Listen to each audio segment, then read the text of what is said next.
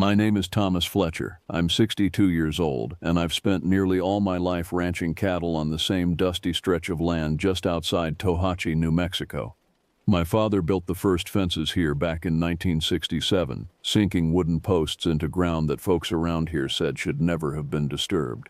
The tribal elders whispered it was sacred land, an old ceremonial place where important rituals had been performed for generations. But my father, stubborn as the sandstone mesas that surround us, shrugged off their warnings like dust from his shoulders. He said that tradition didn't feed anyone, didn't pay bills, didn't keep a roof over your head. For decades we worked this ranch without trouble, pushing superstition aside as easily as we pushed cattle through the gates. The ranch itself covers about 800 acres of high desert scrubland, dotted with juniper and pinon pine, carved through by dry arroyos that only run with water during the summer monsoons.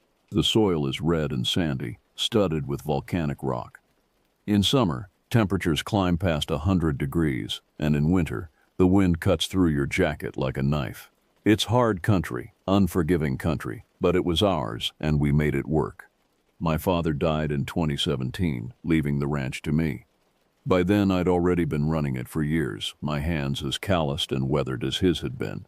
I knew every fence post, every water tank, every rocky outcrop on the property. I knew where the cattle liked to graze in spring, and where they'd huddle during winter storms. I knew this land like I knew my own face in the mirror. But last winter, everything changed. It started in January 2022. Cattle started going missing. At first, I blamed rustlers. There'd been a string of thefts down in McKinley County, trucks coming in at night and loading up livestock before anyone noticed. Then I thought maybe coyotes, though they usually went after calves, not full-grown steers. Even mountain lions crossed my mind, despite the fact that attacks on cattle were rare this far north. But there was never a sign of blood or struggle. No broken fences, no vehicle tracks, no spent shell casings from poachers' rifles. No drag marks in the dirt, no scattered tufts of hair or hide, just empty space where a steer should have stood and didn't. The first one I noticed was a 2-year-old Hereford cross, a good 1,500 pounds of beef. I'd seen him at evening check, standing with the others near the stock tank. By morning he was gone. I searched for 3 days, riding every corner of the property on my ATV, checking every gully and wash where he might have wandered. Nothing. By summer I'd lost 5 animals.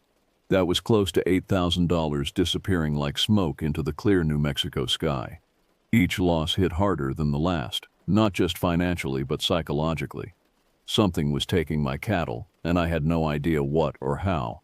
The last disappearance happened in mid-July, right at the height of summer heat. A young Angus bull, barely 18 months old, vanished from the south pasture near the old cattle guard. That was when my sister Mary convinced me to call our nephew Elias. He'd just gotten home after 8 years in the Marines, most of it spent in Afghanistan, and if anyone could keep watch and figure out what was happening, it would be him. Elias arrived on a Thursday afternoon in late July, driving a beat-up Ford Ranger that had seen better days. When he stepped out, I was struck by how much he'd changed. The boy who'd left for basic training had been lean and eager, all nervous energy. The man who came back was different. Harder, quieter, with eyes that scanned everything as if we were already under attack. He wore his dark hair cut military short, and despite the heat he moved with measured precision, never wasting motion. "Uncle Thomas," he said, gripping my shoulder firmly. His handshake was strong, controlled. "Show me." I led him out to the south fence where the cattle guard marked the edge of the property. We took my ATV, bumping along the dirt track that ran parallel to the fence line. The recent disappearances always happened right around here, near the old cattle guard I'd welded myself back in 1980. The structure was simple, parallel steel rails laid across a ditch about 4 feet deep and 6 feet wide, designed to stop cattle from straying. Cattle won't cross it because their hooves slip between the bars, but vehicles and people can drive right over. The metal was rusted now after 40 years of sun and weather, the original galvanizing long since worn away. We parked about 30 yards from the guard and walked the rest of the way slowly, scanning the ground. The earth here was packed hard from decades of cattle traffic, but the edges were softer, sandy soil that should have held tracks. "Any tracks?" Elias asked, kneeling down and brushing dirt away from something I couldn't quite see. "Nothing useful," I said, shaking my head. just a few odd prints that don't make sense. Elias traced his fingers over deep impressions in the dirt. They were hoof marks, clearly from cattle, but they were strangely spaced too far apart, as if the animal had been running at full speed. But they ended abruptly after only 15 or 20 feet, as if the steer had simply vanished mid-stride. There were other marks too, fainter ones that I couldn't identify. Elongated depressions that might have been footprints, but they were too narrow, too deep, and they showed what looked like claw marks at the toes. Elias stood and walked a wide circle around the cattle guard, studying the ground, the fence posts, the scrub brush. He checked the fence wire for cuts or damage, examined the posts for signs of tampering. Nothing. Finally, he straightened and looked at me, his expression unreadable. "We'll set up surveillance tonight," he said. "I want to see what's happening with my own eyes." That afternoon, Elias helped me rig floodlights around the cattle guard. We used heavy metal poles salvaged from an old windmill, sinking them 3 feet into the ground, and pouring concrete around the bases to keep them stable. The lights themselves were commercial-grade LED floods, bright enough to turn night into day for 100 yards in every direction. We ran power from a portable generator, testing everything twice to make sure it would hold. Nearby, we pulled my battered Winnebago camper into place, positioning it about 50 yards from the cattle guard with a clear view of the fence line. The camper had been my father's. He'd used it for hunting trips up in the Jemez Mountains, and it hadn't been moved in years. The tires were nearly flat, but we managed to get it where we needed it. Inside, it smelled musty and old, but it was clean enough, and most importantly, it gave us shelter and a vantage point. By nightfall, the ranch was bathed in harsh artificial glare. The floodlights cast stark shadows across the desert scrub, turning every juniper and yucca plant into a potential hiding place. Inside the camper, Elias set up his equipment, a laptop connected to a night vision trail camera he'd mounted on the roof, binoculars, a rangefinder, and his service rifle, an AR-15 he'd legally purchased after his discharge. I brought my own Winchester 30-30, a lever-action rifle that had belonged to my father. It wasn't tactical or modern, but I could shoot it accurately, and I trusted it. The silence stretched on, punctuated only by Elias's occasional shifting in his chair and the soft hum of the generator outside. Neither of us spoke much. Elias kept his eyes trained on the monitors, switching between the night vision feed and the view through the camper window. I watched the darkness beyond the lights, my rifle across my lap, feeling foolish and tense at the same time. The hours ticked by slowly. Midnight came and went. 1 a.m. passed. By 2 in the morning, exhaustion was starting to creep in, making my eyes heavy. Then, just after 2 o'clock, something changed. The temperature dropped suddenly, noticeably. I'd lived in New Mexico my entire life, and I was used to desert nights getting cold, but this was different. This was a deep, penetrating cold that seemed to seep through the camper walls despite it being mid-July, when nighttime temperatures rarely dropped below 70 degrees. "You feel that?" Elias murmured, zipping up his jacket. I nodded, pulling my own coat tighter. My breath was starting to fog in front of my face. At 2:47 a.m., a faint rustling whispered through the brush somewhere beyond the lights. Both of us tensed immediately, leaning forward. It wasn't the sound cattle made, that heavy, shuffling movement. This was cautious, measured, like something moving carefully, deliberately, trying to stay quiet. At exactly 3:07 a.m., a shadow moved just beyond the brightest reach of the lights. Elias was on his feet instantly, rifle raised to his shoulder, stock pressed tight against his cheek. I squinted hard into the darkness, trying to make sense of what I was seeing. For a moment, the shape stood upright, roughly man-sized but impossibly thin, like someone stretched on a rack. Its proportions were wrong, arms too long, legs bent at angles that shouldn't have been possible. Then, smoothly and fluidly, it dropped to all fours, moving forward in a strange, jerking gait that made my stomach tighten with instinctive revulsion. It paused at the very edge of visibility, just where the floodlights started to fade into darkness. Its limbs twitched oddly, rhythmically, as if it were breathing hard or struggling with some internal seizure. I could feel the hair standing up on the back of my neck, every primitive instinct in my body screaming that this was wrong, that this thing shouldn't exist. "What the hell is that?" Elias whispered, his voice tight with controlled fear. Before I could answer, the floodlights flickered, just once, but enough to blur our vision for a fraction of a second. In that instant, the creature moved. Elias fired. The crack of the rifle was deafening inside the camper, echoing off the metal walls and leaving my ears ringing. Through the window, I saw the muzzle flash illuminate the creature for a split second, long enough to see that it was hairless, its skin mottled and gray, stretched tight over visible bones. Its head was elongated, skull-like, with a jaw that hung too low. The figure twisted aside with inhuman speed, moving like a snake, and vanished behind a nearby bluff of red sandstone about 70 yards to the east. The whole thing had taken maybe 3 seconds from the moment Elias fired to the moment it disappeared. "Did you hit it?" I asked, my voice coming out rougher than I intended, my heart hammering against my ribs so hard I could feel it in my throat. "I don't know," Elias said. His voice was steady, but I could see the tension in his shoulders, the way his hands gripped the rifle. "I don't think so. It moved before I pulled the trigger." We stood there for a moment, both of us breathing hard, adrenaline flooding through our systems. Then Elias grabbed a heavy-duty flashlight from the table and chambered another round. "Stay here," he said. "The hell I will," I replied, grabbing my own rifle and flashlight. We moved cautiously from the camper, weapons raised, flashlights cutting through the darkness in narrow beams. The night air was still bitterly cold, and our breath came out in visible puffs. Every sound seemed amplified, our boots crunching on gravel, the distant call of a coyote, the soft whisper of wind through the sage. We walked slowly toward where the creature had disappeared, sweeping our lights across the ground. For several tense minutes we found nothing. Then Elias stopped abruptly, his beam fixed on something at his feet. "Uncle Thomas," he said quietly, "look at this."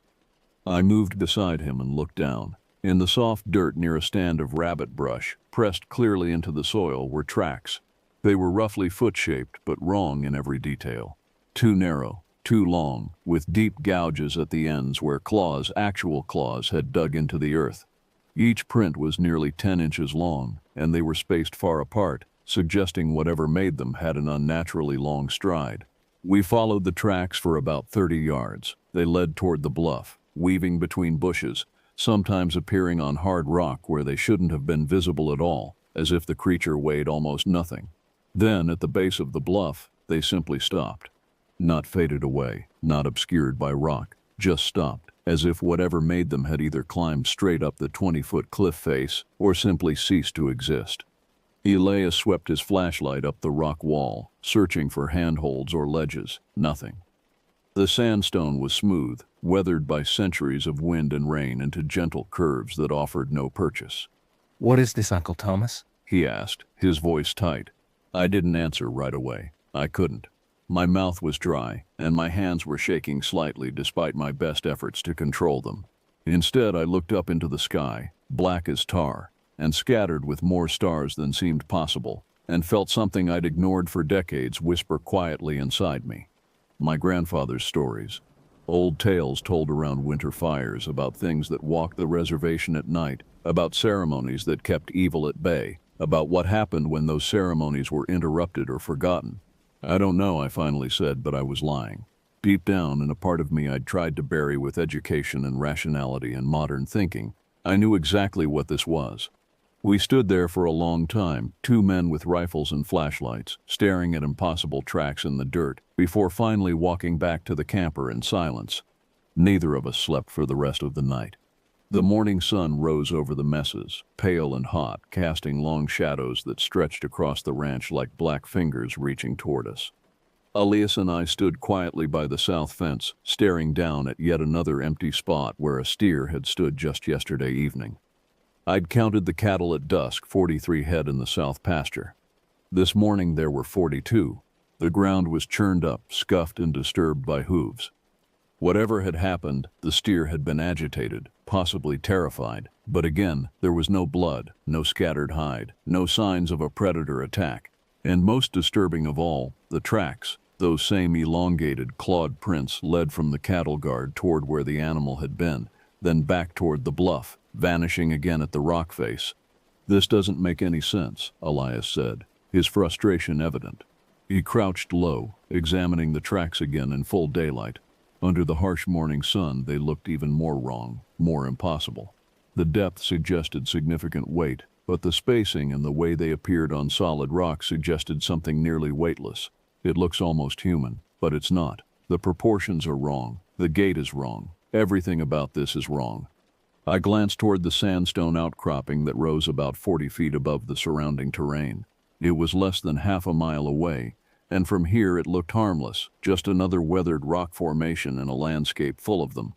I'd walked past that bluff hundreds of times without giving it much thought, had even sheltered against it during sudden rainstorms. Today it felt different, heavier somehow, as if it were watching us. "I'm going up there," Elias said, standing and dusting off his knees with sharp, precise movements. "Maybe I can see something from higher ground, find where these tracks actually lead." Before I could argue or suggest we call the tribal police, he'd already headed back to the camper to grab his gear. He returned with his rifle, a commercial drone in a hard-shell case, and a GoPro camera mounted on a chest harness. He moved toward the bluff with the practiced efficiency of someone who'd done reconnaissance hundreds of times, weaving carefully through the brush, eyes constantly scanning, weapon at the ready.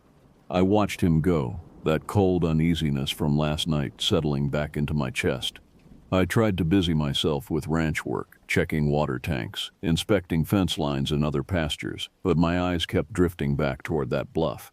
Hours crawled by. The sun climbed higher, the temperature with it, until it was pushing 95 degrees.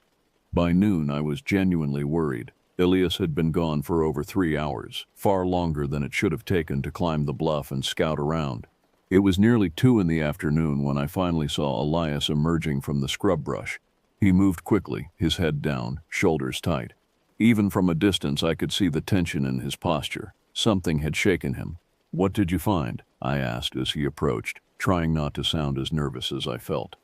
He didn't answer immediately. Instead, he sat heavily on the trailer steps, pulling off his cap and wiping sweat from his forehead with the back of his hand.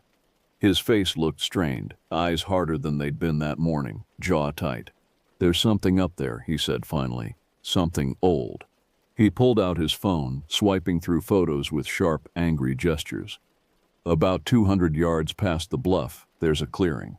Small, maybe 20 feet across, hidden by junipers. In the center, there's a fire ring. Old stones, blackened by heat, arranged in a circle. Around it there are bones. Small animals mostly. Rabbits, birds, a coyote skull, but some larger ones too. Cattle vertebrae, ribs, a skull that might have been from one of ours."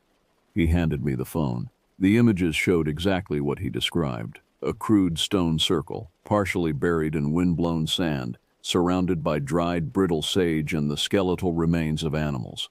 Some of the bones looked fresh, picked clean but not yet bleached by the sun. Others were older, graying and cracked. But that wasn't the strangest part.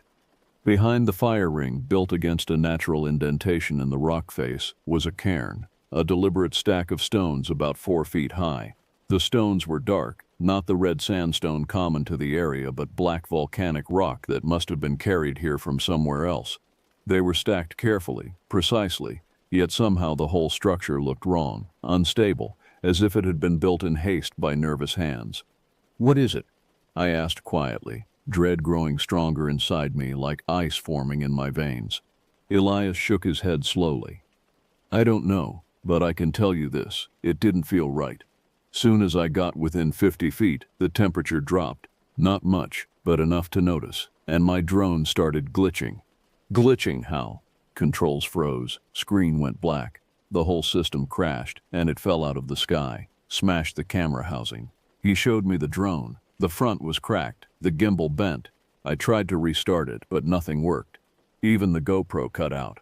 Battery showed full, but the screen just went dead. He pulled out the camera, popping open the battery compartment.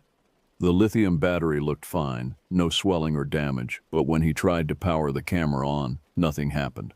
"Electronic interference," I suggested, though I didn't really believe it. "From what?"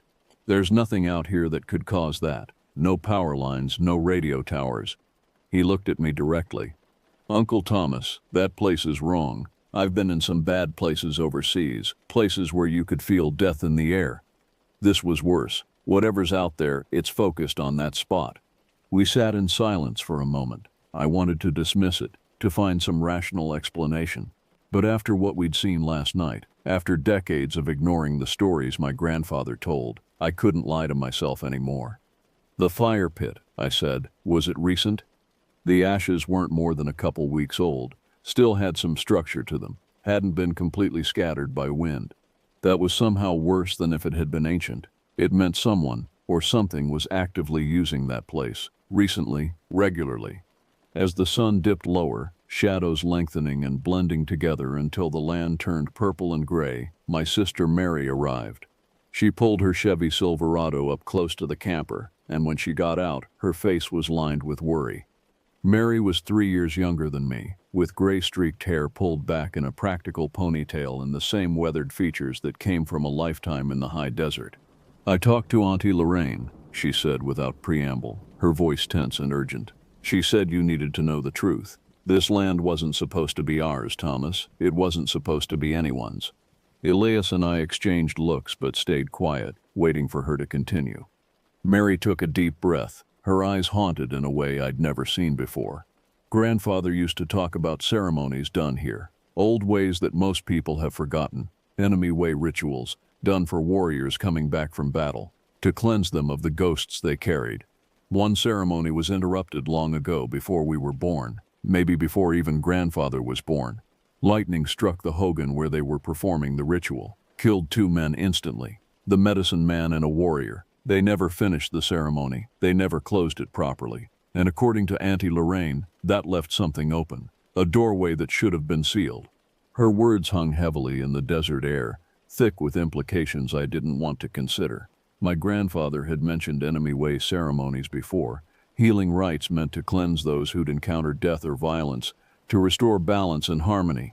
But I'd always thought they were just cultural traditions, symbolic gestures that didn't have any real power. Now, standing in the lengthening shadows with the memory of last night still fresh and terrifying, I wasn't so sure. "You think that's why this is happening?" Elias asked quietly. "That whatever's taking the cattle is connected to those rituals, to that interrupted ceremony?" Mary nodded slowly, her expression grim. "That's what Auntie Lorraine thinks. She said when your father built his fences here, when he started running cattle over sacred ground, it stirred something awake, something that's been waiting." Night fell quickly, as it always did in the desert. One moment the sky was purple and gold, the next it was black and filled with stars. We prepared again, this time with more equipment and more caution.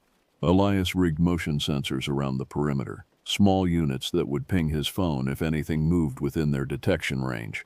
He strung tripwires in the brush, attached to glow sticks that would illuminate if something touched them. We double-checked the floodlights, tested the generator, loaded our rifles, and settled in to wait. Elias's dog, a German shepherd named Scout that he'd adopted after coming home, had been calm and steady all day. But as darkness fell, the dog began acting strange, whining softly, pacing in the small camper, refusing to settle down despite Elias's commands. Finally, Scout wedged himself under the small dinette table and wouldn't come out, his eyes wide and white-rimmed. "I've never seen him like this," Elias said, troubled. "Not even during fireworks. He's a trained military dog, nothing spooks him." Just before midnight we settled in again, watching quietly through the windows. The land was silent around us, but the cattle in the pasture were restless, moving more than usual, their low calls carrying across the distance. Several times I saw groups of them bunch together, then scatter suddenly for no apparent reason. Time crept forward slowly, each minute feeling like an hour. My eyes burned from staring into the darkness beyond the lights. My hands were sweaty despite the cold that had crept in again, that same unnatural chill from the night before. At exactly 2:59 a.m. I remember looking at my watch just before it happened. The silence broke. Something scraped softly against the earth, a sound like bone dragging across stone. It came from the east, beyond the floodlights, moving slowly. Then it stopped, started again, stopped, as if whatever was making the sound was testing its approach, learning the boundaries of our defenses. Elias stiffened beside me, his hand tightening on his rifle grip. Scout whimpered under the table, a pitiful sound I would never have expected from such a powerful animal. The scraping changed. Now it sounded like labored breathing, wet, uneven, a rattling rasp that made my skin crawl. It was circling us, staying just beyond the lights, moving with deliberate patience. "It's back," Elias whispered, his voice barely audible.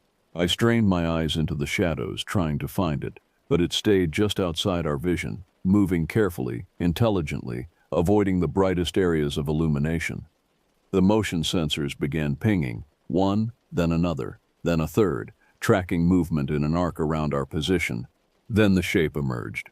It came low to the ground this time, crawling on elbows and knees in that awful, disjointed way that violated every natural law of movement. Its spine arched and twisted as it moved, joints bending backward, limbs dragging through dirt in a rhythmic, deliberate pattern. It stayed just beyond the edge of the floodlights, close enough that I could make out its silhouette but not its details, circling us in a slow spiral that gradually drew tighter. The air grew colder with each rotation it made, my breath coming out in thick clouds. Frost actually began forming on the inside of the camper windows. Elias raised his rifle, tracking the creature's movement, waiting for it to come into clear view. But it moved unpredictably, zigzagging, stopping and starting, never giving him a clean shot. His breathing was controlled, measured, the way he'd been trained, but I could see the slight tremor in his hands. My own breath came faster, sharp bursts of adrenaline making me dizzy and nauseated.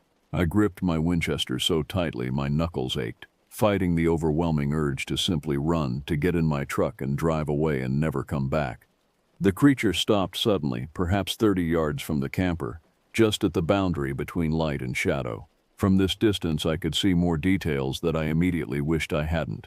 Its skin was gray and mottled, pulled tight over bones that protruded at sharp angles. Its spine was visible, each vertebra distinct, curving in a way that looked impossibly flexible. The head was elongated, skull-like, with a jaw that hung slack, revealing what might have been teeth. It seemed to stare directly at us, though I couldn't see its eyes, if it even had eyes. Then it opened its mouth, and a sound came out that I will never forget. A low, rasping growl that rumbled through the ground itself, vibrating through the camper floor and into my bones. It was the sound of something ancient and hungry, something that had no place in the modern world. For a long moment, none of us moved. Even Scout had gone silent under the table, frozen in absolute terror. Then, abruptly, the creature turned away. It moved silently, fluidly toward the cattle guard, its form disappearing into the darkness beyond our lights. The motion sensors continued flashing wildly. The tripwires remained untouched. The floodlights stayed bright and steady. But it was gone. When we finally ventured outside, rifles raised and hearts still hammering in our chests, we found fresh tracks, those same impossible prints, leading from the point where it had circled us toward the cattle guard. The gate was still locked, the fences intact and undamaged. Nothing had been broken or forced. Beyond the cattle guard, we found where a steer had stood. The ground was torn up, showing signs of panic. But the animal itself was gone, vanished without a trace, leaving only tracks that led to the fence line, and then simply stopped. We stood there helpless and silent, our breath fogging in the frigid air, staring out at the black emptiness beyond the property line. Elias shook his head slowly, frustration and fear etched deeply into his features. "Whatever this thing is," he said quietly, his voice rough, "it knows exactly what it's doing. It's intelligent. It's hunting." I didn't answer. I couldn't. I just stood there staring into the darkness, my grandfather's stories echoing through my mind, and knew with absolute certainty that we were in over our heads. We weren't dealing with an animal or even a human threat. We had disturbed something that had been waiting in the darkness of that unfinished ceremony for decades, maybe longer. And it wasn't going to stop until someone made it stop.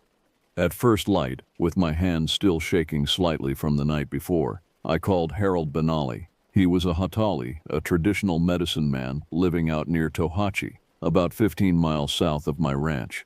Harold had helped families throughout the area for over 40 years, performing ceremonies, blessing homes, and dealing with things that most people preferred not to talk about in daylight. When I explained what was happening, how the cattle were vanishing, the creature we'd seen, the old fire ring Elias had found, Harold listened quietly, occasionally humming under his breath in a way that suggested he was considering something carefully.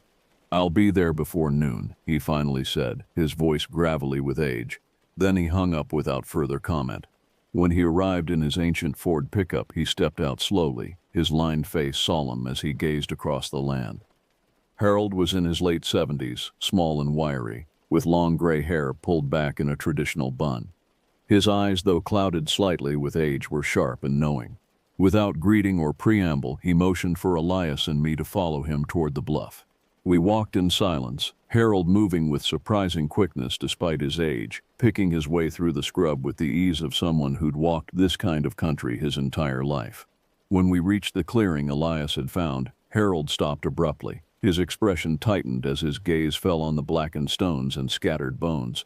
Slowly, carefully, he knelt beside the fire ring, not touching anything but studying it intently. He picked up a handful of dirt, letting it sift through his fingers while he murmured something in Navajo that I couldn't quite hear. Then he moved to the stone cairn, standing before it in silence for several long minutes. "This place has been silent too long," he said finally, his voice heavy with concern. He stood again, brushing dirt from his hands with deliberate movements. "What you found here opened something that was never properly closed. The old ones performed ceremonies at this site to cleanse warriors who had seen death and violence. It was a place of healing, of restoration, but the last ritual was interrupted. Lightning struck the hogan during the ceremony. 2 men died, the medicine man performing the rite and the warrior being cleansed. That left a doorway standing open, a pathway between worlds that should have been sealed. Nobody remembered. The knowledge was lost, or perhaps deliberately forgotten. But doors like that don't close themselves, and something found its way through. "Can you close it?" Elias asked, his voice tight with barely controlled tension.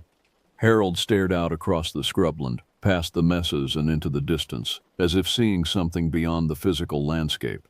After a long moment, he nodded slowly. "We must finish what was started, tonight, before it returns again. But understand, this will not be easy, and there are no guarantees. What comes through such doorways does not want to leave." We spent the afternoon preparing under Harold's careful direction. He had us gather cedar branches from specific trees, choosing them himself, and cutting them with prayers spoken in traditional Navajo.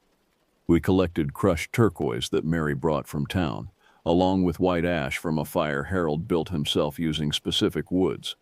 At each corner of the property, north, south, east, and west, we placed bundles of these materials, Harold speaking over them in a language I barely understood.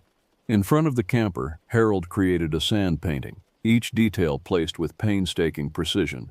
He used colored sand, white, yellow, red, and black, creating intricate geometric patterns and symbolic figures that represented balance, protection, and healing. It took him 3 hours to complete, and by the time he finished, the sun was already beginning to set. As twilight deepened, Harold lit bundles of sage and cedar, filling the air with thick, pungent smoke that burned my eyes and throat. The scent was powerful, primal, triggering memories I didn't know I had. My grandfather's hogan, winter ceremonies, the smell of tradition and belief.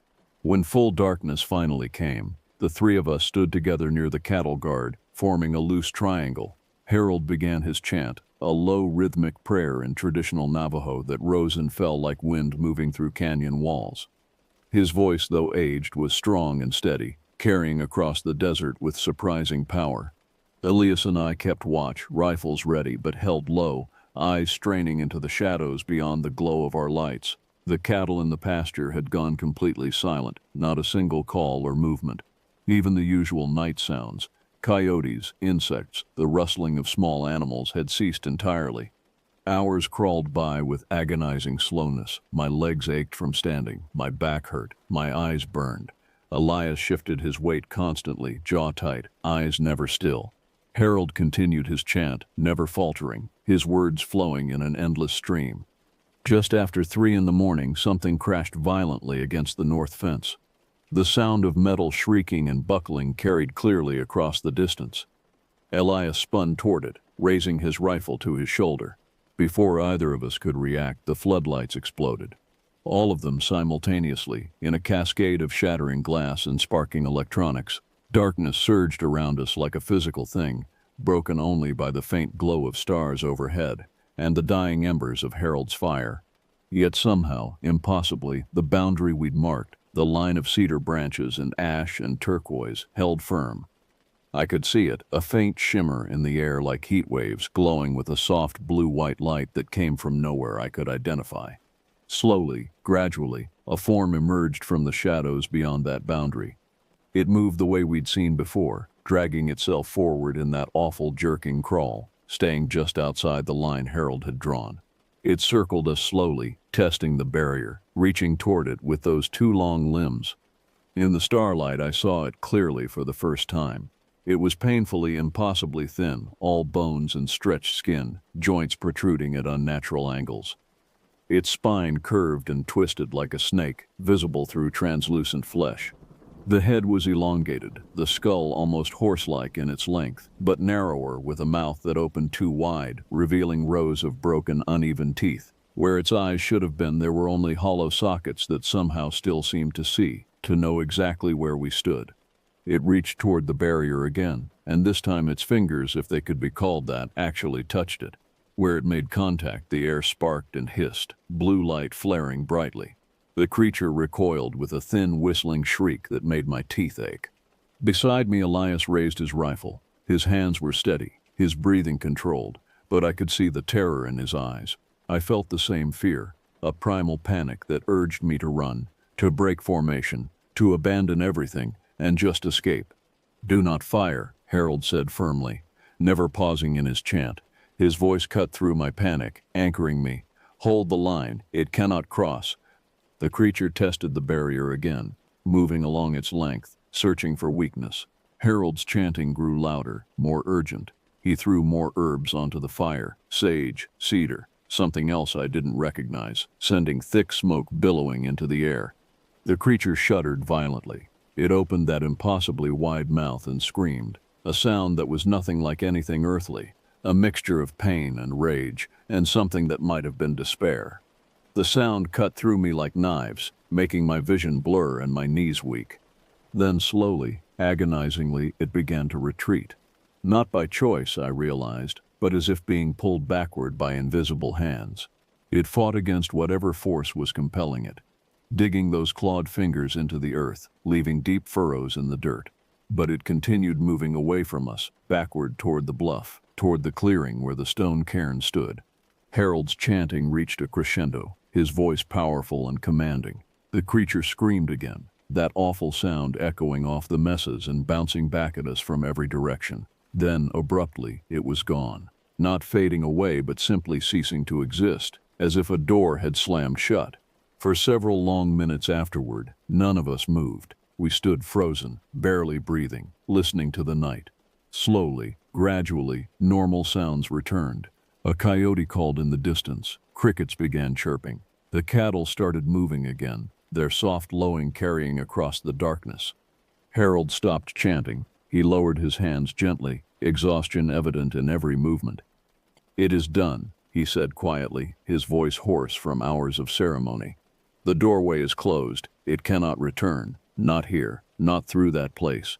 Relief flooded through me so suddenly and powerfully that my legs nearly gave out. I sat down hard on the ground, my rifle falling from nerveless fingers. Elias let out a long, shuddering breath, lowering his weapon slowly. At sunrise, the ranch felt different, lighter somehow, as if an oppressive weight had been lifted. The air was warmer, cleaner, birds sang in the junipers. The land itself seemed to breathe easier. Harold finished his ritual, carefully dismantling the sand painting and gathering the materials. He buried the used herbs and ashes in specific patterns around the property, marking the boundaries with prayers. Before he left, he stood with me for a moment, his old hand on my shoulder. "You should not stay here," he said gently, his eyes filled with somber knowledge. "The ceremony is complete, the door is closed, but this land remembers what was done here, both the sacred and the profane. Some places hold memories in their bones. This is one of them. It may never truly rest."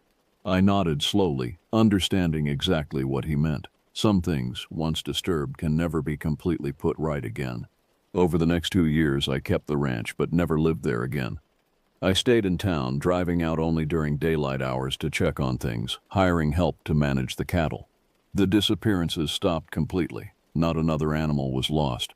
But I could never shake the feeling that I was being watched whenever I was there, that something was waiting patiently in the shadows of the mesas. In late 2021, when an energy company approached me with an offer to buy the land for natural gas exploration, I accepted without hesitation.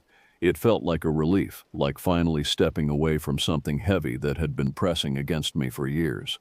Elias moved to Window Rock shortly after that night, taking a job with the tribal government. We didn't speak often, and when we did, we never mentioned what we'd seen at the cattle guard. Not until one evening months later, when I heard from Mary that he'd shared the story with a few people at a gathering. It didn't bother me. I knew he'd only told it to free himself, to try to make sense of what we'd experienced, hoping that speaking it aloud might help him finally sleep through the night. In the end, the ranch sits abandoned now, slowly being reclaimed by wind and sun, and the patient desert. The fences are rusting away, the buildings collapsing. Someday soon, it will look as if we were never there at all. And though I never returned after I signed the final papers, sometimes late at night I still wake suddenly from dreams I can't quite remember, my heart racing, imagining something thin and hungry scratching at an invisible barrier, circling endlessly in the darkness, patient and eternal, waiting for someone to open a door that should remain forever closed.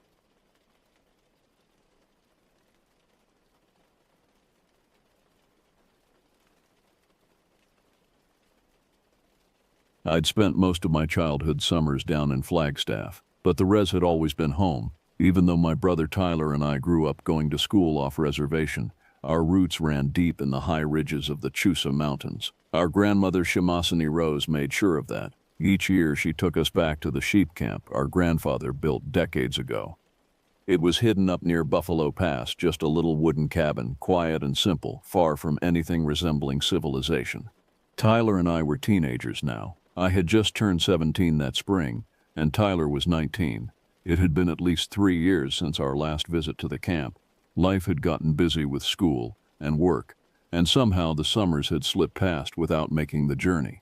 But Grandma worried that the fences around the old sheep corral might have fallen over the harsh winter, and she wanted us to help patch them up before monsoon season hit in full force. So on a warm Friday in early June of 2017, we loaded tools, blankets, and food into her beat-up Tacoma and set off on the winding dirt road that led deep into the Chuska Mountains. The drive took nearly 3 hours from our house, each mile taking us further from paved roads and cell phone signals, deeper into country that seemed untouched by the modern world. The road was rougher than I remembered. It twisted like a snake between stands of ponderosa pine and juniper, then climbed steeply through switchbacks that made my stomach lurch. Dust billowed behind us in thick clouds, coating everything with a fine red powder. Tyler sat in the front passenger seat, earbuds in, head bobbing to music I couldn't hear. I watched from the back as the landscape grew wilder, more remote. Eventually we reached a clearing at the edge of a wide canyon. The cabin sat tucked away beneath towering pines, a weathered wooden structure with a low, slanted roof and a sagging porch that creaked ominously under our weight when we finally stepped onto it. The windows were dark, covered with wooden shutters that Grandma had fastened shut during our last visit. Inside, the familiar smell of cedar smoke and old wool blankets brought back memories. Summers spent helping Grandma tend sheep, learning to weave on her loom, listening to her stories late into the night. But now, standing in the dim interior with dust motes floating through shafts of afternoon light, the cabin felt smaller than I remembered, closer. The walls seemed to press in slightly, and I found myself glancing repeatedly at the shadows gathering in the corners. We dropped our bags near the old wood stove and stepped back outside. Tyler stretched his arms over his head and looked around, a smirk playing across his face. "Still as creepy as ever," he said, nodding toward the dense woods that surrounded the clearing on all sides. The trees stood thick and dark, their lower branches creating pools of shadow, even in the bright afternoon sun. "It's quiet," I replied, glancing uneasily toward those shadows. Almost too quiet. It was true. No birds sang, no squirrels chattered in the branches. The wind that had followed us up the mountain seemed to have died completely, leaving an oppressive stillness hanging over everything. Grandma frowned from the porch, her weathered face suddenly serious. "You boys stay close tonight," she said firmly. "Don't wander off after dark. Things listen out here." Tyler rolled his eyes, but I felt her words settle into my stomach, heavy as stone.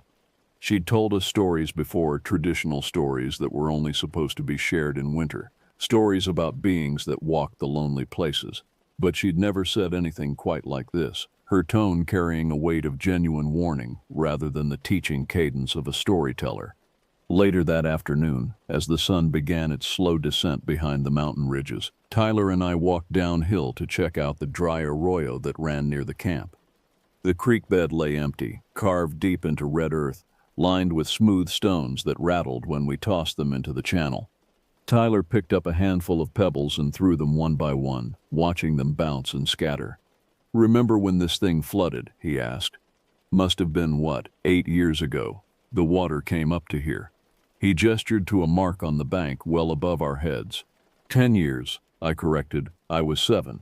We stood there tossing rocks, and Tyler started doing an impression of one of our uncles, deepening his voice to mimic the storytelling style. "Watch out," he teased in a mock-serious tone. "The skinwalkers might get us out here. They'll turn us into coyotes and make us run around on all fours." "Don't say stuff like that," I said sharply, glancing back toward the cabin. The sun had dropped lower, and the shadows beneath the pines had grown noticeably longer. Tyler laughed louder, switching to a cartoonish voice. "Oh no, little brother's scared of Res Bigfoot. Should I hold your hand when it gets dark?" Before I could respond, Grandma's sharp voice cut through the fading light. She stood framed in the cabin window, her expression more serious than I'd ever seen it. Even from this distance, I could see the hard set of her jaw. "Stop laughing," she called out sternly. "Don't call things by name at night. Don't invite them. You both know better than that."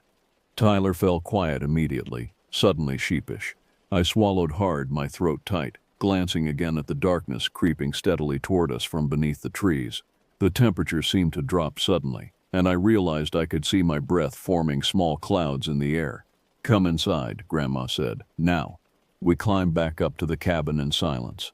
Tyler shot me a look that I couldn't quite read. Half embarrassment, half something else. Uncertainty, maybe, or the first stirrings of genuine unease. We ate dinner by the light of kerosene lanterns, the conversation minimal and strained. Grandma had cooked mutton stew on the wood stove, and normally the smell would have made my mouth water. But that evening I could barely taste the food. Everything felt wrong in a way I couldn't articulate. Grandma checked the door locks twice before we settled in for the night, which wasn't usual for her. She'd never been particularly worried about security up here. There was nothing to steal, and the camp was too remote for casual visitors. But now she moved methodically around the cabin, testing each window latch, checking the door multiple times. Then she did something I'd never seen before.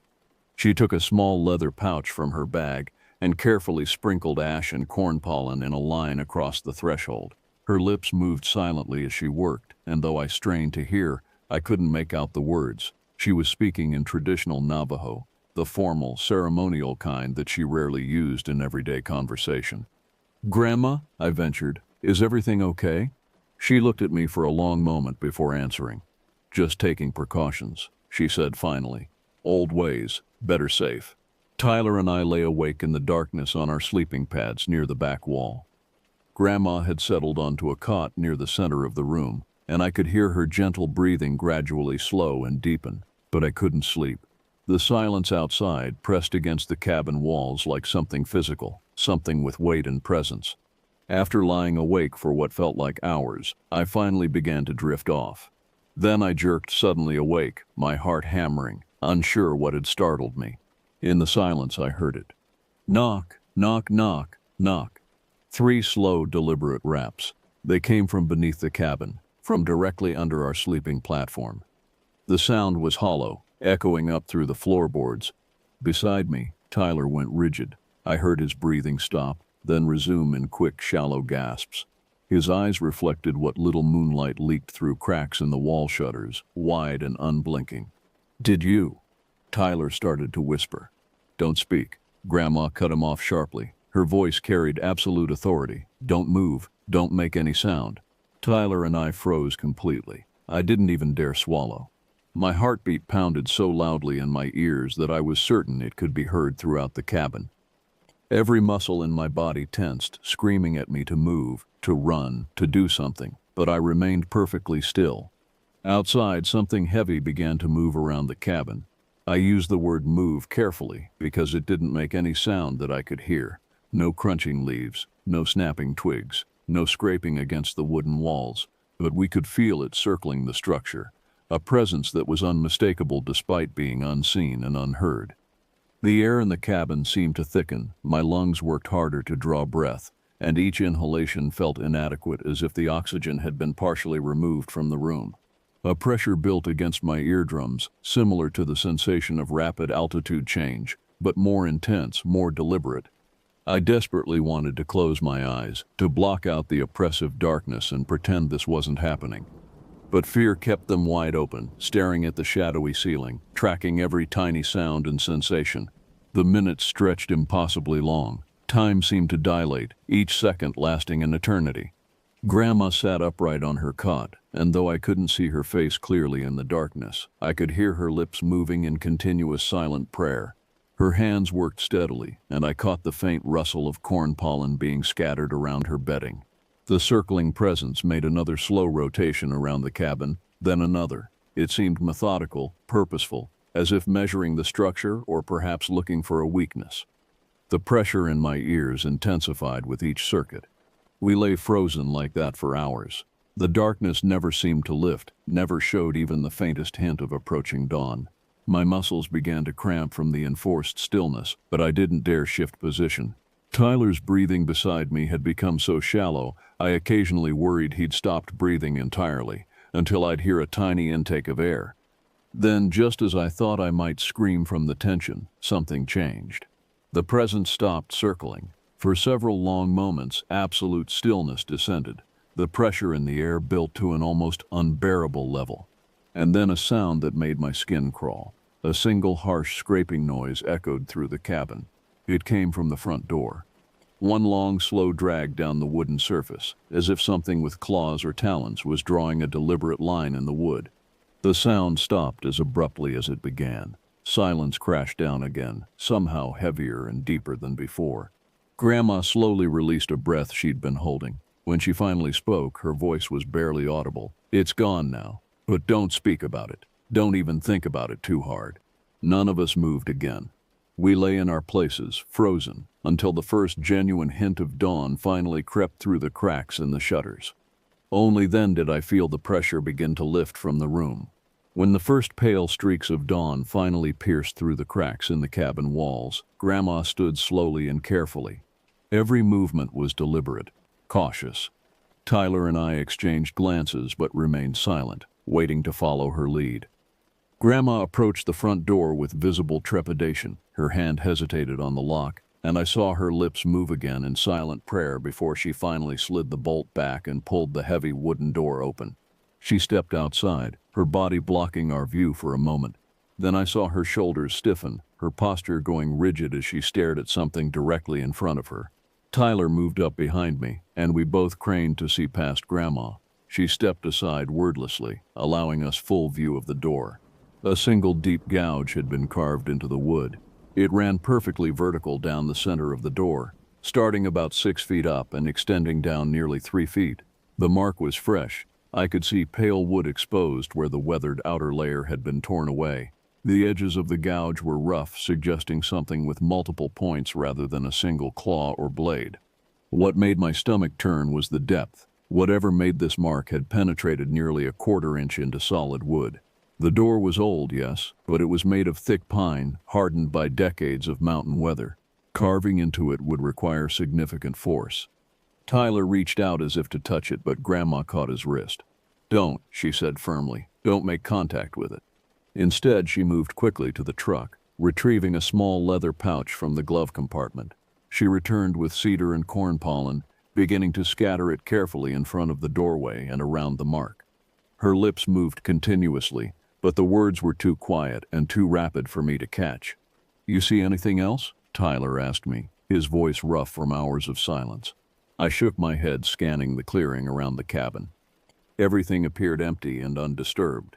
The morning light revealed no tracks in the dusty earth, no broken branches, no sign that anything had approached the cabin at all.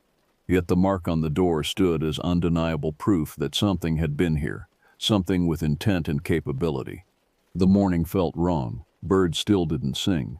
The normal sounds of a forest waking up, chipmunks chattering, wind rustling through pine needles, the distant call of ravens, all of it remained absent. The silence persisted, oppressive and unnatural. We spent most of that day working on the fence line around the old sheep corral. Grandma insisted we stay together, not splitting up even for simple tasks. As we worked, Tyler and I kept glancing around nervously, scanning the tree line, checking behind us. The feeling of being watched never left, a constant pressure on the back of my neck that made my skin crawl. Grandma stayed quiet throughout the day, speaking only to give instructions. Her entire demeanor had changed dramatically from the previous morning. Every movement seemed calculated, cautious. She kept positioning herself so she could see all approaches to wherever we were working. Even Tyler, who usually kept up a steady stream of jokes and commentary, remained largely silent. By midday, we reached a damaged fence post at the far edge of the clearing, close to where the land dropped away into a deep gulch. The wooden post was twisted sharply, bent nearly in half, with splinters radiating out from the breakpoint. The damage looked recent. The exposed wood hadn't weathered yet. Grandma examined it carefully, running her hand along the break without speaking. Then she froze, her body going completely still. "Stay there," she said quietly. "Don't come closer yet." But I'd already seen what she was looking at. Just beyond the broken fence post, pressed clearly into a patch of soft earth, were tracks.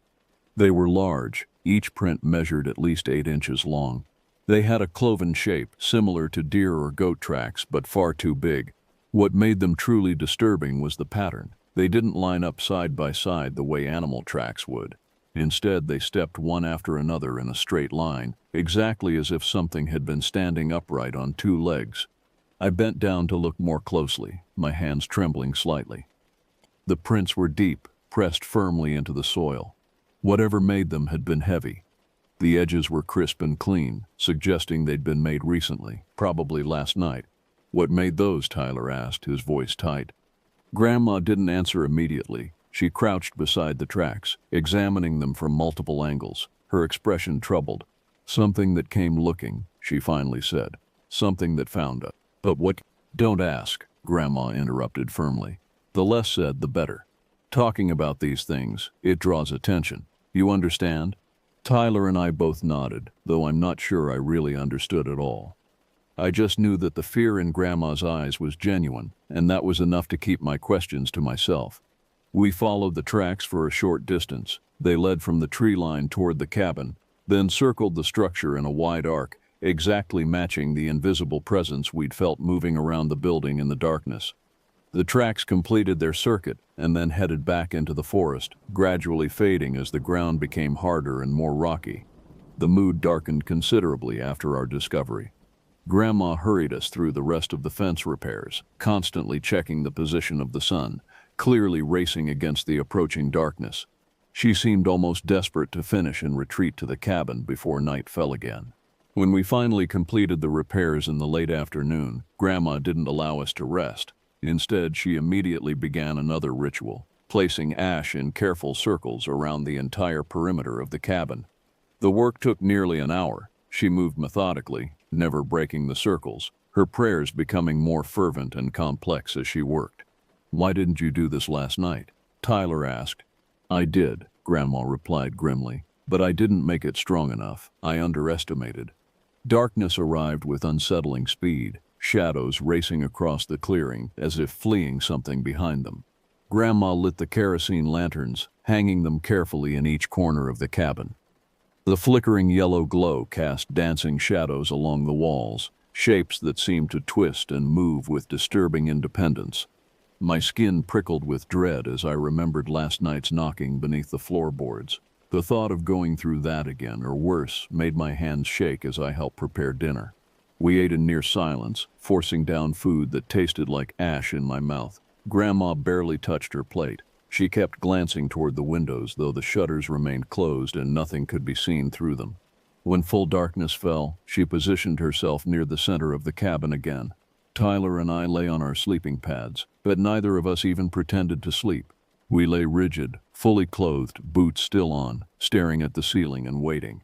Just after midnight, the wall behind our heads shook violently. A single massive blow rattled the entire structure, causing dust to rain down from the rafters and one of the hanging lanterns to swing wildly on its hook.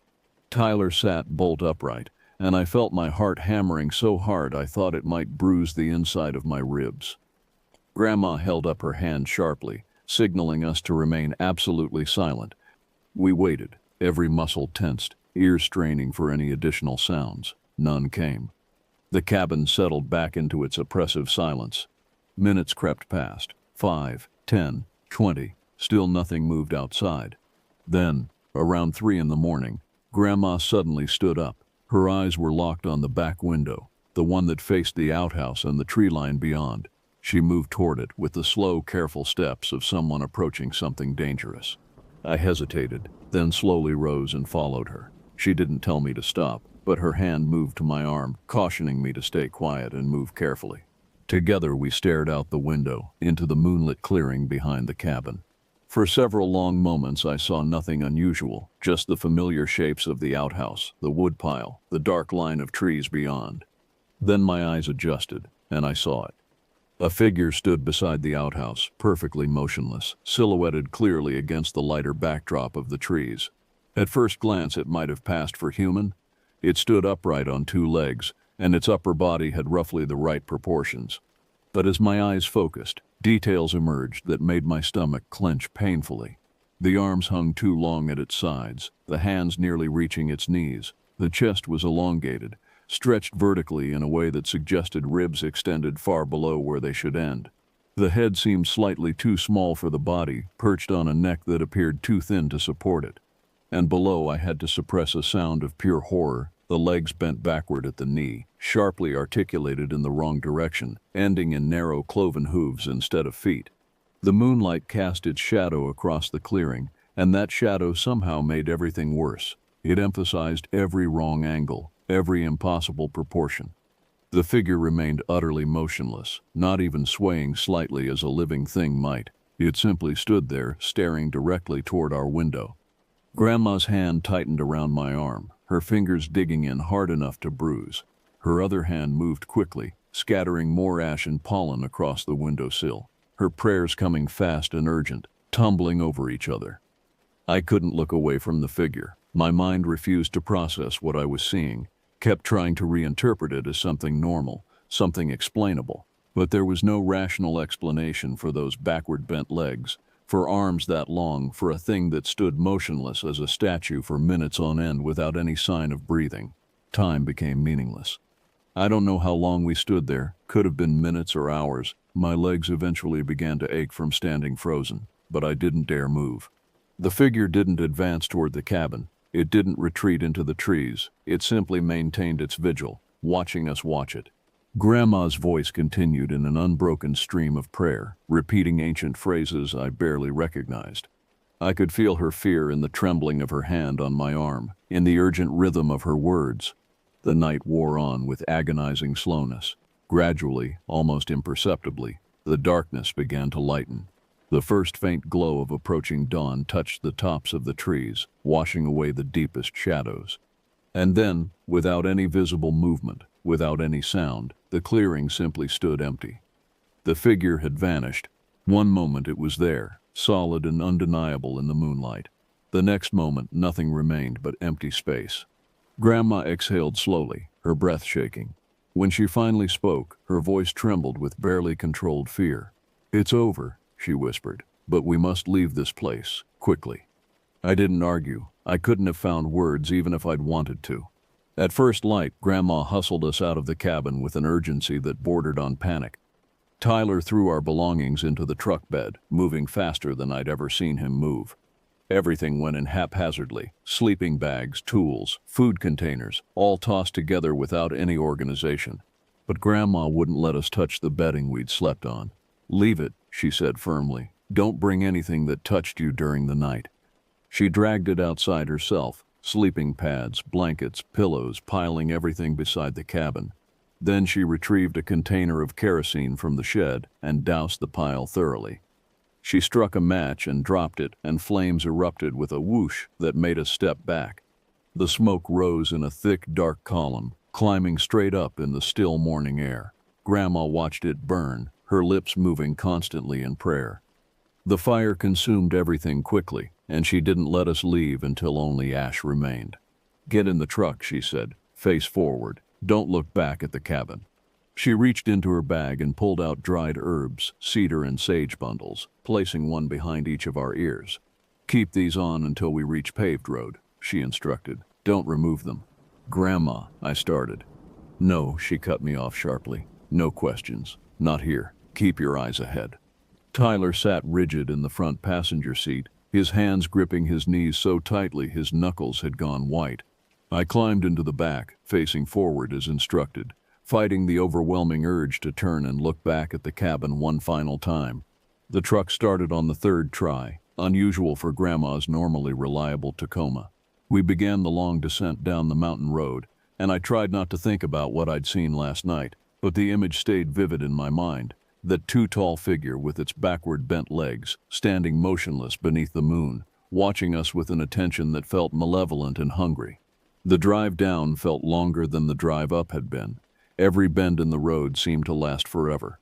Several times I felt the truck lurch slightly, as if something had brushed against it, though nothing was visible when I glanced nervously out the windows. Grandma drove with both hands clenched on the wheel, her eyes locked straight ahead.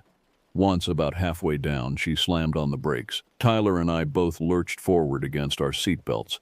"What?" Tyler began. "Quiet," Grandma hissed. She stared at the road ahead, though I couldn't see anything blocking our path. After a long moment, she began to drive again, very slowly, her lips moving in constant prayer. It took us nearly 4 hours to reach the paved highway, twice as long as the drive up had taken. When we finally hit asphalt, Grandma pulled over and sat for several minutes, her head bowed, hands shaking on the wheel. "You can remove the herbs now," she said quietly. When we finally reached our house in Tusalee, Grandma didn't let us go directly inside. She walked around us slowly, burning cedar and mountain tobacco, creating a thick smoke that stung my eyes.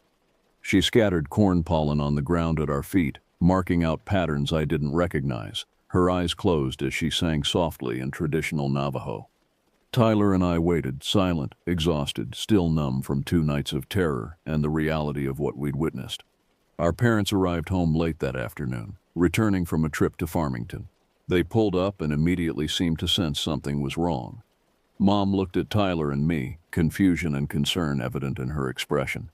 "What happened out there?" she asked carefully.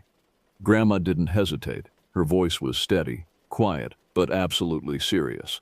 "Something came to the camp. It knows the boys now. It watched them." Dad exchanged a glance with Mom, discomfort clear in his face. He turned toward Grandma, his skepticism warring with respect for her traditional knowledge. "Mom," he said carefully, "what exactly did you see?" She paused for a long moment before answering. When she finally spoke, her words made me shudder despite the warm afternoon. "A thing with the chest of a man and legs like a goat. It stood at the tree line and watched through the night. That place isn't ours anymore. We must not return there." Mom covered her mouth with her hand. Dad's expression shifted from skeptical to deeply troubled. He'd grown up hearing the traditional stories, and something in Grandma's tone must have convinced him this wasn't exaggeration or imagination. That evening, Grandma called one of our relatives, a traditional healer named John Benally from Chinless. I recognized him when he arrived late that night, an older man with long gray-streaked hair pulled back in a traditional bun, his weathered face deeply lined with age and wisdom. He carried a bundle of ceremonial items wrapped in a woven blanket. Tyler and I sat quietly as he prepared the room for a blessing way ceremony, spreading hand-woven blankets on the floor in careful patterns and lighting bundles of sage that filled the room with dense, fragrant smoke. The smoke stung my eyes, but I didn't complain. Something about the ritual felt necessary, protective. The healer began singing softly in traditional Navajo, songs I'd never heard before despite years of attending ceremonies. The chant rose and fell gently, following ancient rhythms, each phrase building on the last. Gradually, I felt something shift in the room. The oppressive weight that had pressed on my chest since leaving the cabin began to lift. Grandma watched silently from her chair in the corner, nodding slowly to the rhythm of the songs. Her eyes remained closed, her lips moving along with the prayers. We sat through most of the night, following the healer's instructions carefully. He had us hold certain items, corn pollen, crystals, small bundles of herbs, while he sang over us. He painted marks on our foreheads with white clay, drew symbols on our palms. I understood only fragments of the Navajo he spoke, catching words here and there. Protection, cleansing, closing paths, sealing doors. But I felt the strength of the ceremony in every word, every gesture. The air itself seemed to change, becoming lighter, cleaner. As dawn approached, the healer completed his final song. He looked at Tyler and me seriously. "The ceremony is complete," he said in English. "But you must remember, don't speak of what you saw. Don't dwell on it. Don't give it space in your thoughts. What gives attention gains strength. Understand?" We both nodded. "Good," he said, beginning to pack up his ceremonial items. "The blessing will hold. You're protected now. But stay away from that place. Some camps become occupied. When that happens, you must let them go." After he left, Grandma looked at us one final time that night. "Don't speak about it again," she said simply. "Leave it behind you. Move forward." Weeks later, summer was nearly over. I was riding with some friends from school, heading through Lukachukai on our way toward Shiprock. We'd spent the day swimming at one of the stock ponds, and now the sun was setting as we drove back. As the truck climbed up near Buffalo Pass, one of my friends, a kid named Isaac who'd moved to the res just that year, joked about camping up in the Chuska Mountains sometime soon. "Bet it's totally creepy up there at night," he laughed. "Maybe we'll finally see a skinwalker or something. That'd be sick." The others chuckled and joined in, throwing around casual jokes about supernatural encounters, treating it like entertainment, like something from a horror movie. I sat quietly in the back seat, staring out the window at the dark line of trees that marked the higher elevations. My skin went cold despite the warm evening air. My throat tightened. I spoke without turning toward them, my voice quiet but absolutely firm. "Don't joke about things like that." The laughter died down slowly, replaced by awkward silence. Someone muttered, "Okay, man," but nobody pressed me for an explanation. I offered none. I just kept staring at those dark trees, at the mountains rising beyond them, at the remote places where old things still lived and watched. I knew what I'd seen. I knew what Tyler and I had both felt during those 2 nights in the cabin. I knew that Grandma's fear had been real and justified. And I knew with absolute certainty that there were some things in this world that deserved respect and fear, especially if people wanted to pretend they were just stories. The truck drove on, carrying us away from the mountains, back toward home and streetlights and normalcy. But I never forgot what stood at the tree line that night, watching with patient, inhuman attention. And I never went back to that camp at Buffalo Pass. Some places, once they've been claimed, should be left alone.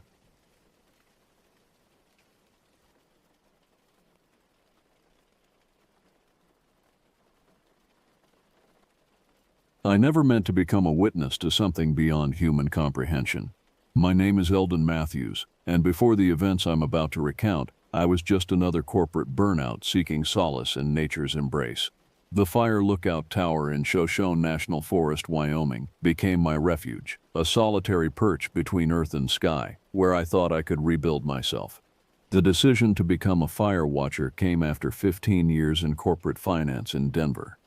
15 years of spreadsheets, meetings, and slowly dying inside. The breaking point wasn't dramatic, no screaming matches or desk-flipping episodes. Just a quiet Tuesday morning when I realized I couldn't remember the last time I'd felt truly alive. My resignation letter was brief, my apartment lease cancellation even briefer. Within a month, I'd traded my downtown condo for a Spartan tower cabin perched on the edge of 500,000 acres of wilderness. The Forest Service seemed almost desperate to fill the position, something I should have perhaps questioned more carefully at the time. The tower itself was a testament to functional minimalism, a 14 by 14-foot cabin atop a 60-foot steel frame, equipped with the basics for survival and surveillance. A bed, a small kitchen, radio equipment, and windows on all sides offering an unobstructed view of the vast forest below. Solar panels provided power for essential equipment, and a rainwater collection system supplemented my water supply. The first 2 months were exactly what I needed. Days fell into a comfortable rhythm of morning radio checks, hourly surveillance sweeps, weather monitoring, and maintenance tasks. I learned to read the forest like a book, the way shadows moved across the canopy, how different types of smoke carried different messages, the countless subtle signs that spelled either safety or danger for the wilderness under my watch. Ranger Lytris, Sarah Lytris, made weekly supply runs to the tower. She was in her early 40s, with the weathered face of someone who'd spent a lifetime outdoors and eyes that seemed to catch everything. Our conversations were brief but welcome, breaks in my solitude. She knew every trail, every stream, every quirk of the forest, and her obvious love for this land helped me feel less like an outsider. "You're settling in well," she told me during one of her visits in early June. "Most city folks don't last a month up here." The silence gets to them. I knew what she meant. The silence up here wasn't really silence at all. It was an absence of human noise filled with the countless small sounds of nature. Wind through pine needles, bird calls, the creak of trees, the distant cry of an elk. At night, when the darkness pressed against my windows like a living thing, those sounds became my companions. But everything changed the week the wildfires started. It began with a series of lightning strikes in the northern section of my watch area. Small fires at first, nothing unusual for early summer. But then the wind pattern shifted, temperatures spiked, and suddenly we had a crisis brewing. The Forest Service brought in additional firefighting crews, and my radio crackled constantly with updates and coordinates. That's when I first noticed the void. It was during one of my regular sweeps with binoculars tracking the smoke patterns when something caught my eye. About 3 miles northeast of my tower, there was a section of forest that looked wrong. The canopy there had a gap, perfectly circular, maybe 50 yards across. Not a clearing. I had those marked on my maps, and not fire damage. It was as if something had simply removed a chunk of forest, leaving nothing but shadow behind. I reported it during my next radio check, but with the fires demanding everyone's attention, it was logged as a low-priority observation. "Probably storm damage," the dispatcher suggested. "We'll have someone check it out when things calm down." But I couldn't shake the feeling that something was off. The void seemed to absorb light differently than natural clearings, and sometimes when I trained my binoculars on it for too long, I could swear I saw movement in its depths, fluid, purposeful movement that disappeared the moment I tried to focus on it. Then the hikers started going missing. The first report came through on a Wednesday morning. A couple from Idaho, experienced backpackers, hadn't checked in at their designated waypoint, their last known location, less than a mile from that strange clearing I'd observed. "Keep an eye out for any smoke signals or distress beacons," Sarah told me during her supply run that afternoon. She seemed more concerned than usual, her normally steady hands fidgeting with her pack straps. Search and rescue is already out there, but extra eyes never hurt. 3 days later, another report. A solo hiker this time, a wildlife photographer who'd ventured off trail to track elk movements. His emergency beacon had activated briefly near, you guessed it, that same area, then gone silent. I began plotting the disappearances on my maps, creating a pattern that drew an unsettling picture. Every incident centered around that mysterious clearing like moths drawn to a flame. When I shared my observations with Sarah, she fell into an unusual silence. "There's something I should tell you," she said finally, her voice low despite us being alone in the tower. "This isn't the first time we've had incidents in that area. Every few years people go missing. Sometimes we find them, sometimes we don't. Those we do find, they're never quite right afterward. They can't or won't talk about what happened to them." She wouldn't elaborate further, but that night, as I stood at my window staring out at the darkened forest, I noticed something that made my blood run cold.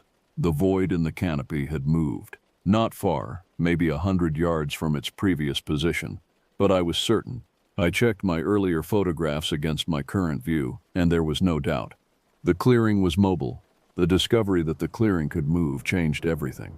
I began keeping detailed logs of its position, photographing it at different times of day, trying to understand its patterns. The movement wasn't random. It seemed to follow game trails, always staying within a roughly circular area about 2 miles in diameter. One morning in late June, Sarah's weekly supply run came early. She practically burst into my cabin, her usual composed demeanor replaced by barely contained urgency. "We found something," she said, dropping her pack on my floor. "Search team came across an abandoned campsite near your moving clearing. You need to see this." The site was about a mile from my tower, close enough that we could hike there and back before dark. As we walked, Sarah filled me in on the details. The camp had been discovered by a rescue team searching for the missing photographer. What they found had been disturbing enough that they'd called her immediately. When we reached the site, I understood why. 2 tents stood perfectly intact, yet something was deeply wrong about the scene. The tent's doors gaped open, sleeping bags and personal items scattered as if their occupants had fled in panic. A cooking pot still hung over the long cold remains of a fire, its contents untouched, high-end camping gear. The kind that experienced hikers don't simply abandon, lay strewn about. But it was the ground that caught my attention. The earth around the campsite was marked with tracks unlike anything I'd ever seen. They resembled bear prints in size, but the shape was all wrong, too many toes, each ending in what looked like hooked claws, and the stride length suggested something that walked upright. "Look at this," Sarah called from near one of the tents. She pointed to deep gouges in a nearby tree trunk about 8 feet off the ground. The marks were fresh, the exposed wood still pale. Whatever made these was big, really big. As we documented the scene, I noticed something else. Silence. No birds, no insects, not even wind in the trees. It was as if nature itself was holding its breath. The air felt heavy, charged with something I couldn't identify but that made every hair on my body stand on end. We found the first bone near the edge of the campsite. It lay partially buried in leaves, bleached white by sun and weather. At first glance, it looked human, a femur maybe, but closer inspection revealed subtle wrongness. The proportions were off, and the surface was marked with strange striations that no natural process could explain. "We should go," Sarah said suddenly, her voice tight. "It's getting dark." She was right. Shadows had lengthened while we investigated, and the forest had taken on that peculiar quality of light that precedes dusk. As we hurried back toward my tower, I couldn't shake the feeling that we were being watched. The next few days passed in a blur of increasing tension. The void in the forest moved more frequently now, and always closer to my tower. Each night, the silence grew deeper, heavier, more pregnant with possibility. Sleep became impossible. I spent hours at my windows, scanning the darkness with binoculars, jumping at every shadow. Sarah's radio calls became my lifeline to sanity. We spoke several times a day, sharing observations and theories. She had begun researching local legends, looking for anything that might explain what we were dealing with. Native American stories spoke of a creature that walked the forests, neither animal nor spirit, that fed on more than just flesh. European settlers had their own tales of something that could move through trees like a fish through water, that left nothing behind but silence and bones. The night everything came to a head, I was making my final sweep before sunset. The void had moved again, now less than half a mile from my tower. Through my binoculars, I saw something that made my heart stop. Movement at the edge of the clearing. Not the fluid, shadow-like motion I'd observed before, but something solid, massive, emerging from the darkness. My radio crackled. "Eldon," Sarah's voice was breathless, urgent. "Inbound, new development, don't." Static swallowed the rest of her message. "Sarah, come in, Sarah." Nothing but white noise answered. I knew I should stay in the tower. Every survival instinct screamed at me to lock the door, call for help, wait for morning. But if Sarah was out there, possibly in danger, the decision made itself. I grabbed my emergency pack, flashlight, and the hunting rifle I wasn't technically supposed to have. The sun had nearly set as I started down the tower stairs, casting long shadows that seemed to reach for me with grasping fingers. The forest floor was alien in the growing darkness. Familiar trails seemed subtly wrong, landmarks out of place. I followed Sarah's usual route, moving as quietly as years of hiking had taught me. The silence was absolute now, broken only by my own careful footsteps and increasingly rapid breathing. I found her vehicle first, parked haphazardly on the access road. The driver's door stood open, her radio lying in the dirt nearby. A trail of disturbed undergrowth led toward the clearing. Then I heard it, a sound that didn't belong in any natural forest. A low rhythmic clicking, like massive bones knocking together. It came from everywhere and nowhere, surrounding me in the darkness. My flashlight beam caught movement ahead. Something huge shifted in the shadows, something that absorbed light rather than reflecting it. As I watched, frozen in terror, it resolved into a form that defied comprehension. It stood upright, easily 10 feet tall, its body a contradiction of shapes that seemed to change every time my eyes tried to focus on them. Fur that wasn't quite fur covered its frame, moving wrong, like dark water flowing uphill. Its head was the worst part, a face that suggested humanity in the same way a corpse suggests the person it used to be, with too many eyes that reflected my flashlight beam like wells of liquid night. Sarah lay crumpled at its feet, unconscious, or I couldn't let myself think about the alternative. The creature moved with impossible speed. One moment it was 30 yards away, the next it was almost upon me. I fired the rifle without conscious thought, the shot deafening in the unnatural silence. The bullet struck true. I heard the impact, but the thing didn't even flinch. I ran. What followed was a nightmare of crashing through undergrowth, leaping fallen logs, scrambling over rocks. The creature pursued with terrible purpose, its clicking sound growing closer no matter how fast I moved. My lungs burned, muscles screamed, but terror drove me onward. The tower loomed ahead, a dark silhouette against the star-filled sky. I hit the stairs running, taking them two at a time, the metal ringing with my footsteps.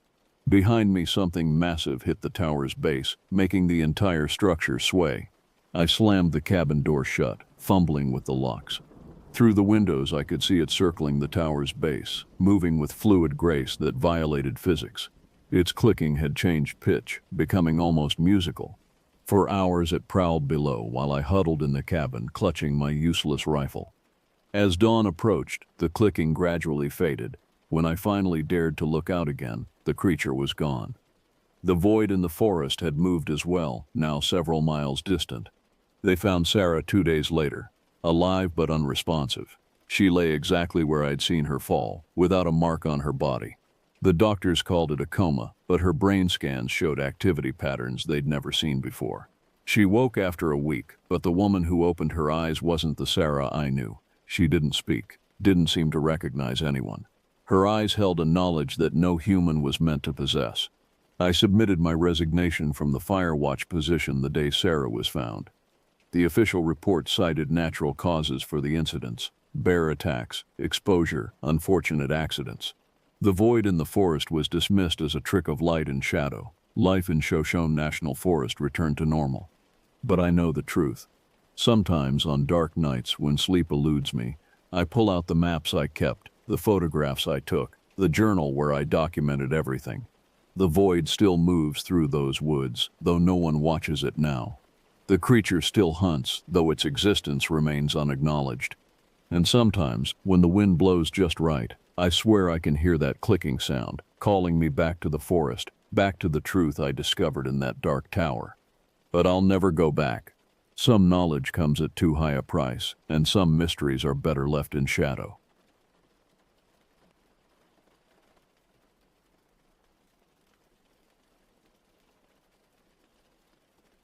The crisp mountain air filled my lungs as I hiked along the familiar trail near Cleetwood Cove. It was early September 2005, and I had been a park ranger at Crater Lake National Park for just over 4 years. My name is Ryan Holloway, and at 32 years old, I thought I had seen it all in my time patrolling these majestic woods. Little did I know that the events about to unfold would shatter my perception of reality and leave an indelible mark on my psyche. The day started like any other, a routine patrol to check for illegal campsites and ensure visitors weren't damaging the pristine environment. The sun was high in the sky, casting dappled shadows through the towering pines. As I made my way deeper into the forest, the usual symphony of nature surrounded me: the gentle rustle of leaves, the distant call of a Steller's jay, and the occasional scurrying of small animals in the underbrush. I paused for a moment, taking a swig from my water bottle and surveying the landscape. Crater Lake, with its deep blue waters, was just visible through a break in the trees. It was a view that never failed to take my breath away, no matter how many times I'd seen it. I allowed myself a small smile, thinking about how lucky I was to call this place my office. But as I continued my patrol, a nagging feeling began to creep over me. Something felt off. I couldn't quite put my finger on it, but years of experience had honed my instincts, and right now they were telling me that something wasn't right. The forest seemed quieter than usual, the air heavy with an unnatural stillness that set my nerves on edge. I shook my head, trying to dismiss the feeling as paranoia. After all, this was Crater Lake, one of the most beautiful and serene places in Oregon. What could possibly go wrong here? Still, I found myself gripping my radio a little tighter as I continued down the trail. As the afternoon wore on, I made my way towards the northern part of the park. This area was less frequented by casual tourists, mostly attracting seasoned hikers who knew their way around. I always enjoyed the solitude here, away from the bustling crowds near the lodge and popular viewpoints. But today, that solitude felt oppressive. The trees seemed to loom over me, their branches reaching out like gnarled fingers. Shadows deepened despite the bright afternoon sun. And then, as I rounded a bend in the trail, it hit me, a smell so foul it stopped me dead in my tracks. The stench of decay was unmistakable, but this was different from anything I'd encountered before. It wasn't the usual odor of a dead animal or rotting vegetation.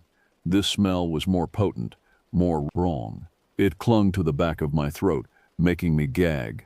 My training kicked in, and I reached for my radio. "Dispatch, this is Ranger Holloway. I've picked up a strong odor of decay near the northern trail. Going to investigate. Over." The radio crackled to life. "Copy that, Holloway. Be careful out there. Report back in 15 minutes. Over." "Will do." Holloway out. With a deep breath, immediately regretted due to the stench, I started following the odor. Every step I took increased my sense of dread. The forest had fallen completely silent now, as if holding its breath in anticipation of what I might find. As I pushed through a dense thicket, the smell became overpowering. And then in a small clearing ahead, I saw it, a shape on the ground partially obscured by fallen leaves. Even from a distance, I could tell it wasn't an animal. My heart began to race as I approached, the realization dawning on me that I was about to face something far worse than I had ever encountered in my years as a park ranger. Little did I know, this discovery would be just the beginning of a nightmare that would push me to the very limits of my sanity and challenge everything I thought I knew about the natural world. As I approached the prone figure on the forest floor, the acrid smell of decay intensified, forcing me to breathe through my mouth. My mind raced, trying to prepare myself for what I was about to see, but nothing could have truly readied me for the horrific sight that awaited. The body lay face down, half buried in a bed of damp leaves and pine needles. From my initial vantage point, I could see that the victim was male, probably in his mid-30s. He was dressed in hiking gear, or what was left of it. The clothes were in tatters, torn and shredded as if by some ferocious animal attack. But as I drew closer, my blood ran cold. This wasn't the work of any animal I'd ever encountered in these woods. The wounds were too precise, too deliberate. Long, deep gashes ran the length of the man's back, exposing gleaming white bone in places. His limbs were bent at unnatural angles, clearly broken in multiple places. Fighting back the urge to vomit, I fumbled for my radio. "Dispatch, this is Holloway. I've found a body, male, mid-30s. It's bad, really bad. Sending coordinates now. We need the sheriff and a forensics team out here ASAP." "Copy that, Holloway. Stay put. Backup is on the way." I knew I shouldn't disturb the scene, but something compelled me to get a closer look. Pulling on a pair of latex gloves from my kit, I carefully approached the body. The skin was a sickly grayish-white, bloated and mottled with dark bruises. This poor soul had been out here for days, maybe even weeks. With a deep breath to steel myself, I gently rolled the body over. The face that greeted me would haunt my nightmares for years to come. What was once a human visage was now a mangled mess of torn flesh and exposed muscle. The eyes were gone, leaving behind dark, empty sockets that seemed to stare accusingly at me. The mouth was frozen open in a silent scream, teeth bared in a grotesque rictus of fear. But it was the wounds that truly chilled me to the bone. The face and neck were covered in dozens, maybe hundreds of small, precise cuts. They formed intricate patterns, almost like writing. My mind reeled, unable to process what I was seeing. This wasn't the random savagery of an animal attack. This was methodical, intentional. I stumbled back, my heart pounding in my chest. What could have done this? My eyes darted around the clearing, half expecting to see some monstrous creature lurking in the shadows. But there was nothing, just the eerie silence of the forest and the mutilated corpse at my feet. Time seemed to stretch as I waited for backup to arrive. Every snapping twig, every rustle of leaves sent a jolt of adrenaline through my system. I found myself gripping my sidearm, a weapon I'd never had to use in all my years as a ranger. But now, faced with evidence of such brutality, I felt woefully unprepared. After what felt like an eternity, I heard the sound of approaching vehicles. Relief washed over me as Sheriff Donovan and his deputies arrived on the scene. The sheriff, a grizzled veteran of law enforcement, took one look at the body and let out a low whistle. "Jesus H. Christ," he muttered, his face pale. "What the hell happened here, Holloway?" I shook my head, still struggling to find words. I don't know, sir. I've never seen anything like this. It's not an animal attack, at least not any animal I know of." Donovan's eyes narrowed as he surveyed the scene. "No, this ain't no animal. This is something else entirely." He turned to his deputies. "Secure the area. I want this entire section of the park locked down tight. Nobody in or out without my say-so." As the forensics team arrived and began their grim work, Donovan pulled me aside. "Holloway, I need you to keep this quiet for now. Last thing we need is panic spreading through the park. You didn't see anyone or anything suspicious while you were out here?" I shook my head. Nothing out of the ordinary until I found this. The sheriff nodded, his expression grave. "All right, I want you to do another sweep of the area. Maybe our killer left some tracks we can follow. But be careful, you hear me? Whatever did this might still be out there." As I set off to search the surrounding forest, I couldn't shake the feeling that I was being watched. The trees seemed to close in around me, their shadows growing longer and darker with each passing minute. The forest I once thought I knew so well now felt alien and hostile. Little did I know, this was just the beginning. The horrors that awaited me in the coming days would test the limits of my sanity and challenge everything I thought I knew about the natural world. As I ventured deeper into the woods, I couldn't help but wonder what kind of monster was lurking in the shadows of Crater Lake, and would I be its next victim? The next few days passed in a blur of activity. The discovery of the mutilated body had set off a firestorm of investigation and speculation. Park officials were scrambling to keep the incident under wraps, but rumors were already starting to spread among the staff and more observant visitors. I found myself unable to sleep, plagued by nightmares of that grotesque face and the bizarre, almost ritualistic wounds. Every time I closed my eyes, I saw those empty sockets staring back at me, accusing me of some unknown crime. On the third night after the discovery, I was on late patrol. The moon hung low and heavy in the sky, casting an eerie glow over the landscape. The forest seemed different now, no longer the familiar, welcoming place I'd come to love. Every shadow held potential danger, every rustle of leaves a possible threat. As I made my way along the shoreline of Crater Lake, my flashlight beam dancing across the obsidian waters, I heard something that made my blood run cold. A scream, distant but unmistakable. It was a sound of pure terror, abruptly cut short. My heart racing, I radioed in. "Dispatch, this is Holloway. I just heard a scream near the eastern shore, requesting backup. I'm going to investigate." "Copy that, Holloway. Backup is on the way. Be careful out there." I knew I should wait for support, but something drove me forward. The memory of that mutilated body spurred me on. If there was someone out there in danger, I couldn't just stand by and do nothing. I plunged into the forest, my flashlight beam cutting through the darkness. The underbrush seemed to grab at my legs, slowing my progress. The air grew thick and heavy, filled with an oppressive silence that pressed in on me from all sides. And then I smelled it. That same sickly sweet odor of decay that had led me to the first body. My stomach churned, but I pressed on, following the scent deeper into the woods. I emerged into a small clearing and immediately wished I hadn't. The beam of my flashlight fell on a scene of carnage that defied belief. Another body, or what was left of it.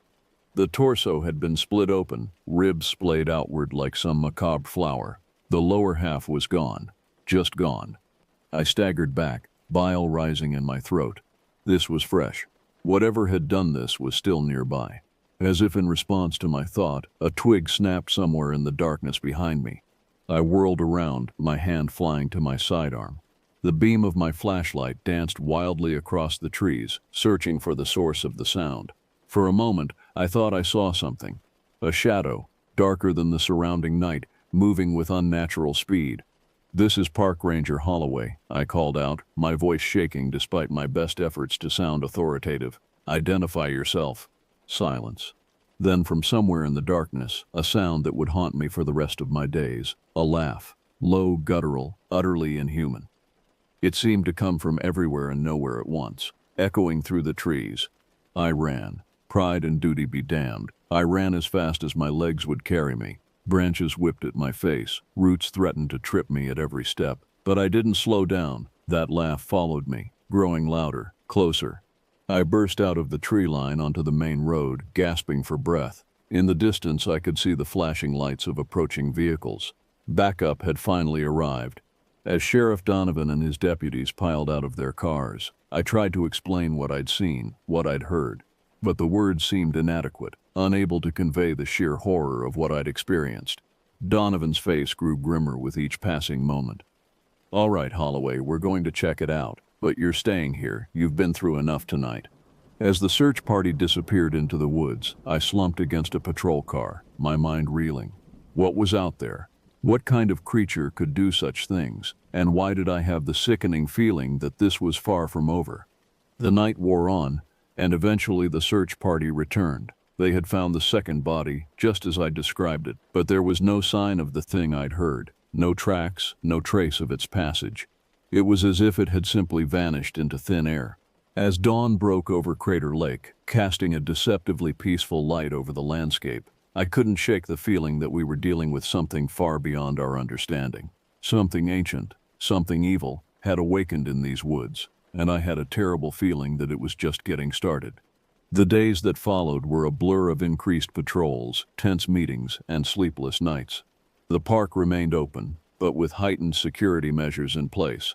We couldn't close it entirely without raising too many questions, but we did our best to steer visitors away from the areas where the bodies had been found. I threw myself into my work, pushing myself to exhaustion in an attempt to keep the nightmares at bay. But even in my waking hours, I couldn't escape the feeling of being watched. Every time I ventured into the forest, I felt eyes on me, boring into the back of my skull. More than once, I caught myself jumping at shadows, my hand flying to my sidearm at the slightest provocation. It was on one such patrol, about a week after the second body was discovered, that things took an even stranger turn. I was deep in the northern part of the park, an area we had largely cordoned off from the public. The day was overcast, a heavy mist clinging to the treetops and obscuring the distant peaks. As I made my way along a narrow game trail, I noticed something odd. The forest had fallen silent again, but this time it was different. Instead of the oppressive, threatening silence I'd experienced before, this felt expectant, as if the very trees were holding their breath, waiting for something to happen. And then I heard it, a whisper, so faint I almost missed it. I froze, straining my ears to catch it again. There, barely audible but unmistakable. Words in a language I didn't recognize. The sound seemed to come from everywhere and nowhere at once, carried on the wind itself. "Hello?" I called out, my voice sounding thin and weak in the eerie stillness. "Is someone there?" The whispering intensified, growing louder, but no more intelligible. It was joined by other voices, a cacophony of unintelligible murmurs that seemed to press in on me from all sides. I spun in place, trying to locate the source, but it was futile. The voices were all around me, in the trees, in the ground, in the very air I breathed. And then, as suddenly as it had begun, it stopped. The silence that followed was deafening. I stood there, heart pounding, sweat beading on my forehead despite the cool air. What the hell had just happened? As I tried to collect myself, I noticed something on the ground a few feet away. Approaching cautiously, I saw that it was a small, intricately carved wooden figurine. It depicted some kind of creature, vaguely humanoid but with elongated limbs, and a head that was decidedly not human.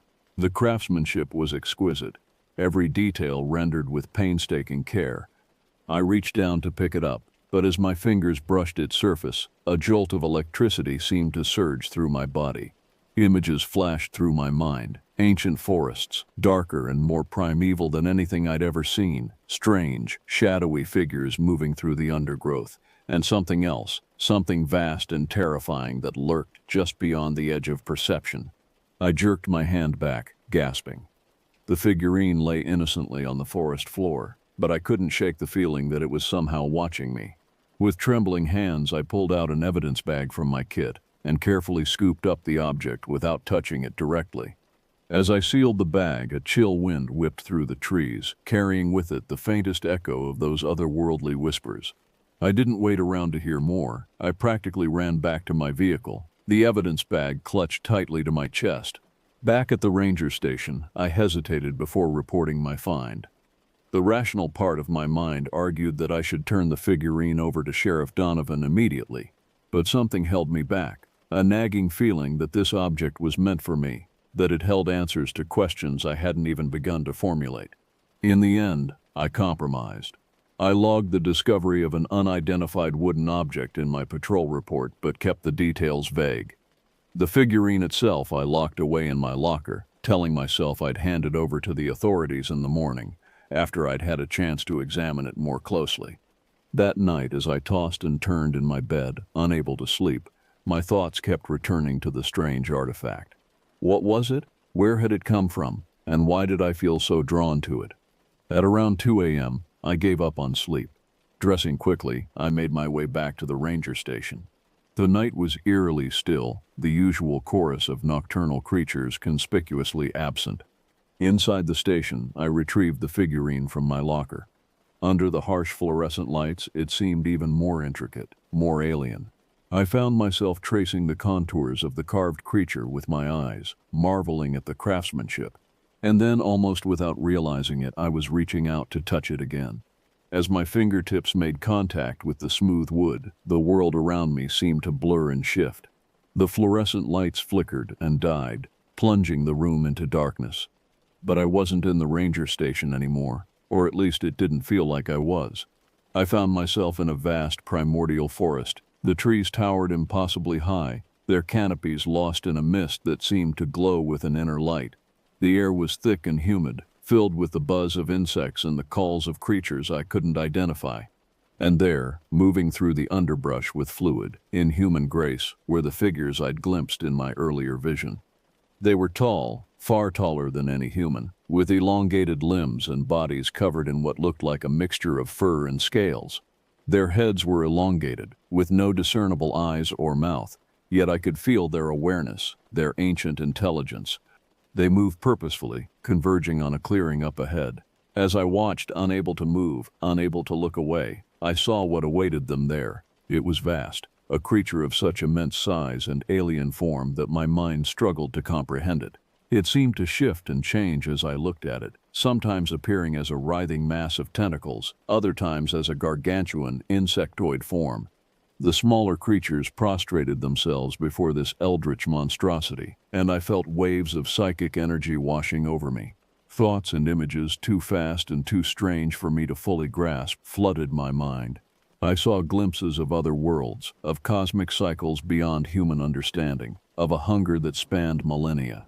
And then, with a suddenness that left me gasping, I was back in the ranger station. The figurine lay on the floor where I'd dropped it, innocuous once more.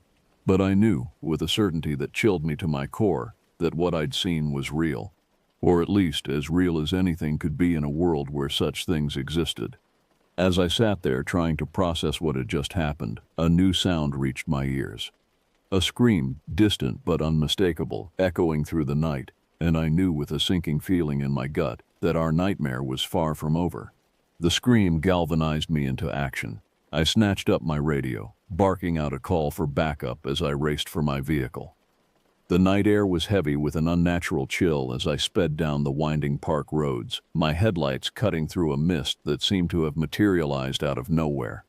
I followed the sound to a campground near the lake's edge, one that should have been empty given our recent restrictions. As I pulled up, my headlights illuminated a scene of chaos. Tents lay in shreds, camping gear scattered across the ground as if tossed by a violent storm. And there, at the water's edge, was a sight that made my blood run cold. A figure hunched over something on the ground. Even from a distance, I could see that it was too tall, too thin to be human. Its limbs bent at impossible angles, its skin a mottled gray that seemed to shimmer and shift in the moonlight. I drew my weapon, my hands shaking as I stepped out of the vehicle. "Park ranger," I shouted, my voice sounding thin and weak in the oppressive silence. Step away from... The creature's head snapped up, and I felt my words die in my throat. Its face, if you could call it that, was a nightmare of misplaced features and glistening chitinous plates. Multiple eyes, black as pitch, fixed on me with an intelligence that was anything but animal. For a moment that seemed to stretch into eternity, we stared at each other. Then, with a speed that defied belief, it moved. 1 second it was by the lake, the next it was rushing towards me, covering the distance in impossible bounds.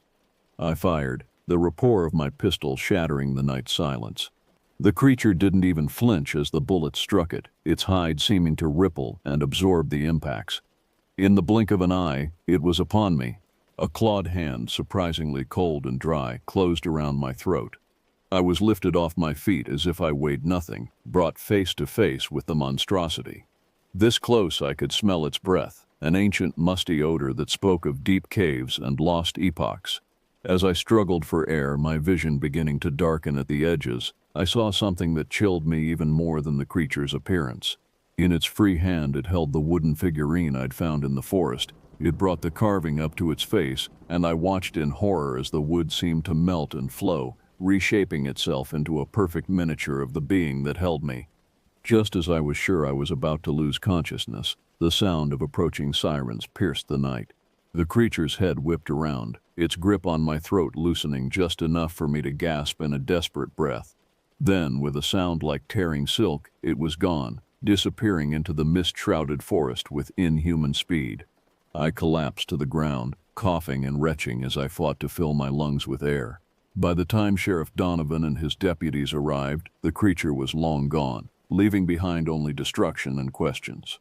As paramedics checked me over, I tried to explain what I'd seen, but the words felt inadequate, unable to convey the sheer otherworldliness of the encounter. Donovan listened with a grim expression, his eyes darting to the shadows beyond the campground, as if expecting the creature to reappear at any moment. "Holloway," he said finally, his voice low and serious, "I think it's time we faced facts. Whatever's out there, it's not something we're equipped to handle. I'm calling in the feds." I nodded, too shaken to argue. As dawn broke over Crater Lake, casting a deceptively peaceful light over the scene of devastation, I couldn't shake the feeling that we were standing on the precipice of something far bigger and far more terrifying than any of us could imagine. The creature was still out there, watching, waiting, and somehow I knew that our encounter had only been the beginning. Whatever cosmic horror had awakened in the depths of Crater Lake, it wasn't going to rest until it had consumed everything in its path. As I watched the first rays of sunlight glint off the lake's surface, I found myself wondering, how do you fight something that shouldn't exist? And more importantly, what price would we have to pay to stop it? The next few days passed in a blur of increased security measures, tense meetings, and sleepless nights. True to his word, Sheriff Donovan had called in federal assistance. The official story was that we were dealing with a particularly aggressive and dangerous predator, possibly a bear or mountain lion that had developed a taste for human flesh. But I knew the truth.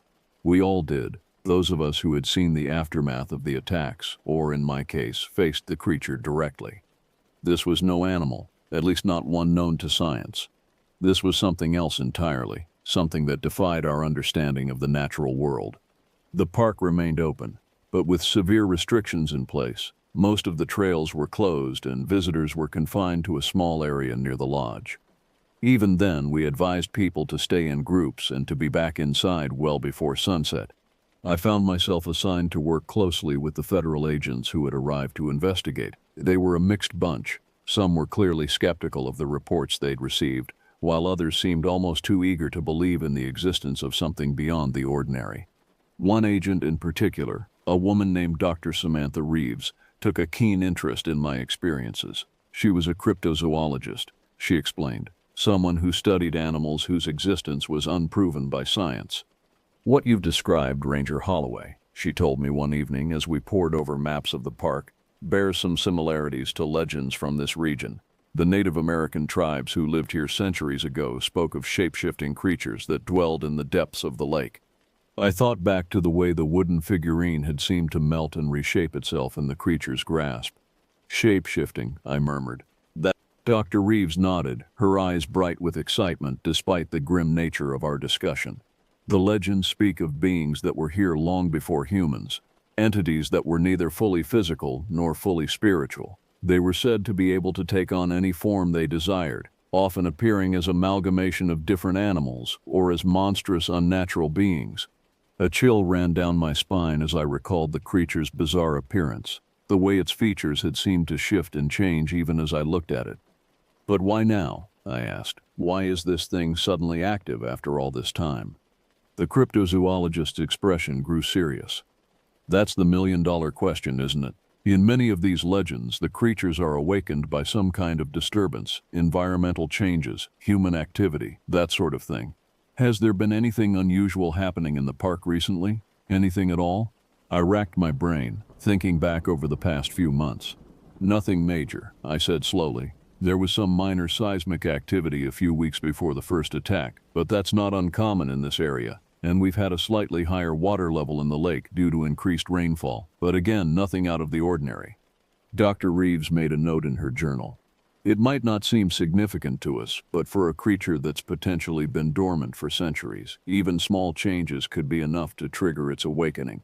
As we continued to discuss theories and possible courses of action, I couldn't shake a growing sense of dread.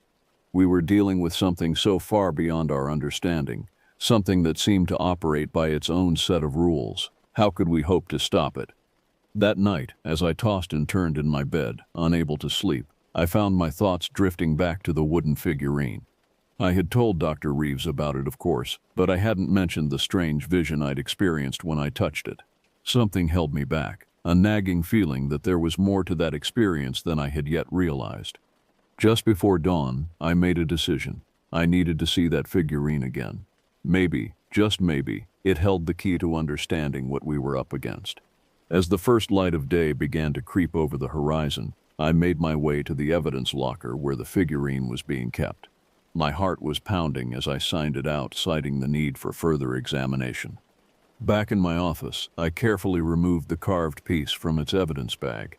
It looked innocuous enough in the harsh fluorescent lighting, just a small wooden carving of an odd, vaguely humanoid creature. But as I held it in my hands, I could feel a faint vibration, a sense of latent energy waiting to be released. Taking a deep breath, I closed my eyes and focused my thoughts on the figurine. For a long moment, nothing happened. Then, just as I was about to give up, I felt it, a sudden disorienting shift in my perception. When I opened my eyes, I was no longer in my office. I stood on the shore of Crater Lake, but it was not the lake I knew. The water was black as ink, roiling with strange phosphorescent patterns. The sky above was a maelstrom of swirling, unnatural colors. And there, rising from the depths of the lake, was a sight that would haunt me for the rest of my days. It was the creature I had encountered, but vastly larger, its form constantly shifting and changing. One moment it was a writhing mass of tentacles, the next a towering insectoid monstrosity. As I watched, frozen in a mixture of awe and terror, I realized that this wasn't just a single entity. It was many, perhaps countless beings merged into one vast, incomprehensible whole, and it was awakening, stirring from an aeons-long slumber. With a gasp, I found myself back in my office, the figurine clutched tightly in my trembling hands. As the first rays of sunlight began to filter through my window, I knew with a chilling certainty that we were running out of time. Whatever cosmic horror had made its home in Crater Lake, it was fully awake now, and it was hungry. The revelation from my vision left me shaken to my core. I knew I had to act, to share what I'd seen with Dr. Reeves and the others, but how could I explain something so utterly beyond the realm of normal experience? Would they even believe me? As I wrestled with this dilemma, reports began to come in of increased seismic activity around the lake. Tremors, barely noticeable at first, were growing in intensity. The lake itself seemed to be changing, its usually placid surface now roiling with unexplained currents and strange luminescent patterns that appeared and disappeared in the blink of an eye. It was Dr. Reeves who first made the connection. "The lake," she said, her voice tight with a mixture of fear and excitement. "Whatever's down there, it's not just awake, it's trying to get out." A hastily convened meeting of park officials, law enforcement, and the federal agents quickly reached a grim consensus. We needed to evacuate the park immediately. As sirens blared and rangers went door to door, urging visitors and staff to leave as quickly as possible, I found myself drawn back to the lake shore. Standing there watching the unnaturally disturbed waters, I felt a presence behind me. Turning, I saw Dr. Reeves, her face pale but determined. "You're going down there, aren't you?" she asked, though it wasn't really a question. I nodded, my throat tight. "I have to. Whatever this thing is, it's connected to me now. I can feel it." She held out a hand, and I saw that she was holding a small, sleek device. "It's a specialized underwater camera," she explained, "waterproof to extreme depths and equipped with low-light imaging. If you're really going to do this, at least let us see what you find." As I took the camera, our eyes met. In that moment, I saw that she understood not just the danger, but the irresistible pull of the unknown. She squeezed my hand briefly, then turned and walked away without another word. I made my way to the boat dock, commandeering a small motorboat. The lake, usually so still and peaceful, was now a maelstrom of churning water and eerie lights. As I guided the boat towards the center of the lake, I could feel a vibration through the hull, a deep subsonic rumble that seemed to come from the very depths of the earth. When I reached what I judged to be the deepest part of the lake, I cut the engine. The silence that followed was oppressive, broken only by the lapping of waves against the boat and the distant muffled sounds of the evacuation on shore. With trembling hands, I attached the camera to my belt and checked my scuba gear one last time. I knew what I was about to do was madness, a likely death sentence, but I also knew, with a certainty that defied explanation, that I had no choice. Taking a deep breath, I plunged into the icy waters of Crater Lake. The descent was like entering another world. The waters of Crater Lake, usually crystal clear, were now murky and filled with swirling patterns of bioluminescence. As I sank deeper, the light from the surface faded, replaced by an eerie pulsating glow that seemed to emanate from the lake itself. The pressure increased as I descended, my ears popping painfully despite the equalization techniques I'd learned in my basic scuba training. But it wasn't just the physical pressure that was affecting me. There was something else, a psychic weight that grew heavier with every foot I dropped. Images flashed through my mind, fragmented visions of ancient forests, of vast cities built by inhuman hands, of cosmic vastness that made me feel infinitesimally small. I realized with a start that these weren't hallucinations, they were memories, but not my own. As I approached the bottom of the lake, the terrain began to change. The smooth volcanic rock gave way to strange organic structures. Massive coral-like growths twisted upwards, their surfaces pulsing with an inner light. Between them, I could see movement, shapes that defied description, fluid and ever-changing. And then I saw it. Rising from the lakebed was a structure that dwarfed everything around it. It was like a temple, but built on a scale that boggled the mind. Its architecture was alien, all non-Euclidean angles and impossible geometries that hurt to look at directly. As I approached, drawn by an irresistible force, I saw that the surface of the structure was covered in intricate carvings. They depicted scenes of cosmic horror, vast, tentacled entities descending from the stars, reshaping entire worlds to their will. And with a shock of recognition, I realized that some of the carvings matched exactly the visions I'd experienced when touching the wooden figurine.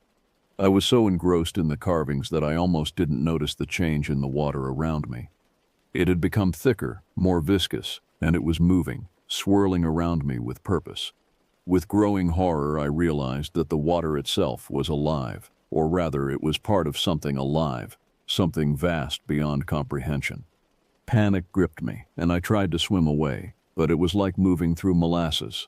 The living water coiled around my limbs, pulling me towards the temple. As I struggled, my hand brushed against the carved surface of the structure. The moment my skin made contact, my mind exploded with sensation. I was no longer just Ryan Holloway, park ranger. I was everything and nothing, experiencing countless lifetimes in the span of a heartbeat. I saw the birth of stars and the death of galaxies. I witnessed the rise and fall of civilizations on worlds so alien they defied description. And through it all, I sensed a presence, ancient beyond imagining, vast beyond comprehension. It was the entity that dwelled within Crater Lake, but it was also so much more. It was a fragment of something even larger, a cosmic being that existed across multiple dimensions and countless worlds. As my consciousness expanded, I began to understand. This entity, this elder god, hadn't just awakened. It had always been awake, always been aware. What we had interpreted as attacks, as violence, was simply the entity trying to communicate in the only way it knew how. The realization hit me like a physical blow. We had been so wrong, so terribly, catastrophically wrong. With the last vestiges of my human will, I activated the camera at my belt, hoping against hope that it was still functioning, still transmitting. The world needed to know the truth, even if I wouldn't be the one to tell it. As my individual consciousness began to dissolve, merging with the vast alien mind of the entity, I had one final fleeting thought. In our ignorance, in our fear, what had we set in motion, and could anyone hope to stop it now? The darkness closed in, and Ryan Holloway ceased to be. On the shore of Crater Lake, Dr. Samantha Reeves stared in horror at the images flickering across her laptop screen. The camera Ryan wore had continued to transmit long after he should have run out of air, sending back footage that defied explanation. She watched as Ryan's descent turned into something else entirely, as the lake itself seemed to come alive around him. She saw the impossible temple, the carvings that matched no known culture or time period, and she saw the moment when Ryan touched the structure, his body convulsing as if electrified. What followed was a series of images so bizarre, so utterly alien, that Samantha's mind struggled to process them. Flashes of other worlds, of creatures that should not exist, of vast cosmic vistas that no human eye was ever meant to see. And then abruptly the transmission cut out. For a long moment, Samantha sat in stunned silence, the implications of what she'd just witnessed slowly sinking in. This was beyond anything she had ever encountered in her years of studying cryptozoology and folklore. This was something else entirely. A low rumble shook the ground, snapping her out of her daze. She looked up to see the surface of the lake churning violently, great waves crashing against the shore. The sky above had turned an unnatural shade of purple, shot through with veins of electric blue. As Samantha watched, paralyzed with a mixture of fear and awe, something began to rise from the center of the lake. At first it looked like a mountain emerging from the depths, but as it continued to rise, she realized with dawning horror that it was moving, changing, alive. It was vast beyond comprehension, its form constantly shifting and reforming. One moment it was a writhing mass of tentacles, the next a towering insectoid monstrosity. Eyes, hundreds, thousands of them, opened across its surface, each one filled with an intelligence that was utterly inhuman. Samantha felt her sanity begin to fray at the edges as she gazed upon the impossible being.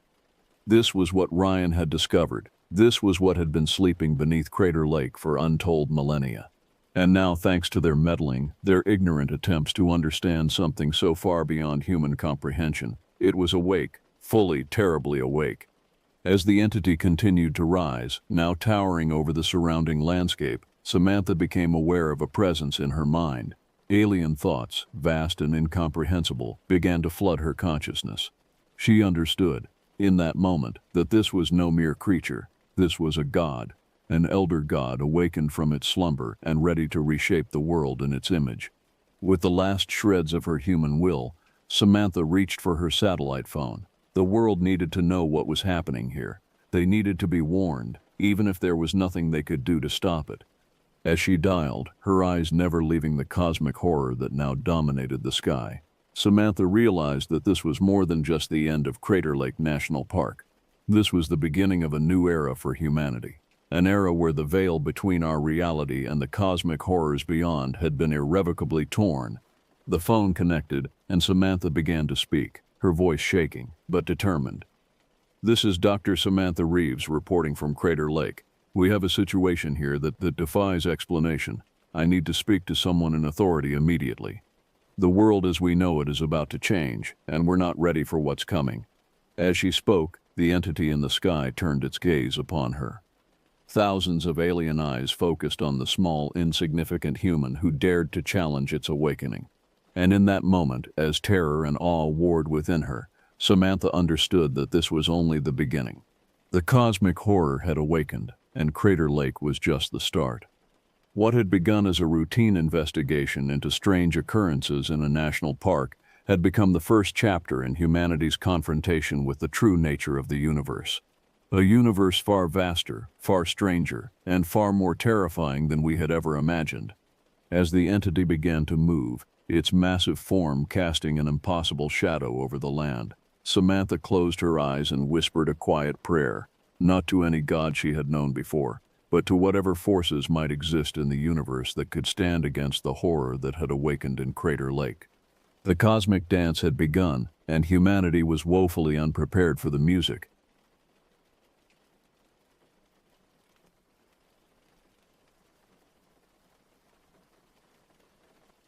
I always knew Snowshoe Gulch carried a darkness that went deeper than shadows. Most trails winding through Flathead National Forest do, especially if you spend enough time listening to the locals who've devoted their lives to hunting, fishing, and guiding tourists through these unforgiving mountains. Growing up in this remote corner of Montana, I'd heard the whispers countless times, quiet warnings about places where the air felt wrong, where even the most experienced outdoorsman turned back without explanation. My brother Eli and I used to joke about those stories sometimes, dismissing them as campfire entertainment or the paranoid ramblings of old-timers who'd spent too many winters alone in the wilderness. But neither of us ever laughed too loudly about it, and we always kept one eye on the tree line when dusk began settling over the ridges. When Eli disappeared with his client Eric Halstead in the bitter cold of early January 2021, those whispers returned with a vengeance, louder and colder than before. 3 agonizing days after they failed to return from what should have been a routine winter guiding expedition, Flathead County Search and Rescue mobilized, combing the trails with dogs and volunteers, desperately trying to pick up any trace of their tracks. The sheriff's department asked me to join the main search party, but I declined. Instead, I assembled my own small team, Nathan Two Feathers, a Blackfeet tracker I'd known since childhood, whose instincts in these mountains bordered on supernatural. Deputy Greg Weller from the county sheriff's department, a decent man but skeptical of anything he couldn't explain with logic, and Jesse Pruitt, a local mechanic who'd been riding snowmobiles through these forests since before I was born. We departed before sunrise on the 4th morning, our engines cutting violently through the pre-dawn silence, headlights carving narrow tunnels through the heavy snow flurries rolling down from the peaks. The temperature hovered around -15 degrees, cold enough that exposed skin would freeze in minutes. It took nearly 3 hours of hard riding before we finally reached the southern edge of Snowshoe Gulch, a place I'd avoided my entire life without ever really understanding why. The gulch wasn't designed for snowmobiling, too steep, too narrow, and notorious for sudden weather changes that could trap the unprepared. But Eli's GPS tracker had pinged near this location before going completely silent, and that was the only lead we had. Nathan slowed his snowmobile ahead of me, raising one gloved hand to signal a stop. His expression beneath the fur-lined hood of his parka was grave, his dark eyes scanning the dense forest with obvious unease. I pulled up alongside him, killing my engine, the sudden silence almost painful after hours of mechanical noise. "This place feels wrong," Nathan said quietly, his breath forming thick clouds in the frozen air. He stared into the trees, his jaw tight. My grandfather refused to hunt anywhere near here. He called it a place the forest wouldn't reclaim, a place where the old rules didn't apply. Greg chuckled nervously behind us, clearly trying to inject some levity into the oppressive atmosphere. "Come on, Two Feathers, let's not start spooking ourselves before we even begin searching." Nathan didn't acknowledge him, keeping his eyes fixed on me instead. "Caleb, if your brother came here willingly, he had a damn good reason. Eli was careful, experienced. He wouldn't enter this gulch without cause." I nodded silently, unable to argue with that assessment. Eli had spent 15 years guiding hunters and tourists through these mountains. He knew every trail, every dangerous crossing, every place where the weather could turn deadly without warning. If he'd brought a client into Snowshoe Gulch, something significant had drawn him here. We rode slowly into the mouth of the gulch, engines growling as we navigated around fallen timber and snowdrifts that towered higher than our heads in places. The deeper we penetrated into this narrow valley, the more the world seemed to close in around us. The familiar sounds of the forest, the distant call of ravens, the whisper of wind through pine branches, the occasional crack of ice-laden limbs, All of it gradually faded away until we rode through a silence so complete it felt unnatural, suffocating. Jesse spotted the abandoned snowmobiles first, pointing wordlessly toward a small clearing about 50 yards ahead. I felt my stomach drop as we approached. 2 machines sat in the deep snow, arranged nose to nose in a perfect circle, their headlights still faintly glowing beneath accumulated drifts. The positioning was deliberate, geometric, completely inexplicable. "Why would anyone park like that?" Jesse whispered, his voice tight with growing unease. I dismounted and approached Eli's machine, brushing away the snow that had accumulated on the seat and controls. His keys dangled from the ignition, swaying slightly in the cold breeze. The fuel gauge registered half full. The emergency kit he always carried remained strapped to the back. Nothing about this made any sense. Eli was methodical to the point of obsession about equipment and safety. He would never abandon his snowmobile in this condition, arranged in such a bizarre formation, without an overwhelming reason. Nathan crouched near the machines, examining the ground with the focused intensity I'd seen countless times before. 2 sets of footprints, he announced, his voice carefully neutral. Boot patterns match what Eli and Eric would have been wearing. But look at the stride, the depth, the spacing. They weren't running, weren't panicked. They walked away from here deliberately, calmly. We followed the tracks carefully through the snow, moving in single file, each of us scanning the surrounding forest. The prints led us approximately 200 yards through the trees before ending abruptly at the edge of a frozen creek. The transition was absolute, clear boot impressions in the snow one moment, nothing but unmarked ice the next. Greg stepped cautiously onto the frozen surface, testing its stability before kneeling to shine his flashlight through the crystalline layers. Solid ice, at least 8 inches thick. No cracks, no signs of anyone breaking through or falling in. "That's impossible," Jesse muttered, circling the area where the tracks vanished. "Tracks don't just disappear into thin air. There has to be an explanation." Nathan stood motionless at the creek's edge, his gaze slowly traveling upward to study the heavy branches overhanging the frozen water. His expression had gone blank, unreadable. "Something erased them," he said finally, his voice barely above a whisper. "This place doesn't belong to us. It never did." The sun began its rapid descent behind the western ridgeline, bringing the swift darkness that winter imposes on these mountains. We established camp on a relatively flat rise overlooking the clearing where we'd discovered the abandoned snowmobiles, building a fire that crackled and popped against the suffocating stillness of the surrounding forest. The flames provided warmth but offered little comfort against the oppressive atmosphere pressing down on us from all sides. Nathan moved around the perimeter of our camp in silence, pausing at the 4 cardinal directions to scatter pinches of tobacco from a leather pouch he carried. Greg watched this ritual with obvious skepticism, his mouth working as if forming questions he couldn't quite bring himself to ask. Jesse paced restlessly near the fire, constantly glancing toward the darkening shadows between the trees, jumping at every small sound.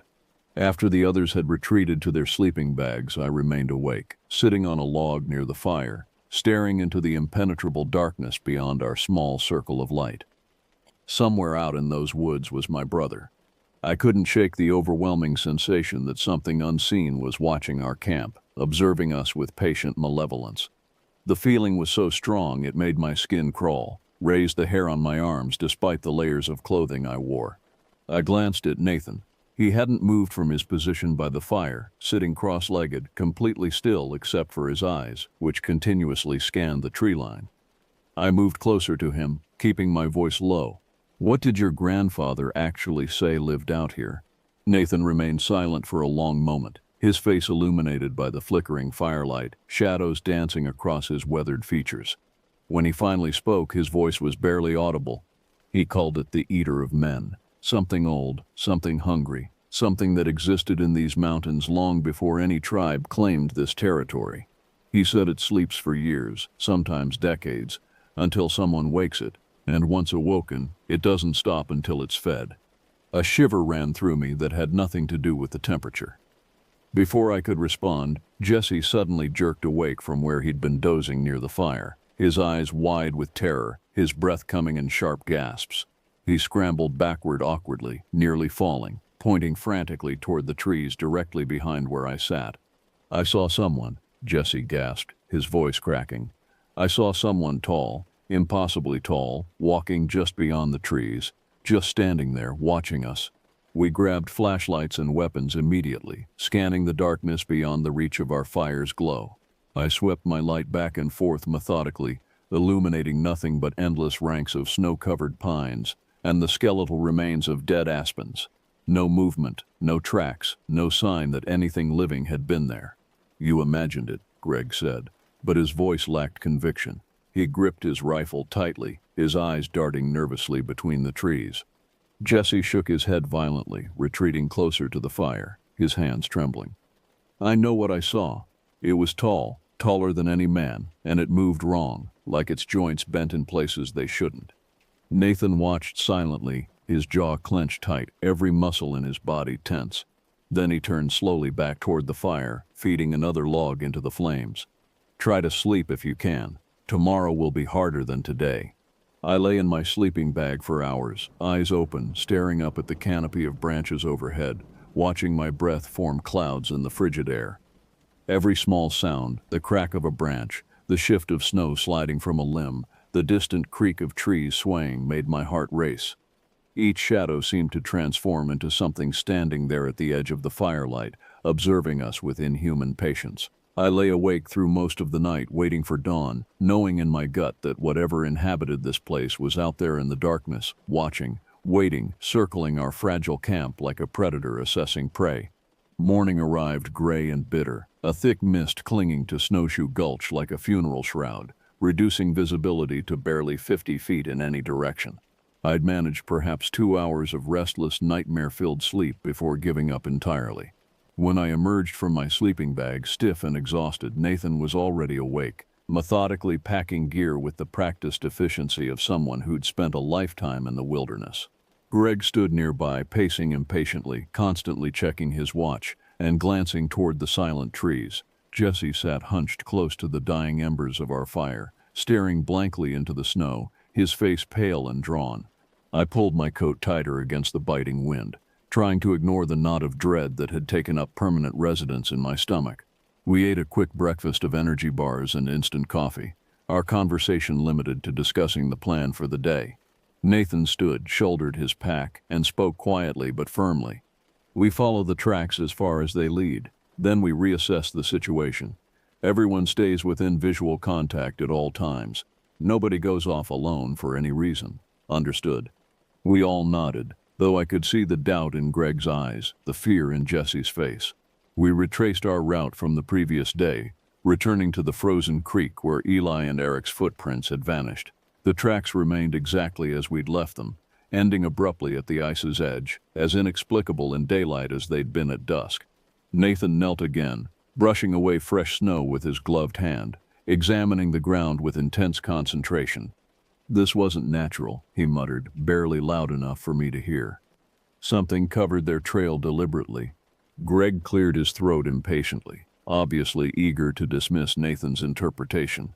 Then let's find what did it, and be done with this. We're burning daylight standing here. Nathan said nothing, rising slowly to his feet, his eyes scanning the steep ridge that loomed above the creek. With no clear trail to follow, we began climbing the incline ahead, picking our way carefully through tangled brush and dense stands of lodgepole pine. Snow crunched loudly beneath our boots, the sound echoing oddly through the mist-shrouded woods. The farther we climbed, the more oppressive the silence became, pressing down around us like something physical, suffocating. We were perhaps halfway up the ridge when Jesse stopped abruptly, his voice trembling as he pointed upward. "What the hell is that?" We all turned, following his gesture. About 20 feet above us, wedged firmly into the trunk of a massive pine tree, was a deer skull. But not just placed there, embedded deeply into the bark, as if it had been driven into the wood with tremendous force. The skull had been picked completely clean, gleaming white in the gray light, its empty eye sockets staring down at us with hollow accusation. The jaw hung at an unnatural angle, creating an expression that looked almost like a scream. I felt bile rise in my throat, burning acidic against the back of my tongue. Who could do that? Jesse whispered, his voice barely audible. Greg stepped forward, tilting his head to examine the grotesque display more carefully. his face a mixture of disgust and confusion. No blood anywhere, no drag marks, no sign of how it got up there. This doesn't make any sense at all. Nathan wasn't looking at the skull anymore. His attention had shifted to the surrounding trees, his eyes wide and alert, his breathing shallow and rapid. He raised one hand, motioning urgently for silence, then pointed toward something farther up the slope. We moved cautiously forward, weapons ready, eyes scanning through the mist and shadows. What we found made my blood turn cold in my veins. Scattered through the trees ahead, arranged deliberately at heights ranging from 15 to 30 feet above the ground, were animal remains. Dozens of them. Antlers, deer legs, entire rib cages, the skull of what might have been an elk, all wedged between branches, positioned with obvious intention. Everything had been stripped of meat and picked completely clean, leaving only bone that gleamed unnaturally white against the dark bark. The remains looked desiccated, almost mummified, as if they'd been exposed to desert sun rather than mountain winter. I glanced at Nathan, whose face had gone visibly pale, his jaw clenched so tight I could see the muscles working beneath the skin. He shook his head slowly, his voice tight with barely controlled fear. This is a warning, a territorial marker. Whatever lives here wants us gone. Greg snorted, but the sound came out strangled, lacking his earlier skepticism. This is just some sick person playing twisted games, trying to scare people away. Nathan met his eyes without blinking, his expression absolutely certain. No person did this, no person could. Silence hung heavy between us, broken only by the whisper of wind through the branches above. Finally Nathan spoke again, his voice firm but quiet with finality. I will not go any farther into this place. Whatever was awakened here is older than our understanding, more dangerous than you comprehend. We have intruded far enough. I stared at him, anger and fear warring for dominance inside me, my hands clenching into fists. My brother is still out here somewhere, Nathan. I'm not leaving until we find him, alive or dead. Nathan's eyes softened briefly, genuine sympathy crossing his features. I understand, Caleb, but I won't risk all of our lives for this, not anymore. Greg set his jaw stubbornly, gripping his rifle tighter. Then stay here and wait. Caleb and I will finish what we came to do. I nodded, though my pulse pounded so loudly in my ears I could barely hear my own thoughts. Jesse looked back and forth between us uncertainly, then took a small step toward Nathan, avoiding my gaze entirely. I'll stay too, he said quietly, shame evident in his voice. I can't go up there, I just can't. Without another word, Greg and I continued upward into the mist. The air seemed to grow colder with each step, biting through every layer of clothing, seeping into my bones. My fingers tightened painfully on the handle of my flashlight, knuckles aching from the desperate grip. Behind us, I could hear Nathan's voice, low and rhythmic, speaking words in Blackfeet that I couldn't understand but somehow found oddly comforting. After what felt like an eternity of exhausting climbing, we finally crested the ridge. Greg stopped suddenly, his eyes going wide, all color draining from his face in an instant. Caleb, he whispered hoarsely. Oh God, Caleb. I followed his gaze and felt the world tilt sickeningly beneath my feet. Ahead of us, barely visible beneath a shallow covering of snow, was a dark shape, an arm, a sleeve, bright orange, unmistakable, Eric Halstead's parka. My heart seized painfully in my chest as we scrambled forward, falling to our knees, frantically digging through the snow with our hands. Eric's frozen face emerged gradually, rigid and twisted into an expression of absolute terror that no death should wear.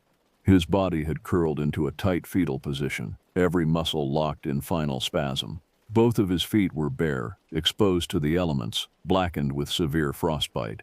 His eyes stared sightlessly upward at the gray sky, wide open, filled with a horror that seemed to persist even in death. Jesus Christ, Greg breathed, stumbling backward, nearly falling in his haste to put distance between himself and the corpse. I knelt there in the snow, unable to tear my gaze away from Eric's face, from that expression of pure dread permanently etched into his frozen features. What had this man seen in his final moments? What had driven him to tear off his boots and curl into that defensive position before the cold claimed him? A sudden sharp crack echoed through the trees behind us, the sound of a branch breaking under significant weight. We both spun around instantly, Greg raising his rifle, his flashlight beam cutting wildly through the thickening mist. The forest appeared empty. Nothing but endless ranks of silent trees disappearing into the gray. Yet I could feel something there, something massive and patient, watching us with ancient hunger. The sensation was so overwhelming, so undeniable, that every instinct I possessed screamed at me to run, to flee this place and never return. The hair stood up on the back of my neck as silence reclaimed the forest, broken only by our ragged breathing and the hammering of my heart. "Let's get him back to camp," I finally managed to whisper, my voice shaking despite my efforts to control it. We lifted Eric's rigid body awkwardly between us, his limbs locked in their final position, making him difficult to carry. Our breath misted the air in hurried bursts as we began the descent, every step feeling heavier than the last, as if the mountain itself was trying to hold us back. The weight of unseen eyes followed our progress, never wavering, never blinking.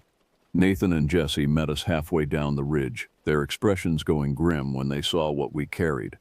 Nathan's eyes never left Eric's contorted face, his jaw working silently as if he was praying or perhaps cursing. When we finally reached flatter ground, Nathan spoke quietly but with absolute conviction.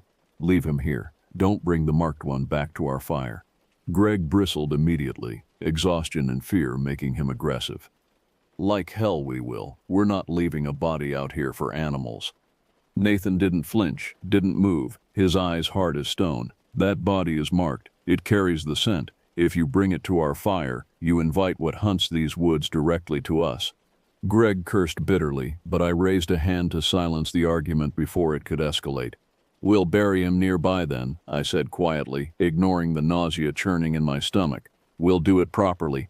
We found a sheltered spot beneath a rock overhang, about 50 yards from our main camp.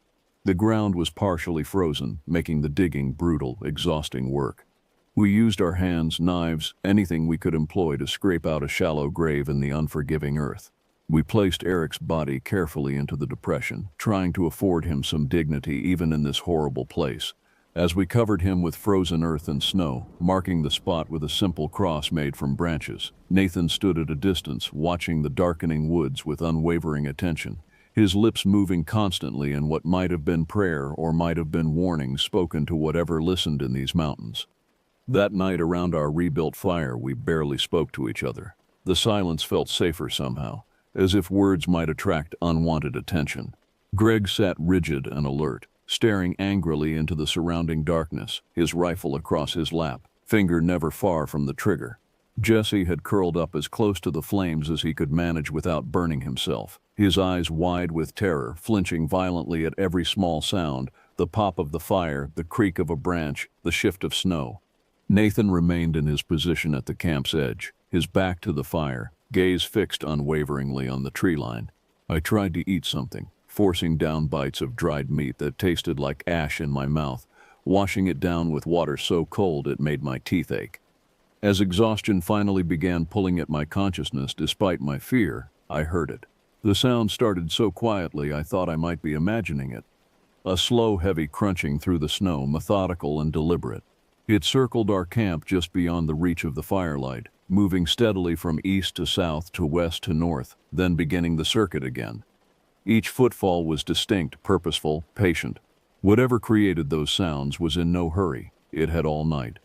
I lifted my head slowly, scanning the darkness, my heart racing. Nothing moved in the shadows between the trees, yet the crunching continued, maintaining a constant distance from our fire, never quite seen but always present, always circling. I glanced at Nathan and realized he'd heard it too. His entire body had gone rigid, every muscle tensed.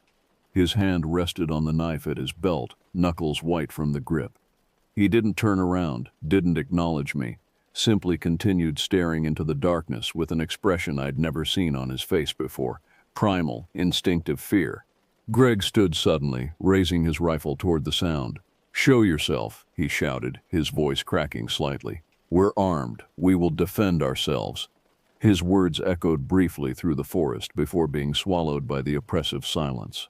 For a moment, the crunching stopped entirely. Then it resumed, continuing its patient circle, perhaps moving slightly closer, though I couldn't be certain. "Don't challenge it," Nathan whispered urgently. "Don't acknowledge it directly." "What the hell is out there?" Jesse whimpered, his voice high with barely controlled panic.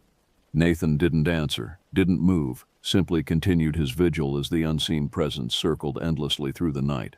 I tried to track its movement by sound alone, turning slowly to follow the footsteps, but I could never pinpoint an exact location.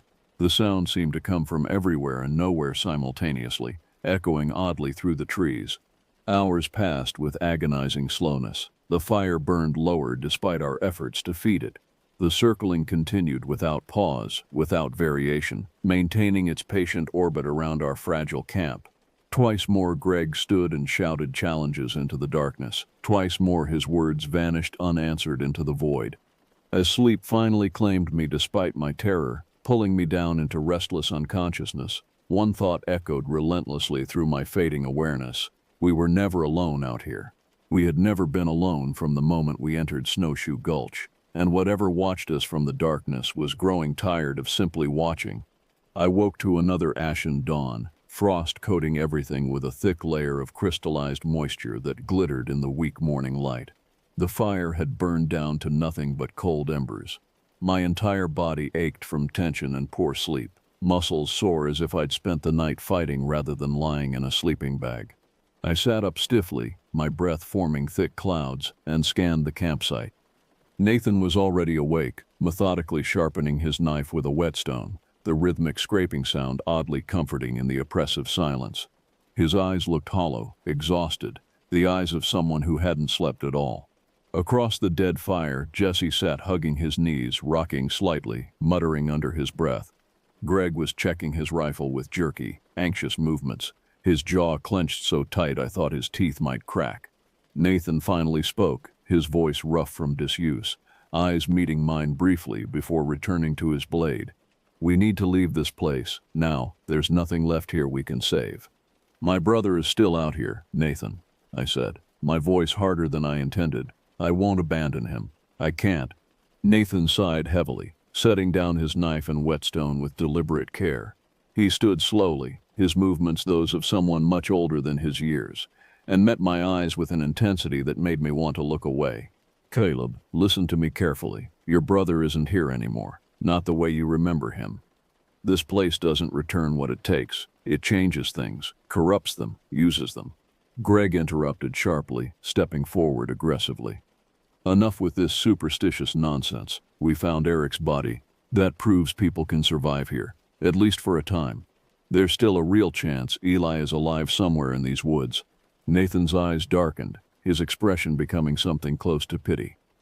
"What's alive in these woods isn't your brother anymore." The certainty in his voice made something cold settle in my chest, but I pushed it away, clinging to hope because the alternative was unbearable. Greg touched my shoulder, his voice firm and reassuring despite the fear I could see in his eyes. "We came here to find him. Let's finish what we started." I nodded slowly, pushing away Nathan's warning, and adjusted my pack with numb fingers. Jesse shook his head frantically, backing toward Nathan like a child seeking protection. "I'm staying here. I can't go back up there. I can't." Nathan placed a reassuring hand on Jesse's trembling shoulder, watching as Greg and I prepared to leave. As we moved into the trees, beginning the climb back toward the ridge, Nathan called after us softly, his voice carrying clearly in the still air. "If you see it, don't run. Running triggers the chase. And whatever you do, don't look it directly in the eyes, don't give it that connection." The climb back to the ridge was brutal, every step an effort, the weight of our gear and our growing dread making the ascent feel endless. Silence stretched between Greg and me, broken only by our labored breathing and the crunch of snow beneath our boots. Greg led with his rifle clenched in white-knuckled hands, constantly scanning the trees, jumping at every shadow. As we crested the ridge, we both froze simultaneously, our breaths catching in our throats. The forest had changed overnight. Branches had been broken systematically, arranged in a crude circle perhaps 30 feet in diameter, each limb twisted and positioned with obvious intent. The pattern was intricate, deliberate, unmistakably purposeful, and leading into this circle, clearly visible in the fresh snow, were boot prints, Eli's distinctive tread pattern, the same boots he'd been wearing when he disappeared. My pulse quickened painfully, hope and dread tangling together until I couldn't separate them. Greg stepped forward cautiously, kneeling to examine the tracks more closely. "These are fresh," he said quietly, his voice filled with confusion. "These were made within the last few hours. How is that possible?" We followed the tracks slowly, every sense heightened, scanning the shadows between the trees for any sign of movement. The prints wound deeper into the forest, weaving between massive pines, until they disappeared behind a dense wall of tangled undergrowth and fallen timber. Then, from just beyond those trees came a voice, thin, hollow, but unmistakable. Eli's voice. "Caleb, is that you? I've been waiting. I knew you'd come." I broke forward without thinking, all caution abandoned, desperation propelling me past Greg. He called out sharply behind me, but I didn't slow down, couldn't slow down. I pushed through the dense branches, ignoring the way they tore at my clothes and skin, and emerged into a small clearing. Eli stood at the far end, perhaps 30 yards away, barefoot in the deep snow. His parka hung torn and filthy from his shoulders, exposing skin that had gone pale blue beneath. He trembled violently, continuously, but his face remained eerily calm, eyes glazed and unfocused, staring through me rather than at me. His lips were cracked and bleeding, his beard crusted with ice. "Eli," I gasped, my voice breaking. "Oh God, Eli, we're here. We found you." He didn't move, didn't acknowledge my words in any way. Instead, his eyes slowly widened, focused on something beyond me, behind me. Terror flooded his features, transforming his face into a mask of absolute horror. A sound erupted from the trees at my back, not quite a roar, not quite a scream, something that seemed to exist between those categories, resonating at a frequency that made my bones vibrate and my vision blur. The sound was wrong, fundamentally wrong, the vocalization of something that had no right to exist in this world. Greg spun around behind me, rifle raised, shouting incoherently. I grabbed Eli's arm, or tried to. He jerked away from my touch as if burned, his eyes wild and unseeing. "Run," Greg shouted, firing blindly into the trees. The shots echoed like thunder, swallowed almost immediately by the forest. "Run now." I grabbed Eli again, this time managing to get a grip on his torn parka, and pulled him forward, stumbling through the snow, my heart hammering so violently I thought it might burst. Behind me, I heard Greg scream, a raw, agonized sound that cut off abruptly, replaced by something wet and terrible that I refused to process, refused to comprehend. I didn't turn back, couldn't turn back. We burst through the trees, slipping and falling down the slope toward where Nathan and Jesse waited. Eli moved mechanically, his feet bleeding, leaving a trail of red in the white snow, but he kept moving, driven by whatever remained of his survival instinct. Nathan rushed to meet us halfway, his eyes wide with urgency and fear. "Keep moving," he shouted, gripping Eli's other arm, pulling us both forward with surprising strength. "Don't stop, don't look back." Behind us I could hear it, branches snapping violently, trees creaking as something massive moved through the forest. Not running, not hurrying, just following with patient certainty. The sound was methodical, relentless, the pace of something that knew its prey couldn't escape, that had all the time in the world. My lungs burned as we scrambled down to where the snowmobiles waited. Jesse had already started the engines, the mechanical roar, a beautiful civilized sound in this nightmare. Nathan shoved Eli onto the sled behind Jesse, then turned sharply toward the tree line, his knife drawn, his lips moving rapidly in what I recognized now as prayer. He pushed me toward my snowmobile, his eyes fierce and clear despite the fear I could see beneath. "Go," he commanded. "Get him out of here. Go now." The engines roared to full throttle, drowning out everything. The forest sounds, my protests, the approaching presence behind us. I hesitated for just a second, looking back at Nathan standing alone between us and whatever hunted these woods.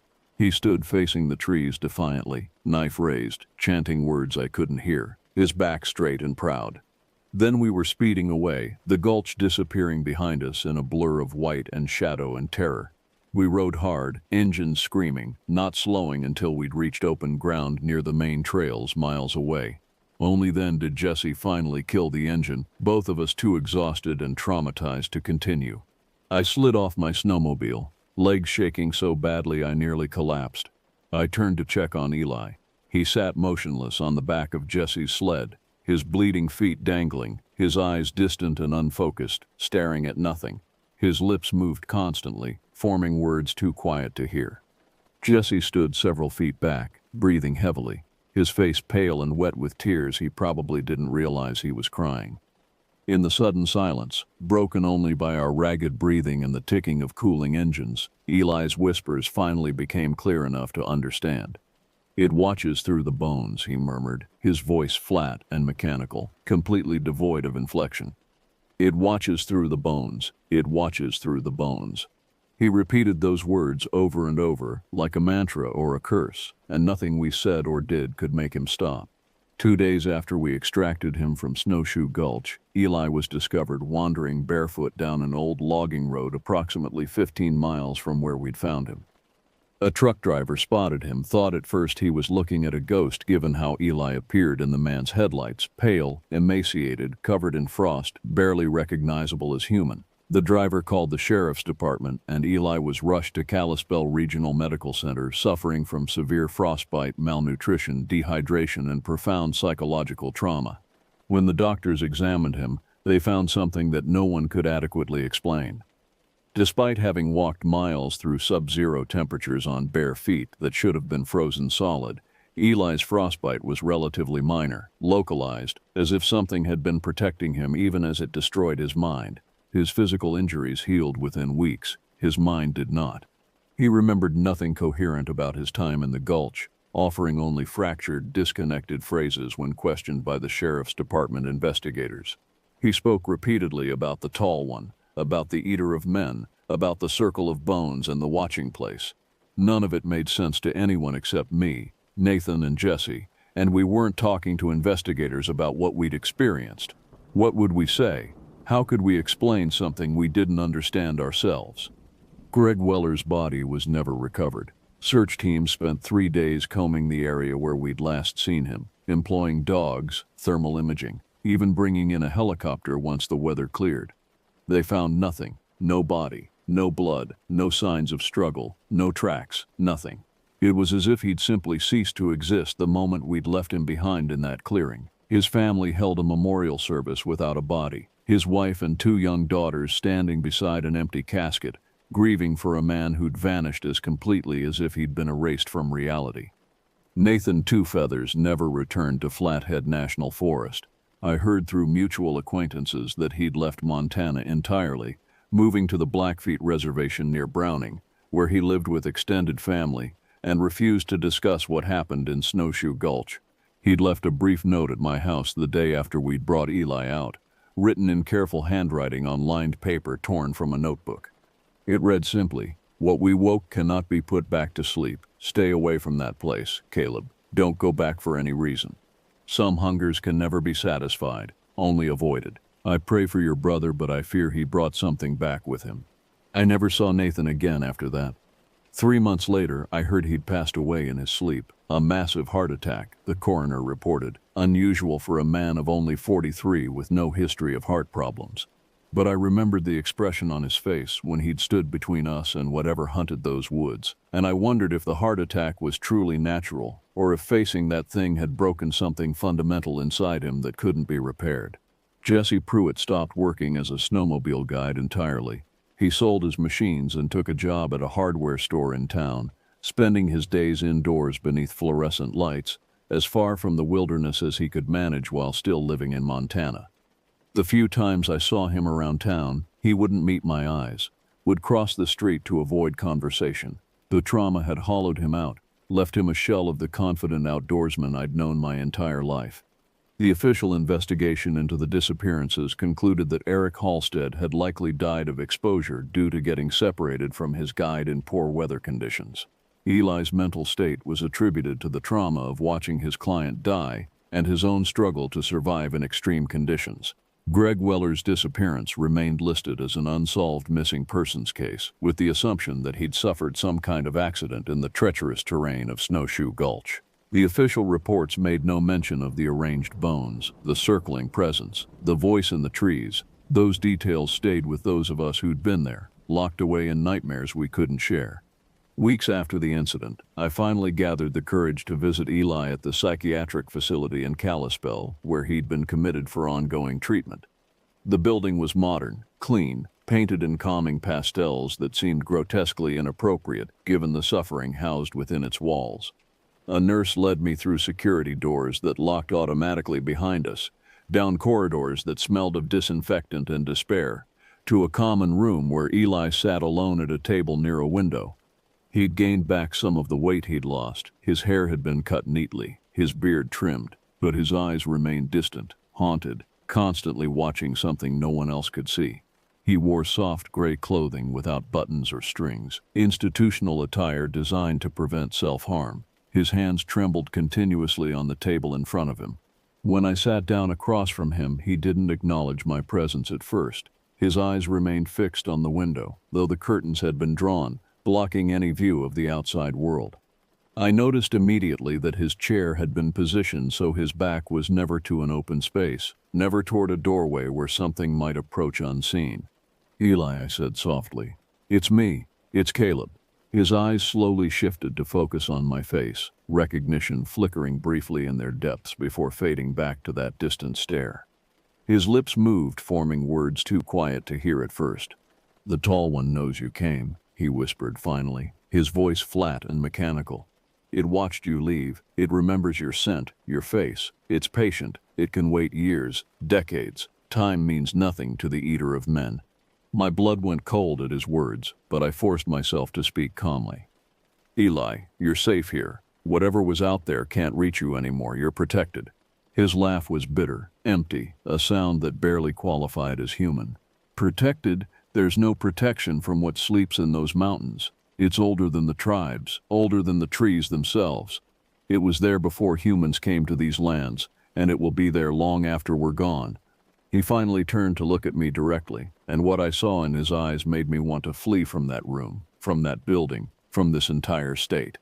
There was knowledge there, terrible knowledge, the kind of understanding that breaks human minds because we're not designed to comprehend such things. "You want to know what I remember?" Eli asked, his voice suddenly clearer, more present than I'd heard since we'd found him. "I remember being called." Eric heard it too, that voice in the wind, speaking words that weren't quite words but that we understood anyway. It promised us something: truth, knowledge, understanding of the forest and everything in it.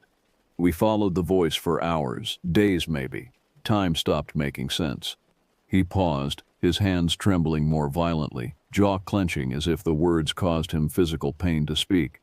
We found the circle of bones. Hundreds of skeletons arranged in perfect geometric patterns, some fresh, some ancient, all positioned with purpose. Human bones, animal bones, bones from creatures I couldn't identify. And in the center stood the tall one, waiting, always hungry. "Eli, please," I started, but he cut me off with a sharp gesture. It showed us what it was, what it had always been. A guardian, it called itself. A keeper of boundaries between the world we know and the world beneath. The world that existed before creation and will exist after the end.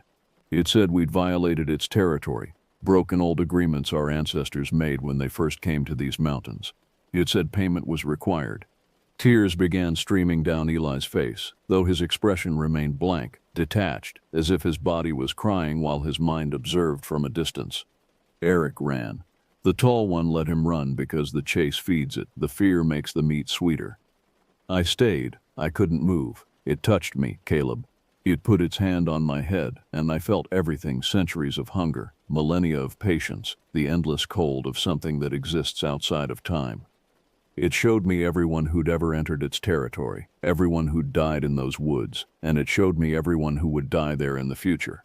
I saw you, Caleb. I saw you standing in that clearing, and I saw what the tall one wanted to do to you. "Eli, stop." "It let me go," he continued, his voice rising slightly. "It marked me and let me go because I'm a message, a warning. It wanted you to know that it's awake now, fully awake for the first time in generations.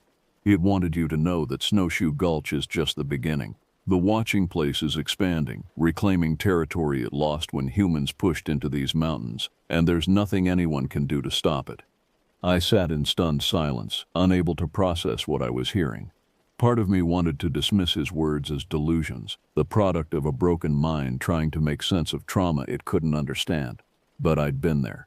I'd heard the circling footsteps, felt the weight of those ancient eyes watching from the darkness. I knew in my bones that what Eli described was real, impossibly real. "The nurses think I'm afraid of windows." Eli said suddenly, his tone shifting to something almost conversational. That's why they keep the curtains closed in my room, why they position my chair this way. But that's not it at all. I refuse to look outside because I know what I'll see. Not every time, not even most times, but sometimes, when the light hits just right, I see it standing at the tree line, watching, waiting. The tall one never forgets, it never forgives, and it never stops hunting once it's chosen prey. A nurse appeared at the door, signaling that visiting hours were ending. I stood slowly, my legs unsteady, my mind reeling. As I prepared to leave, Eli reached out suddenly, grabbing my wrist with surprising strength, his eyes locking onto mine with terrible intensity. "You can't see it unless it wants you to," he whispered urgently, his words tumbling out in a rush. "But you can always feel it. You'll know when it's close because the world goes silent, completely silent like the forest is holding its breath. And when you feel that silence, Caleb, you need to run. Don't stop to fight. Don't turn around to look. Just run, and pray you're fast enough. Pray the eater of men isn't hungry enough to chase you down." His grip tightened painfully on my wrist, fingernails digging into my skin. But the worst part is knowing that it's always there, always watching from just beyond the trees, just beyond the edge of sight. Patient, ancient, hungry, waiting for the moment when you let your guard down, when you forget to watch the tree line, when you make the mistake of going back into its territory. Because once it's marked you, Caleb, you can never truly leave. Part of you belongs to the watching place forever. The nurse stepped forward, gently prying Eli's fingers from my wrist, murmuring soothing words. Eli released his grip, his moment of intensity fading as quickly as it had come. His eyes went distant again, unfocused, staring at things I couldn't see. As I walked toward the door, he spoke one last time, his voice barely a whisper. "It waits behind the cold, Caleb, it waits behind the cold." I left him there in that sterile room, surrounded by people who thought they understood his trauma, but had no concept of the truth he carried. I walked through those locked corridors, through those security doors, out into the parking lot and the bright afternoon sunshine that suddenly felt insufficient, too weak to drive away the shadows I could still feel gathering at the edges of my vision. That was 3 months ago. I haven't been back to visit Eli since, though the guilt of that abandonment weighs on me daily.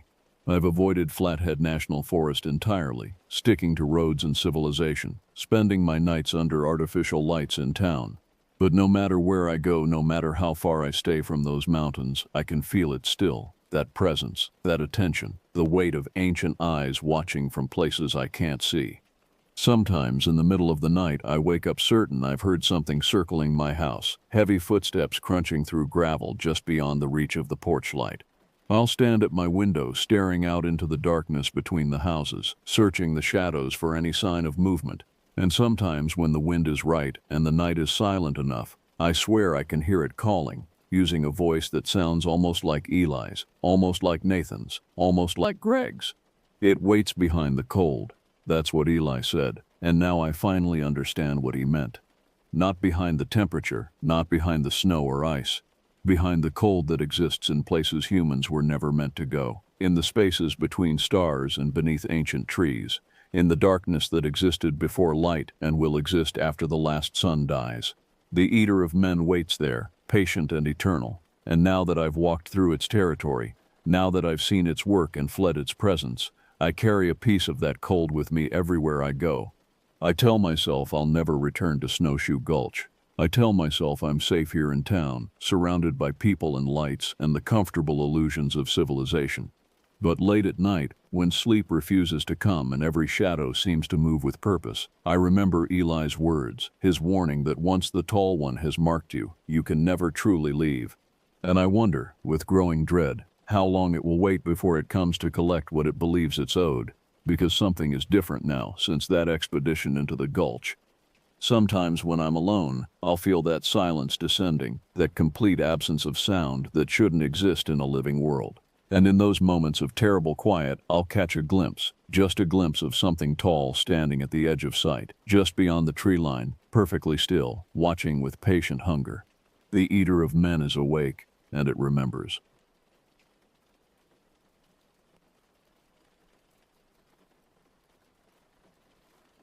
I volunteered for this assignment. That thought repeated in my mind like a mantra as Daniel and I fought our way through the maze of fallen timber blocking what used to be a trail. Fresh graduates from SUNY College of Environmental Science and Forestry, we'd spent 4 years studying these mountains, learning their ecology, their weather patterns, their hidden dangers. We thought we understood the Adirondacks. We were wrong. The Five Ponds Wilderness stretched before us, over 100,000 acres of untamed forest where cell towers were fantasy, and the nearest road lay 15 miles behind us. The veterans at the ranger station in Wanakina had watched us sign the volunteer sheet with expressions I couldn't quite read.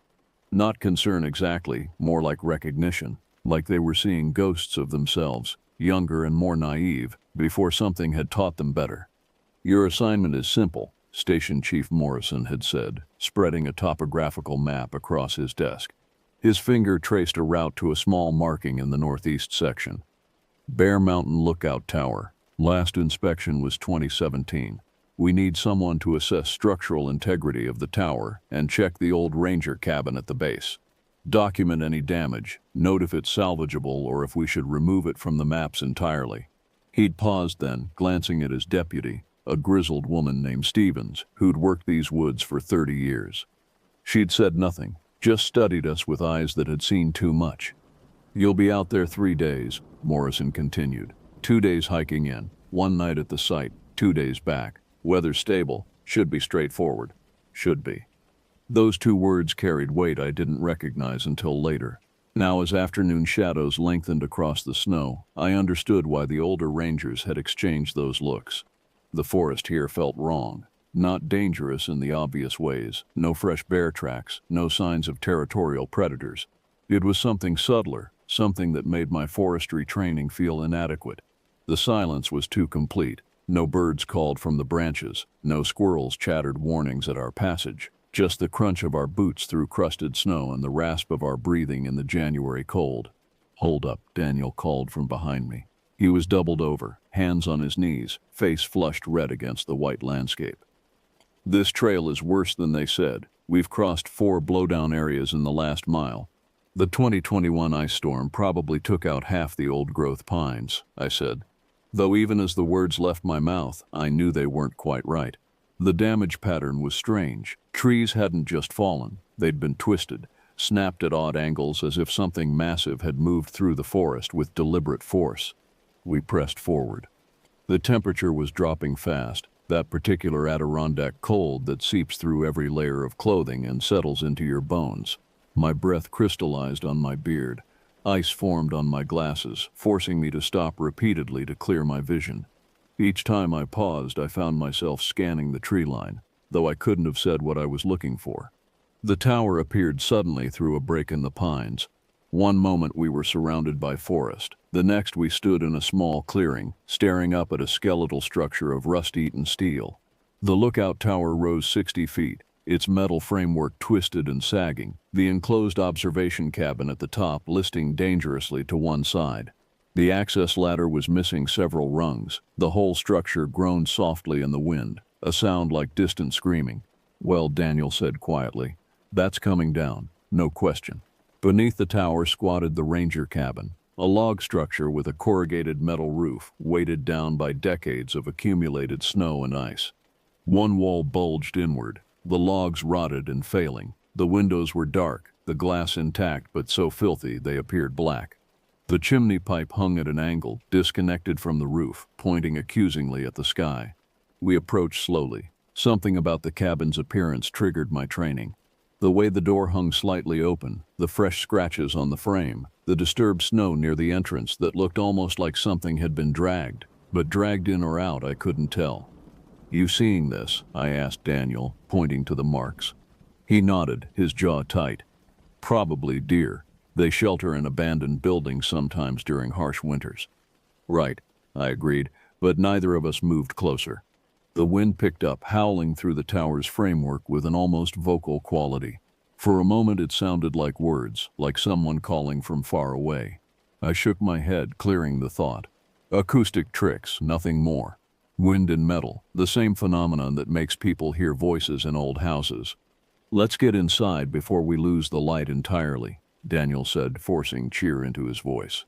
I grabbed the cabin door and pulled. It resisted, swollen with moisture and age, then gave way with a shriek of rusted hinges.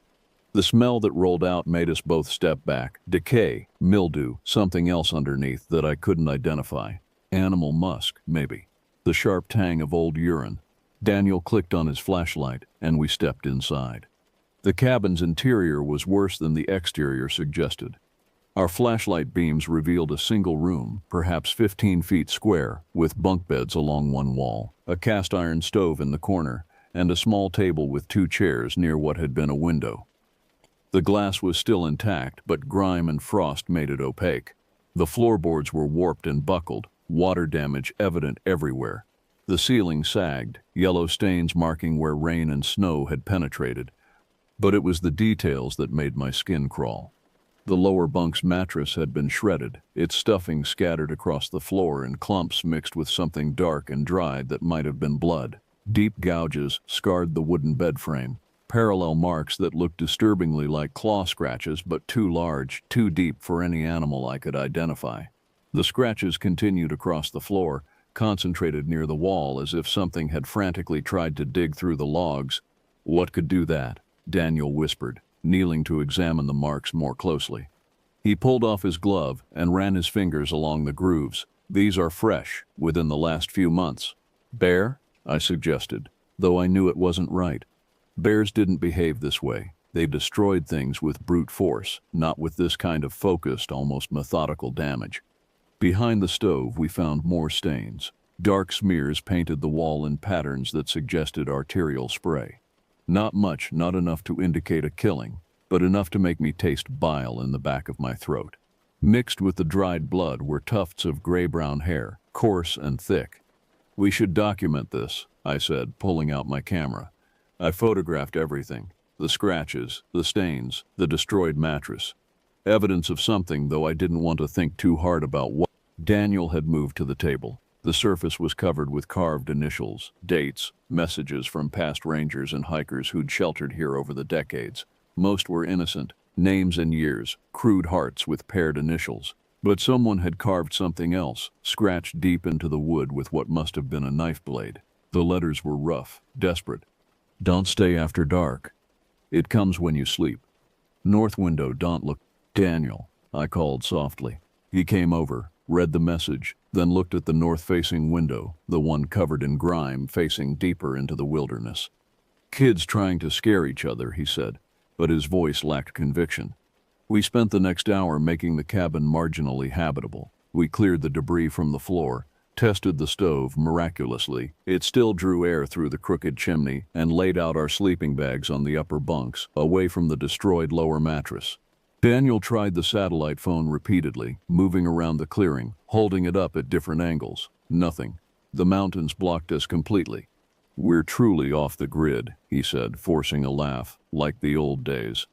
"The old days are overrated," I muttered, arranging my gear. By the time we finished, full darkness had fallen. The temperature inside the cabin hovered just above freezing, even with the stove burning. We ate cold rations, neither of us wanting to deal with cooking. The atmosphere felt oppressive, the silence outside absolute and heavy. I kept glancing at that north window, though I couldn't see anything through the filth. "I'm going to check the perimeter," Daniel announced suddenly, standing up. "Make sure there's nothing we missed. Fresh air, you know."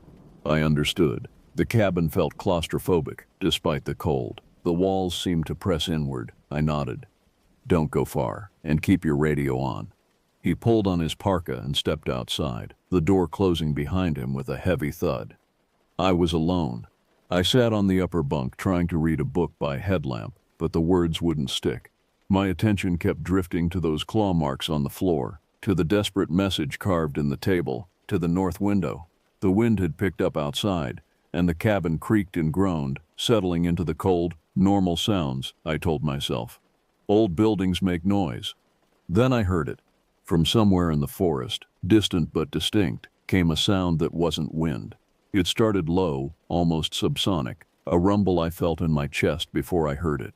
Then it rose in pitch, becoming a wail, then a scream. Not quite human, not quite animal. It held steady for 5 seconds, maybe 6, then cut off abruptly. The silence that followed was worse than the sound itself.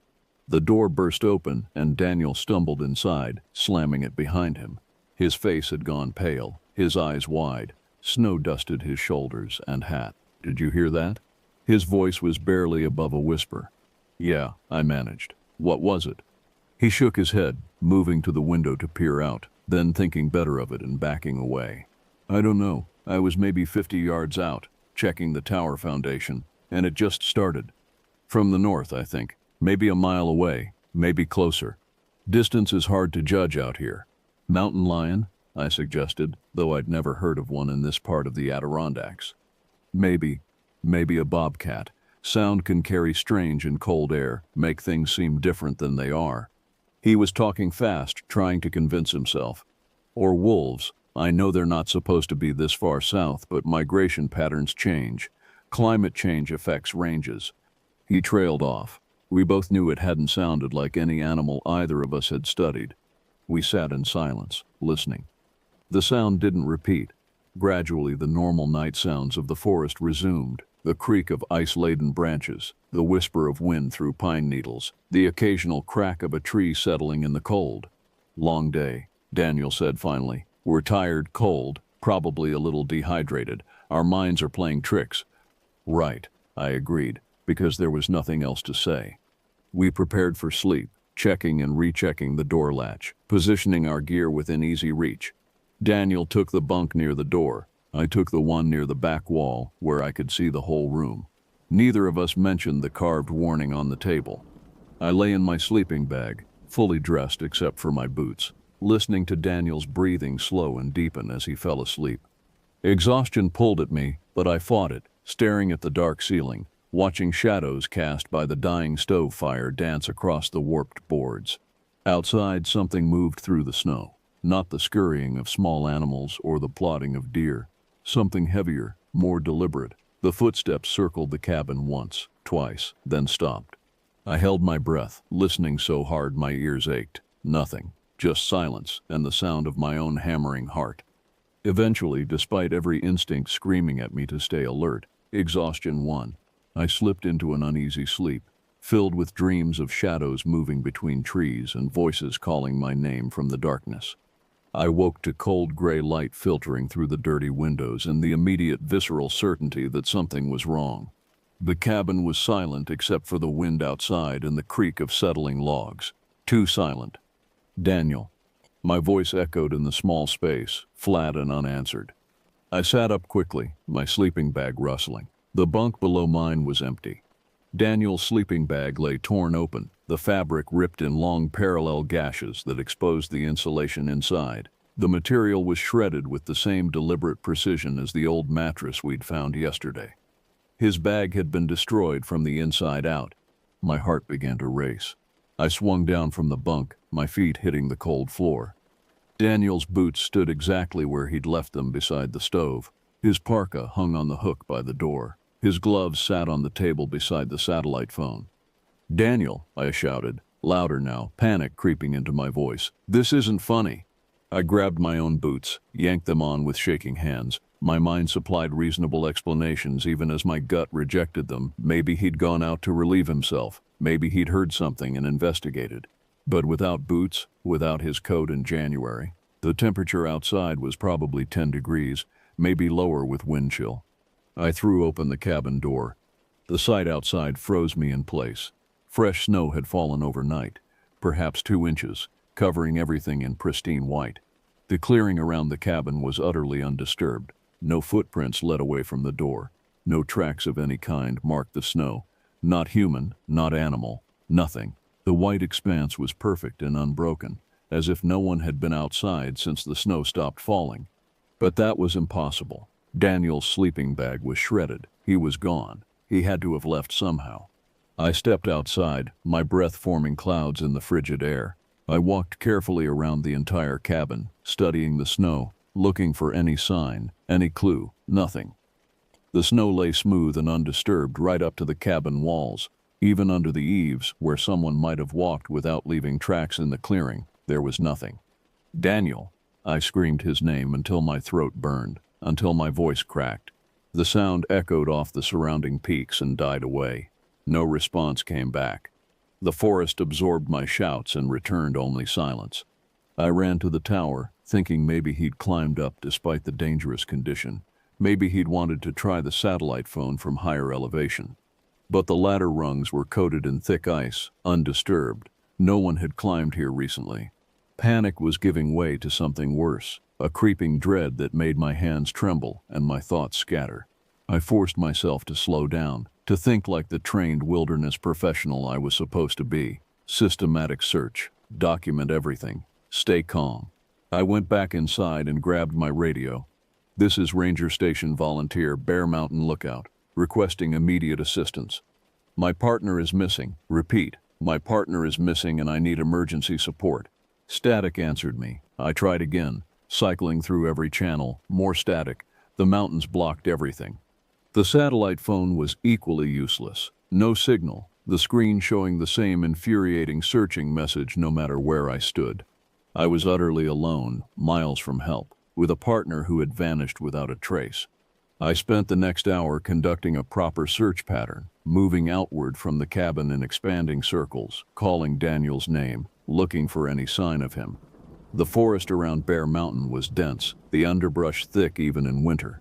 Visibility extended maybe 30 or 40 yards before the trees and shadows made everything indistinct. I found nothing. Not a broken branch, not a scrap of fabric, not a single footprint.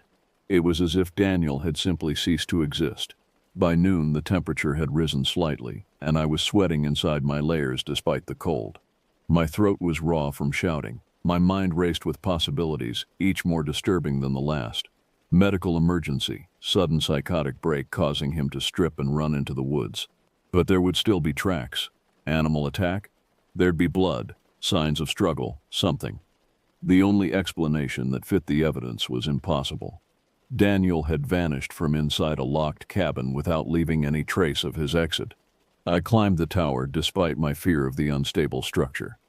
I needed height, needed to see the surrounding area, needed to find something. The ladder swayed and groaned under my weight, ice cracking off the rungs. I climbed slowly, carefully, my legs shaking from exertion or fear, I couldn't tell.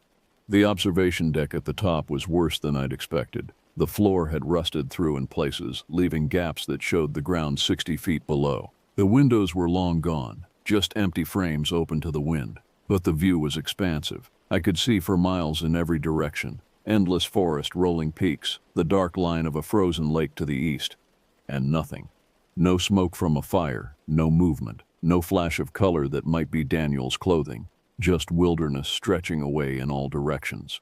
As I stood there, wind buffeting the unstable structure, a wave of vertigo and hopelessness washed over me. I was looking at hundreds of square miles of trackless forest. Finding one person without a search team, without aircraft support, was essentially impossible, and the nearest help was 30 miles away, through difficult terrain. I climbed back down, each rung an exercise in forced calm. At the bottom, I leaned against the tower's cold metal framework and tried to think clearly. My options were limited: stay and continue searching, hoping Daniel would return or that rescue would somehow arrive, or leave immediately, hiking out while I still had daylight and strength, and return with help. The logical choice was obvious. I couldn't help Daniel if I froze to death or got lost. I needed to get to civilization, report this, bring back professional search and rescue. But something stopped me. Some instinct, some nameless dread that I couldn't articulate. The idea of walking away from this place, of leaving Daniel, of abandoning him, felt wrong in a way I couldn't explain. I made my decision. I'd search until dark, then hole up in the cabin for the night with a proper barricade. In the morning, if Daniel hadn't returned, I'd hike out as fast as possible. 12 hours more. I owed him that much. The afternoon passed in a blur of desperate searching. I covered every yard of ground within a quarter mile of the cabin, sometimes crawling through blowdown thickets, sometimes wading through waist-deep drifts. I shouted until I had no voice left. I found nothing. As dusk approached, I forced myself back to the cabin. The temperature was dropping rapidly, the sky taking on that particular clarity that meant bitter cold ahead. I gathered firewood, enough to keep the stove burning through the night. I checked my supplies, food for 3 days, water filtration, first aid kit, everything I'd need to survive the hike out. Inside the cabin, I built a barricade using the table and the remains of the lower bunk frame, wedging it against the door. It wouldn't stop anything determined, but it would make noise, give me warning. I lit the stove and sat on the upper bunk with my back against the wall, able to see the entire room. My hatchet lay beside me, within easy reach. The light faded quickly, the gray dimness giving way to complete darkness, broken only by the red glow from the stove's air vents. I did not plan to sleep. Night in the Adirondack wilderness has a quality unlike anywhere else. The darkness is absolute, primal. No light pollution softens it. No distant glow hints at civilization. When the clouds cover the moon, as they did that night, the blackness is so complete you can't see your hand in front of your face. I sat in that darkness, listening. The cabin made its normal sounds, the tick of cooling metal, the groan of settling wood, the whisper of wind finding cracks in the walls, but underneath those sounds I heard something else, something moving outside. Footsteps, heavy, deliberate, crunching through the snow in a slow, measured rhythm, not the quick patter of a deer or the shuffling gait of a bear. These were steady, purposeful steps. They circled the cabin, stopping occasionally, then continuing, around and around, never varying pace, never making any other sound. I gripped the hatchet, every muscle tense. My breath came shallow and quick. I stared at the door, at the barricade, willing it to hold. The footsteps paused. Silence stretched out, broken only by my racing heartbeat. Then, with tremendous force, something slammed against the wall behind my head. The impact shook the entire structure. Old wood groaned and cracked. I bit down on my tongue, tasting blood, swallowing a scream. Another blow followed, and another, each one striking the wall with methodical precision, as if testing the structure's integrity, looking for weakness. The assault went on for minutes. The logs held, but barely. I could see them flexing inward with each impact, see chinking dust falling from between the timbers. Whatever was outside possessed incredible strength. Then it stopped. The silence that followed was somehow worse. I sat frozen, waiting, my entire body trembling. Minutes passed. Nothing. Had it gone? A new sound made my skin crawl. A slow scraping, like something being dragged across the roof. Back and forth, rhythmic and patient. Metal squealed. The chimney pipe, I realized. Something was pulling at the disconnected chimney pipe. The scraping stopped. A moment later, something dropped down the chimney into the stove. I heard it land in the cold ashes with a wet thump. Silence. Then a soft sound, like fabric tearing. I didn't move. I barely breathed. Whatever had fallen down the chimney remained in the stove, just feet away from me, separated only by cast iron. The stove's door was closed and latched, but the air vents were open, glowing faintly red. A smell began to fill the cabin, the same animal musk I'd noticed when we first arrived, but stronger now, mixed with something else. Decay, rot, the sweet, sick stench of spoiled meat. Something white appeared in one of the stove's air vents. A finger, long, too long, the skin pale and glistening. It probed the vent opening, trying to widen it, scratching at the metal with a nail that scraped and squealed. I couldn't move, couldn't look away. The finger withdrew, and I heard scraping inside the stove, then the rattle of the door latch being tested from within. The door was old, the latch simple. It wouldn't hold long. Adrenaline finally broke through my paralysis. I lunged forward, grabbed the heaviest piece of firewood I could find, and jammed it through the latch, bracing it against the floor. The door rattled more violently. The wood held. Then, as suddenly as it had started, the rattling stopped. The smell faded. I heard movement on the roof again. Then the scraping sound grew distant, then disappeared entirely. I remained motionless, listening so hard my head throbbed. Slowly, the normal night sounds of the forest resumed. Wind, creaking wood, nothing else. Dawn was hours away. I didn't move from my position, didn't take my eyes off the stove. My hands remained locked around the hatchet handle, knuckles white, arms aching. When gray light finally began to seep through the windows, I cautiously approached the stove. Using a long stick, I unlatched the door and pushed it open, ready to run. The stove was empty except for cold ashes and the remains of our last fire. Nothing else. No evidence anything had ever been inside. I opened the cabin door, breaking down my barricade. Outside, the snow lay smooth and undisturbed, pristine and untouched. No tracks, no sign anything had been near the cabin at all. But on the roof, visible from the doorway, something fluttered in the wind. I stepped out, looked up, caught on the twisted metal framework of the tower's lowest level. About 15 feet up was a torn piece of fabric. Daniel's parka, the red one he'd been wearing yesterday. It hung from a rusted bolt, the fabric shredded, darkened with stains I recognized as blood. Clinging to one torn edge was a clump of gray-brown hair, coarse, thick like the tufts we'd found behind the stove. I stared up at it, my mind refusing to process what I was seeing. Daniel had been wearing that coat yesterday. He'd hung it by the door before bed. How had it gotten up there? How had no one heard him leave, heard him scream? The answer was simple and impossible. Daniel had never left the cabin through the door. He'd been taken out through the chimney or through the roof itself, dragged up into the tower and then, what, taken away? Killed? I couldn't stay here another minute. I had to leave, had to get help, had to survive long enough to tell someone what had happened. I packed with shaking hands, forcing myself to be methodical despite the panic clawing at my chest. Food, water filtration, fire starting kit, first aid, emergency shelter, extra clothes, every item I might need for 30 miles of winter hiking. The pack was heavy, but I'd rather carry too much than be caught unprepared. The destroyed bunk frames I broke apart, using the straightest boards to fashion a crude sled. I lashed them together with paracord, creating a platform I could drag behind me to carry the bulk of my gear. The snow was deep, waist-deep in places, and breaking trail would be exhausting enough without a 40-pound pack on my back. I took photos of everything with my camera: Daniel's shredded sleeping bag, his abandoned boots and coat, the torn parka caught in the tower, the scratches on the floor and walls. Evidence, proof that something had happened here, that I wasn't losing my mind. Before leaving, I carved a message into the table with my knife, adding to the warning already there. January 2022, Daniel Hoffman missing. Tyler Brennan hiking out for help.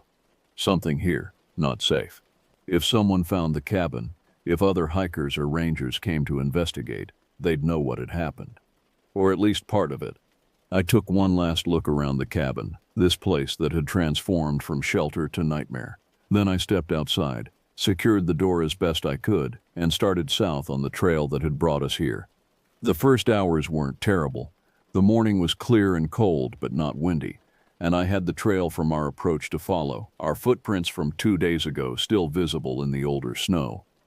I made good time pulling the sled, falling into the rhythm of winter hiking: step, breathe, don't think about anything except forward progress. But as the day wore on, as the trail descended from the ridge and entered deeper forest, I began to realize something was wrong. The landmarks I remembered from our hike-in seemed different, or missing entirely. A distinctive lightning-struck pine we'd passed was nowhere to be found. A stream we'd crossed had moved, or I'd somehow gotten off course. I checked my compass repeatedly. The needle spun lazily, never quite settling. I shook it, thinking maybe the cold had affected it, but it continued to drift, useless. GPS would have helped, but my phone was dead, had been since we arrived. The satellite phone was no better, still showing no signal. By mid-afternoon, I had to face facts. I was lost. The trail had vanished. I stood in unmarked forest, surrounded by identical trees, no idea which direction I'd come from, or where I needed to go. The sun was hidden behind clouds, making it impossible to orient myself. The forest seemed to press in from all sides, dark and infinite. Don't panic. The first rule of wilderness survival. I forced myself to stop, to think. I had supplies for several days. I knew the general direction south and east toward Cranberry Lake. Even without a trail, I could navigate by terrain. Ridgelines run north-south in this part of the Adirondacks. Follow them down, find water. Follow the water east. Eventually, I'd hit civilization. I picked a direction that felt right and started walking. As darkness approached, I began preparing a camp. I chose a spot beneath a massive pine where the snow was shallower and the overhanging branches would provide some shelter. I built a windbreak using pine boughs and dug a depression in the snow, lining it with more branches to insulate from the ground. Fire was crucial. I gathered deadfall, carefully selecting dry wood from the underside of logs and from branches still attached to trees. With numb fingers, I struck sparks from my fire starter into a nest of birch bark and dry grass I'd found protected beneath a fallen tree. The sparks caught, the bark curled and caught flame, and soon I had a small fire burning. I fed it carefully, building it up until heat began to push back the cold. I melted snow for water, ate a protein bar and some trail mix. Not much, but enough. I needed to ration. I had no idea how long I'd be out here. As full darkness fell, I added more wood to the fire and settled in, my back against the pine's trunk, my sleeping bag pulled around my shoulders. The forest was completely black beyond my small circle of firelight. I kept the hatchet across my lap and tried to convince myself I was safe, that the fire would keep away anything dangerous. I was wrong. Around midnight, I'd lost track of exact time, could only estimate the sound started. Footsteps, heavy and deliberate, circling my camp just beyond the firelight, the same steady rhythm I'd heard at the cabin. I grabbed a burning branch from the fire and held it up like a torch, peering into the darkness. "Who's there?" My voice cracked. "Daniel, is that you?" The footsteps stopped. Silence pressed down, broken only by the crack and pop of burning wood. Then a voice answered from the darkness. "Tyler." It was Daniel's voice, exactly his voice, his tone, his inflection. But it came from no single direction. It seemed to surround me, coming from everywhere and nowhere at once. "Tyler, help me. I'm lost." "Daniel," I stood, stumbling forward, the torch held high. "Where are you?" "Here. I'm here. Can't you see me?" I spun in a circle, searching the darkness. I saw nothing, just trees and shadows and the dancing reflections of my firelight on snow. "I can't find you," my voice broke. "Keep talking. I'll come to you." Silence. Then closer. "Why did you leave me?" The voice held hurt now, accusation. My heart twisted. Had I abandoned him? Should I have stayed longer, searched more? "I'm going for help," I said, speaking to the darkness. "I'm getting rescue. We'll find you." Liar. The word was Daniel's voice, but wrong somehow. The pitch too low, the word drawn out too long. "You left me. You left me with it." A shape moved at the edge of my firelight. Tall, thin, nothing like Daniel, but somehow wearing his voice. I stumbled backward, tripping over my sled, landing hard in the snow. The torch fell from my hand, sputtering in the snow. I scrambled back to my fire, grabbed another brand, held it up with shaking hands. The shape was gone. "Not real," I whispered to myself. "Hallucination, stress, cold, fear, not real." But Daniel's voice came again, from directly behind me now. "I waited for you. Where were you?" I spun, nothing there. I didn't sleep that night. I kept the fire burning high, used half my collected wood, and sat with my back against the tree, hatchet in one hand, burning branch in the other, until gray dawn finally lightened the sky. I broke camp at first light, my hands shaking so badly I could barely pack my gear. Every shadow in the forest seemed to move with purpose. Every sound carried threat. I needed to keep moving, needed to get away from this place, from whatever hunted these woods. The day passed in a blur of exhaustion and fear. I stumbled through deep snow, pulling my sled, falling repeatedly, getting up, continuing. My legs burned with fatigue. My face was numb from cold. Ice had formed in my beard, but I didn't stop, couldn't stop. The forest had become alien, nightmarish. Trees seemed wrong, bent at impossible angles. Shadows pooled in places where no shadows should be. More than once I saw movement from the corner of my eye, figures keeping pace with me through the trees, always just beyond clear vision. Whenever I turned to look directly, they vanished. I was hallucinating. Had to be. Hypothermia affects cognition, and I'd been cold for 3 days straight. Dehydration scrambles perception, and I was probably not drinking enough. Fear does strange things to the mind. But the footsteps following me through the snow weren't hallucinations. They were real, constant, never quite catching up but never falling behind. Heavy steps, crushing through the crust, breaking branches. Something large followed me, paralleling my course through the dense forest. I tried to speed up. My body wouldn't cooperate. I was at my limit, burning through calories faster than I could replace them, hypothermic despite my layers, functioning on adrenaline and desperation. As afternoon faded toward evening, I knew I wouldn't make another night in the open. My fuel was spent. If I stopped to camp again, I'd die, either from exposure or from whatever stalked me through these trees. I had one chance: keep moving through the night, force my body beyond its limits, reach help or die trying. The last of the light drained from the sky. I clicked on my headlamp, the beam cutting a narrow tunnel through absolute darkness. Snow began falling again, thick flakes that swallowed my light and muffled all sound. I could barely see 10 feet ahead. The sled caught on something, a root or rock beneath the snow. I yanked at it, pulled harder, and it came free. But the effort took the last of my strength. I fell to my knees, chest heaving, vision swimming. Get up, I told myself. Get up or die here. I couldn't get up. A voice spoke from the darkness ahead, kind and concerned. You need to rest. I raised my head. A figure stood in my headlamp beam. Daniel. He looked exactly as I remembered. Red parka, wool hat, that concerned expression he got when I pushed too hard in the mountains. Hey, he said gently, you're exhausted. You need to stop before you hurt yourself. Not real, I whispered. You're not real. He crouched down to my level, his face filled with worry. Of course I'm real. I got turned around, but I found the trail. Come on, I know where the cabin is. We can make it back. Get warm. For a moment, I wanted desperately to believe him, to accept this impossible mercy, to follow him to safety. But his eyes were wrong, too dark, too deep, reflecting my headlamp like an animal's. What happened to you? I asked, my voice barely audible. Daniel smiled. His teeth were wrong, too many, too sharp, wrong shape entirely. I'm right here. I've been here the whole time. Why didn't you answer when I called? I lurched to my feet, stumbling backward.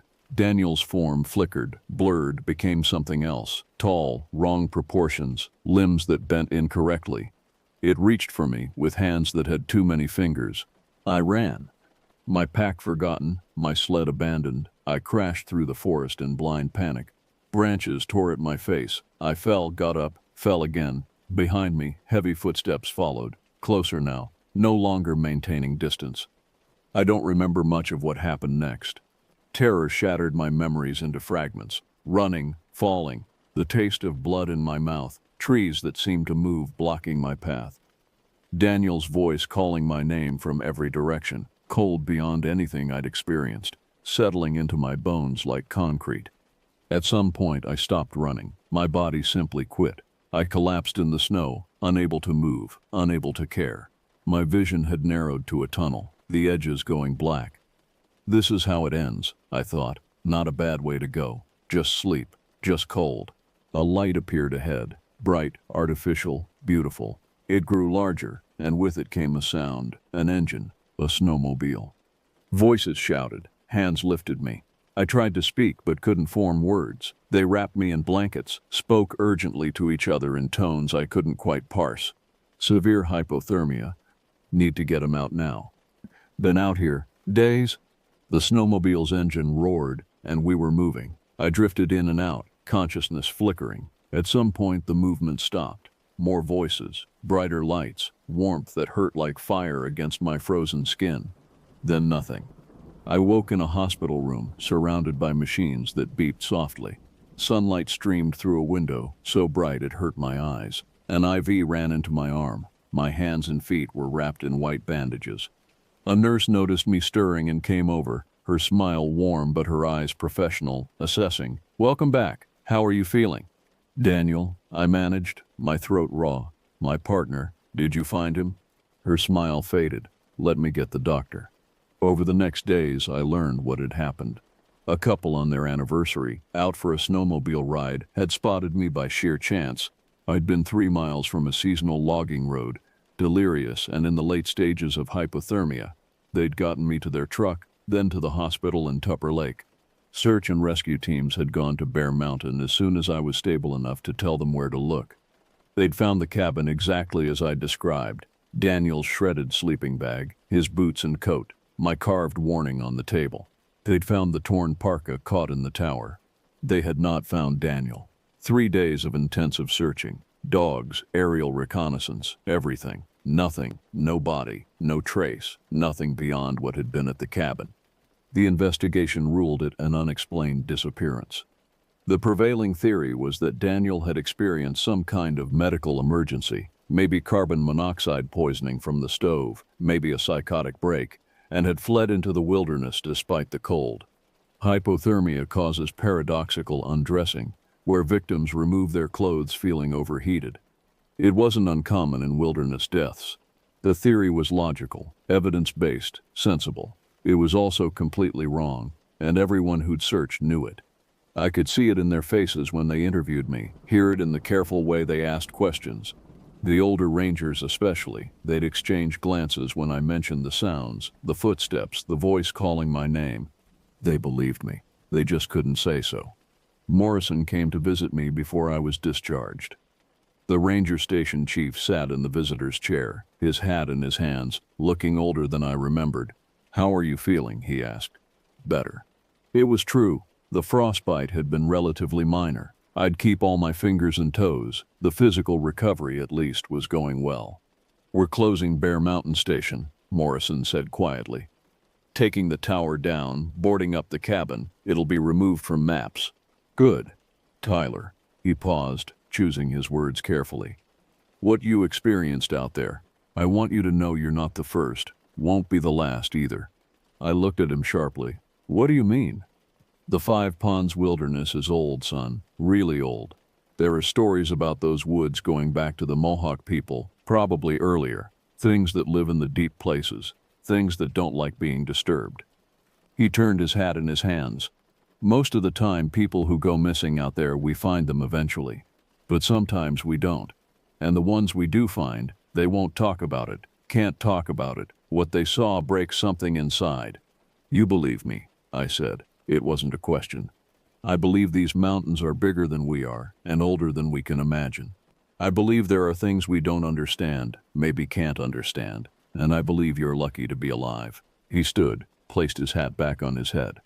"Daniel Hoffman was a good kid. I'm sorry we couldn't bring him home." After he left, I sat alone in my room, staring out the window at the distant mountains.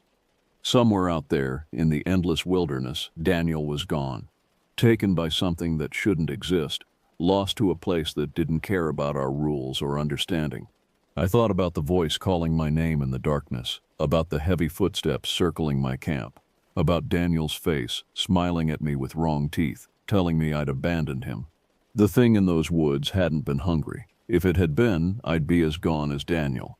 No, it had been playing with me, testing me, seeing how far it could push before I broke completely. I wondered if it was still out there, waiting by the Bear Mountain cabin, patient and timeless, ready for the next person foolish enough to volunteer. They released me from the hospital after 6 days.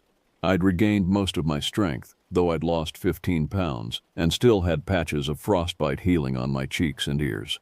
The physical damage would mend. The other wounds would take longer. My parents drove up from Albany to take me home. They treated me with exaggerated gentleness, as if I might shatter at any moment. Maybe I would.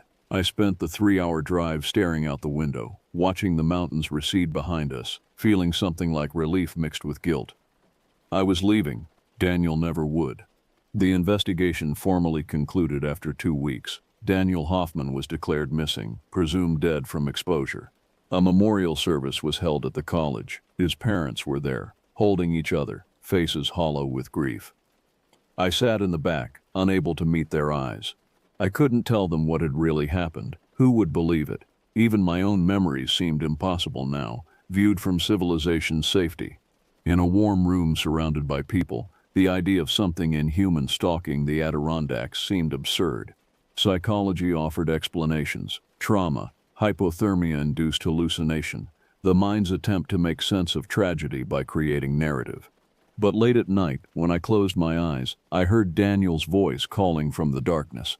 I saw that figure standing at the edge of my firelight, wearing his face like a mask, and I knew, with absolute certainty, that I hadn't imagined it.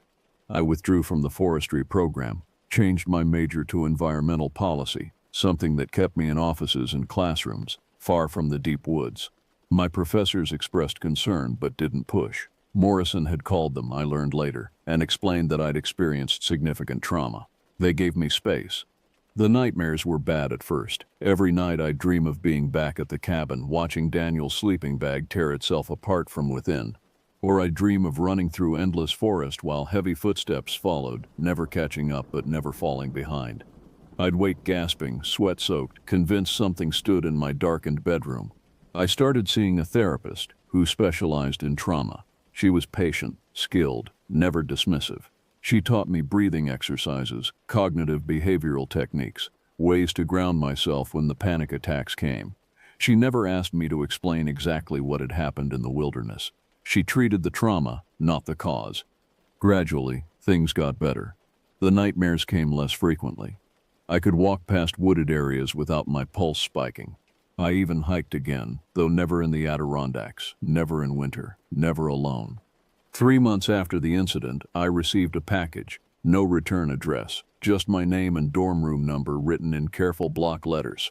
Inside was a folder containing photocopies of old documents, ranger reports, incident logs, newspaper clippings, all dated from before Daniel and I were born. They told a familiar story, repeated across decades. In 1998, 2 hikers reported hearing screams near Bear Mountain. Rangers found their camp abandoned, gear scattered, no bodies were ever found. In 1986, a wilderness guide claimed something had circled his camp for 3 nights straight, calling to him in his wife's voice. He made it out but was hospitalized for psychological evaluation. In 1973, a forestry student went missing near the Five Ponds Wilderness. Her journal was found in an abandoned cabin, the last entry describing someone outside trying to get in. She was never seen again. In 1952, a ranger stationed at Bear Mountain filed a report about unusual activity and requested transfer. 2 weeks later, his relief found the station empty, the door barricaded from inside. The ranger's body turned up that spring, 5 miles away, cause of death listed as exposure despite temperatures well above freezing when he disappeared. The reports went back to 1911 when the station was first built. 23 documented incidents over 90 years. Not all fatal, but all sharing common elements: isolation, winter, something that called to people using familiar voices, footsteps with no tracks. A note was paper-clipped to the last page, handwritten. They won't listen. They never do. But someone should remember. It was signed with Morrison's initials. I called him. He answered on the 3rd ring, voice tired. Figured you'd call eventually. Why send this to me? Because you'll understand it, because you survived, and because someday someone else is going to go up to that mountain despite our warnings, and they deserve to know what they're walking into. The cabin's supposed to be closed off the maps. It is, but maps are just paper, son. The mountain's still there. The thing in those woods is still there, and people are curious creatures. They find things. I thought about that. What is it? The thing that took Daniel? Silence on the line, then old. That's all I know for sure. The Mohawk had stories about it, about what lived in the deep woods before people came. They stayed away from certain places. We're just not as wise. Someone should kill it. How do you kill something you can't track, can't see? That might not even be physical in the way we understand. Smarter people than me have tried to understand it. They failed or stopped trying. All we can do is avoid it and warn others. After we hung up, I sat holding those photocopied reports, feeling the weight of all those disappeared people. 23 documented cases. How many undocumented? How many more before that, before anyone kept records? I made my own folder, added my account, Daniel's memorial service program, the news clippings about our disappearance and my miraculous rescue. I added Morrison's reports. I sealed it all in a waterproof envelope and put it in my closet. Maybe someday I'd show someone. Maybe someday it would matter. 5 years have passed now. I work for the Department of Environmental Conservation, ironically enough. I help develop wilderness policy, review permit applications, assess environmental impact studies, desk work, mostly, safe work. I haven't been back to the Five Ponds Wilderness. I never will. But sometimes late at night when I can't sleep, I pull out that folder and read through the reports again. I think about Daniel, about that last night when I lay in my sleeping bag and heard his sleeping bag tearing itself apart. I wonder if he's still out there in some way, held by whatever hunts those mountains. And I remember the last thing I heard before the rescuers found me. It was Daniel's voice, distant but clear, coming from somewhere in the dark forest. "It's lonely here. Come back and keep me company." I'd been half dead from hypothermia, delirious, hypothermic. The voice could have been hallucination, my brain misfiring in its final moments. That's what I tell myself. But I know the truth. Some part of me stayed in those woods, and something in those woods knows my name. The file sits in my closet, adding weight to a promise I made to myself. I'd remember. I'd carry this knowledge, this warning. And if anyone ever asked me about Bear Mountain, about what really happened in the Five Ponds Wilderness in January 2022, I'd tell them the truth, not the official truth. The tidy explanation of medical emergencies and exposure, but the real truth. There are old places in this world. Places older than our understanding, older than our civilization, older than the names we've given them. Some of those places are hungry, some are malevolent, and some, like the deep woods around Bear Mountain, are simply lonely. That's what I told the nurse that night in the hospital, in the hours before hypothermia fully released its grip on my mind. She wrote it in her notes, though it never made the official reports. I saw her write it, watched her hand pause, unsure how to categorize such a statement. "It wasn't hungry," I whispered, words slurring, "just lonely, so lonely it'll do anything to keep you." She squeezed my hand, mistaking delirium for grief. But I meant what I said. The thing in those woods doesn't kill out of hunger or malice. It kills out of isolation, out of desperate need for company. And in the endless winter dark, surrounded by silence and snow, it calls to us in the voices of people we love. Sometimes we answer. Sometimes we don't come back. The mountains remain, patient and ancient, waiting for the next person who volunteers to walk into the wilderness alone, waiting for someone new to call to follow, to take into the deep places where the maps end, and something old remembers what the world was like before we named it. I survived. Daniel didn't. That's the truth I carry. That's the weight I'll bear for the rest of my life. And every winter, when the first snow falls and the temperature drops, I find myself listening, half afraid, half expecting to hear a voice I recognize calling my name from the darkness, asking why I left, begging me to come back.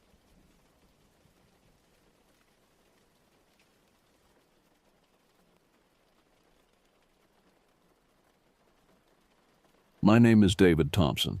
What I'm about to tell you happened to me on March 14th, 2000.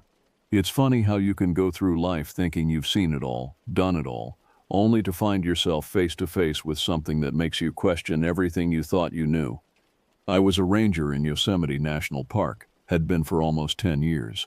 In that time, I'd seen my fair share of strange and scary situations, bear encounters, lost and injured hikers, even a run-in with a mountain lion once. But nothing, and I mean nothing, could have prepared me for what I encountered that fateful spring day.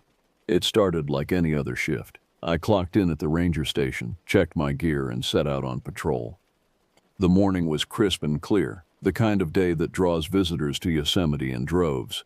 I was on the Mist Trail, a popular but challenging hike that winds past Vernal and Nevada Falls. It's a beautiful trek, but the steep granite stairs and slick mist from the waterfalls make it treacherous if you're not careful. I was about halfway up the trail when the call came over my radio. A hiker was missing, a young woman who had set out alone earlier that morning. It wasn't unusual. People got lost or injured in the park all the time. I figured she had probably just taken a wrong turn, or maybe twisted an ankle. I noted my location and headed back down the trail to begin the search.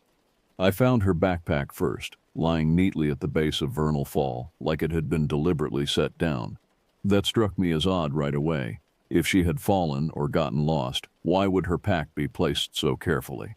I unzipped it, rifled through the contents: water bottle, trail mix, first aid kit, all the usual day hike essentials. Nothing seemed out of place. But then, as I was closing the pack, I noticed something on the ground nearby, a dark spot on the light gray granite. I moved closer, crouched down to examine it. It was blood, still tacky to the touch. My unease grew as I scanned the surrounding area and spotted more drops leading away from the trail into the dense forest that flanked the waterfall. I grabbed my radio, called it in, told them I had found signs of a possible injury and was following a blood trail off the main path. Then, with a deep breath to steel my nerves, I began tracking the spatters deeper into the trees. The forest grew thicker as I moved further from the falls, the sunlight filtering weakly through the dense canopy. An unnatural hush seemed to blanket the woods, the usual chirps and chitters of wildlife eerily absent. Every rustle of leaves, every snap of a twig under my boots sounded unnaturally loud. The blood trail grew heavier, more erratic, and a cold dread began to pool in my gut. This was more than a simple fall or twisted ankle. Something very wrong had happened to this hiker. I loosened my sidearm in its holster, just in case. Park rangers are trained for a lot of scenarios, but we're not law enforcement. Dealing with potential violent crime wasn't something I had much experience with. After what felt like hours but was probably only minutes, I stepped into a small clearing and stopped dead in my tracks. I had found the hiker, or rather what was left of her. She was sprawled in the center of the clearing, limbs akimbo in unnatural angles. Her clothing was shredded, soaked a dark, glistening red, and the wounds, dear God, the wounds. Deep, savage gashes crisscrossed her body, flesh and muscle torn asunder to expose glistening bone. Her face, I couldn't look at her face. It was barely recognizable as human. The coppery stench of blood hung thick in the air, underlaid with something else, something sickly sweet and rotten. The buzzing of flies was loud, almost deafening. I stumbled to the side, bracing myself against a tree as my stomach heaved. In all my years as a ranger, I had never seen anything like this. This wasn't just an animal attack. This was something else, something malevolent. With shaking hands, I radioed for backup and began the grim task of securing the scene. It didn't take long for the cavalry to arrive, more rangers, local police, even a few FBI agents. The shock and horror on their faces mirrored my own as they took in the gruesome tableau.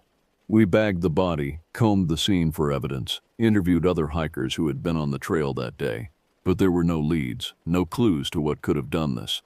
The official line was that it must have been a bear, maybe one with rabies to explain the uncharacteristic savagery. But I knew that wasn't true. I had seen bear attacks. This was something different, something evil. In the days and weeks that followed, more hikers went missing, always on the same trail, always with the same blood-soaked outcome when we found them. The attacks grew bolder, the mutilations more severe. Theories flew: a serial killer, a cult, even Bigfoot, but none seemed to fit. The Park Service closed the trail, posted warnings, stepped up patrols, but nothing seemed to help. The killings continued, each more horrific than the last. The press got wind of it, dubbed the unknown assailant the Yosemite Ripper. Tourists stayed away in droves, the once bustling park now eerily empty. And through it all, I couldn't shake the feeling that there was something more going on, something beyond a human killer. Call it intuition, call it a hunch, but my gut told me we were dealing with something unnatural. It all came to a head one night when I was on a solo patrol. The mist trail had been closed for weeks at this point, but we still monitored it regularly. I was hiking up the now familiar path, my flashlight beam cutting through the thick darkness, when I heard it. A rustling in the underbrush, too large to be a squirrel or a raccoon. I swung my light toward the sound and felt my blood turn to ice in my veins. There, caught in the beam, were two eyes, but not the eyes of any animal I recognized. These were large, almost human in their shape and placement, and they glowed an eerie, iridescent green. As I watched, frozen with fear, the eyes rose up higher and higher until they were level with my own 6-foot frame.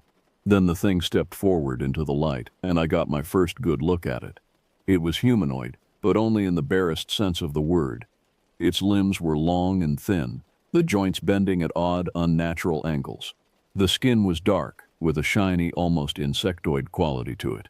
And the face, I couldn't tell if it even had a face, just a blank, featureless oval dominated by those terrifying eyes. I stumbled backward, fumbling for my sidearm with numb fingers. The thing watched me, head tilting in an almost curious manner. Then it opened its mouth, a dark gash splitting the lower half of its face, and let out a shriek that sent icy skitters down my spine. I had never heard a sound like that before, a high, keening wail that seemed to pierce straight into my brain. I don't remember drawing my gun. I don't remember aiming or pulling the trigger. But suddenly the night was split by the crack of gunfire and the muzzle flash lit up the creature like a strobe. I emptied the entire clip, the shots echoing off the rock walls of the valley. But the thing didn't fall. It didn't even seem to register the bullets slamming into its body. It just stood there, those eyes boring into me, that shriek still ringing in my ears. Then, as quickly as it had appeared, it turned and melted back into the trees, leaving me alone in the dark with the acrid smell of gunpowder and my own hammering heart. I radioed for backup with a voice I barely recognized as my own, then collapsed against a boulder, my entire body shaking. What had I just seen? What had I just encountered? Every rational part of my mind rejected it, insisted there had to be some logical explanation. But deep down, in some primal corner of my psyche, I knew the truth. I had just come face to face with something out of a nightmare, something that shouldn't exist in the rational waking world. When backup arrived, I numbly went through the motions of explaining what I had seen. I could tell they didn't believe me, could see the looks exchanged when they thought I wasn't looking. Shock, trauma, maybe even a breakdown, that's what they were thinking. I didn't blame them. If I hadn't seen it with my own eyes, felt that bone-deep instinctual terror, I wouldn't have believed it either. They put me on administrative leave, ordered me to take some time, get my head straight. But I couldn't let it go. That thing was still out there. I knew it with a certainty that went beyond reason or logic, and I knew somehow that it was responsible for the deaths, the disappearances. I had to do something. I had to stop it. So I started digging. On my own time, off the record, I pored over every book, every scrap of local folklore and legend I could find. I talked to people, the ones who had lived in the valley for generations, who whispered stories of things in the woods, things that didn't have a name, and slowly, painstakingly, a picture began to emerge.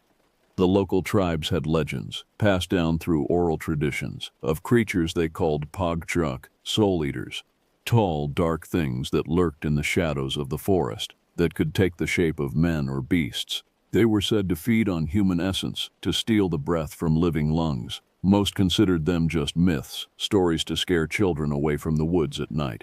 But some of the elders, the shamans, claimed they were real, that they had always been there, watching, waiting. Armed with this new knowledge, I went back to the park. I knew I couldn't do this through official channels. I'd be laughed out of the ranger station if I tried to tell them we were dealing with a mythological soul-eating monster. So I went in on my own, on my days off, hiking the trails and scouring the backcountry. I started to notice things, signs that I had missed before. Too caught up in the human details of the case. Strange tracks in the mud, too long and narrow to be bear or mountain lion. Claw marks on trees, too high up to be from any animal I knew of. And always, that eerie, oppressive silence in the woods, like all the creatures were holding their breath, hiding from something. I began to feel like I was being watched, like there were eyes on me every time I stepped off the main trails. I started carrying my gun even on my days off, started sleeping with it under my pillow at the tiny cabin I rented at the edge of the park. The nightmares came then, vivid, terrifying dreams of being chased, being caught, being consumed by something vast and dark and unutterably ancient. I would wake up screaming, drenched in icy sweat, my heart pounding against my ribs like it wanted to escape. And then one moonless night I found it, or rather it found me. I was deep in the backcountry, miles from the nearest trail, following a hunch, a gut feeling that had led me to a remote canyon I had never explored before. The darkness was absolute, my headlamp the only light in a sea of shadows. I heard it before I saw it, that same skin-crawling shriek echoing off the sheer rock walls. I spun, my light frantically scanning the trees, the beam shaking with the tremors that racked my body. And there it was, perched on a boulder not 10 yards away. Those glowing green eyes seemed to float in the darkness, staring right through me. I froze, my mind going blank with sheer primal terror. It shifted, unfolding from its crouched position, and I saw that it was even taller than I remembered, its limbs grotesquely elongated. It took a step toward me, and suddenly, something snapped inside me. Some survival instinct kicked in, and I was moving, my legs pumping, running blindly through the forest. Branches whipped at my face, rocks turned under my boots, sending me sprawling. But I picked myself up, barely feeling the pain, and ran on. I could hear it behind me, crashing through the underbrush, that awful wail rising and falling like a siren. It was toying with me, I realized dimly. It could have caught me in an instant if it wanted to. This was a game to it, the hunt, the chase. I burst from the tree line, found myself at the edge of a sheer drop, a gully carved by spring meltwater. I skidded to a stop, pebbles rattling over the edge into the blackness below. I spun, my back to the void, and there it was, stalking out of the shadows of the trees. In the stark light of my headlamp, I could see the leathery texture of its skin, the way its jaw split into a serrated grin filled with needle-like teeth. It knew it had me trapped. I could see it in the way it slowly tilted its head, in the almost lazy way it reached for me. I scrabbled backwards, felt my heel hit the edge of the precipice. My mind raced, fragments of half-remembered prayers and pleas tumbling through my head. This was it. This was how I was going to die. Torn apart by a nightmare creature in the middle of nowhere. And then, just as its clawed hand was about to close around my throat, the darkness behind it seemed to shift. A shadow detached itself from the deeper shadows of the trees, resolved into a human shape. A man, tall and lean, dressed in tattered camouflage with a bandana covering the lower half of his face. But it was his eyes that caught and held me, glinting in the darkness. They burned with a feral, almost fanatical light. He moved like a predator, all coiled grace and lethal intent, and in his hand he held a long, wicked-looking knife that gleamed like silver fire in the moonlight. The creature sensed him a split second before he attacked. It whirled with blurring speed, but the man was faster. He lunged, that shining blade flashing as it sliced into dark flesh. The creature shrieked, a sound of pain and fury, and lashed out with its claws, but the man seemed to flow around the slashing talons like smoke, his knife finding its mark again and again. They battled back and forth across the small clearing, a dance of death and violence that was both terrifying and strangely beautiful. The creature was stronger, faster, but the man had skill and a ferocity that seemed to match the beast's own savagery. I watched, frozen, hardly daring to breathe. It seemed to go on forever, that primal clash of fang and blade, but in reality it was over in a matter of moments. The man ducked under a slashing claw, came up inside the creature's guard, and with a swift, almost surgically precise motion, buried his knife to the hilt in the thing's neck.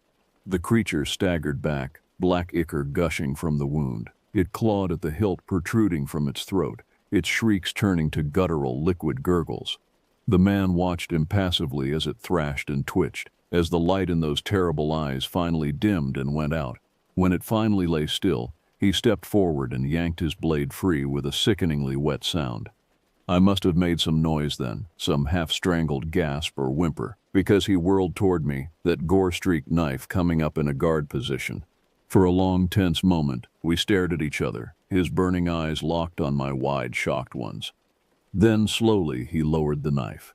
"You shouldn't be here," he said, his voice a raspy growl. I found my voice, somehow. What was that thing? What the hell is going on?" He was silent for a long moment, just studying me. Then, "You've seen them before." It wasn't a question. I nodded jerkily. "In the woods, and the bodies, the missing hikers." "Pog knock," he said, and there was a weight to the words, a grim finality. "Soul eaters. They've been here longer than we have, hunting us, feeding on us." My mind reeled, trying to process it. But how? Why hasn't anyone? People have, the ones who pay attention, the ones who know the old stories. He wiped his blade clean on his pant leg, sheathed it at his belt. "I've been tracking this one for months. It was a wily old thing. Thought it could feed here without being noticed, with all the tourists coming through. Just another missing hiker, another animal attack. But I knew." He turned then, started to walk away. I scrambled after him, my brain still spinning. "Wait, who are you? How do you know all this?" He paused, looked back at me. In the stark shadows of his face, his eyes seemed to glow like embers. "My name is John Blackwood. I hunt them, the soul eaters, the things that lurk in the dark places. It's what I do. It's what I've always done." He must have seen the look on my face, the mixture of horror and fascination. "Trust me, kid. You don't want to know more. You don't want any part of this. Go back to your life, your job. Forget what you saw here tonight." With that, he turned and melted into the shadows, leaving me alone in the darkness with the cooling corpse of the creature. I wish I could say I took his advice. I wish I could say I went back to the ranger station, told some story about getting lost and let the whole thing go. But I couldn't. That night changed me, fundamentally and irrevocably. It opened my eyes to a world I never knew existed, a world of shadows and nightmares and things that hungered for human souls. I quit my job the next day. Spent the next few weeks holed up in my cabin, poring over every scrap of information I could find on the Pogtucknock, on the other creatures that lurked at the edges of human knowledge. I became obsessed, consumed by the need to know, to understand. And then, one day, he showed up at my door. John Blackwood, looking just as grim and dangerous as he had that night in the woods. He didn't seem surprised to see the state I was in, the maps and articles pinned to every wall, the books piled on every surface. "I knew you wouldn't let it go," he said, his voice tinged with something that might have been regret. "I saw it in your eyes that night, the hunger, the need to know." I just stared at him, my heart pounding. "What do you want?" He held my gaze, and there was a weight to his words, a gravity that seemed to pull at my very soul. "I want to teach you, to show you how to hunt, how to fight, because there are more of them out there, and someone needs to stand against the darkness." I knew I should say no. I knew I should slam the door in his face, go back to my research, my obsession. But some part of me, some deep primal part, leapt at his words. This was what I was meant to do. This was my calling. I nodded slowly. "Teach me." And so began my new life. John took me under his wing, showed me things I never could have imagined. How to track the creatures, how to fight them, the old ways, the secret ways. It was grueling, brutal work, but I threw myself into it with a fervor that bordered on madness. This was my purpose now, my mission. We traveled the country, following the trail of strange disappearances, of whispered legends and half-forgotten myths. We fought things that had no name, things that had haunted the nightmares of humanity since the dawn of time. We lost friends, allies, parts of ourselves. But we never stopped, never gave up. Years passed. I grew older, harder, more scarred in both body and soul. But I never lost sight of my purpose, of the vow I had taken that night in the woods, to stand against the darkness, to protect the innocent from the things that lurked in the shadows. And now, as I sit here in this dingy motel room, cleaning my weapons and preparing for another hunt, I know that I will never stop. This is my life, my calling. Until my last breath, I will fight. For the lost, for the fallen, for the ones who can't fight for themselves. My name is David Thompson. I am a hunter of monsters, a guardian at the gates of nightmare. And as long as I live, the darkness will never claim another soul.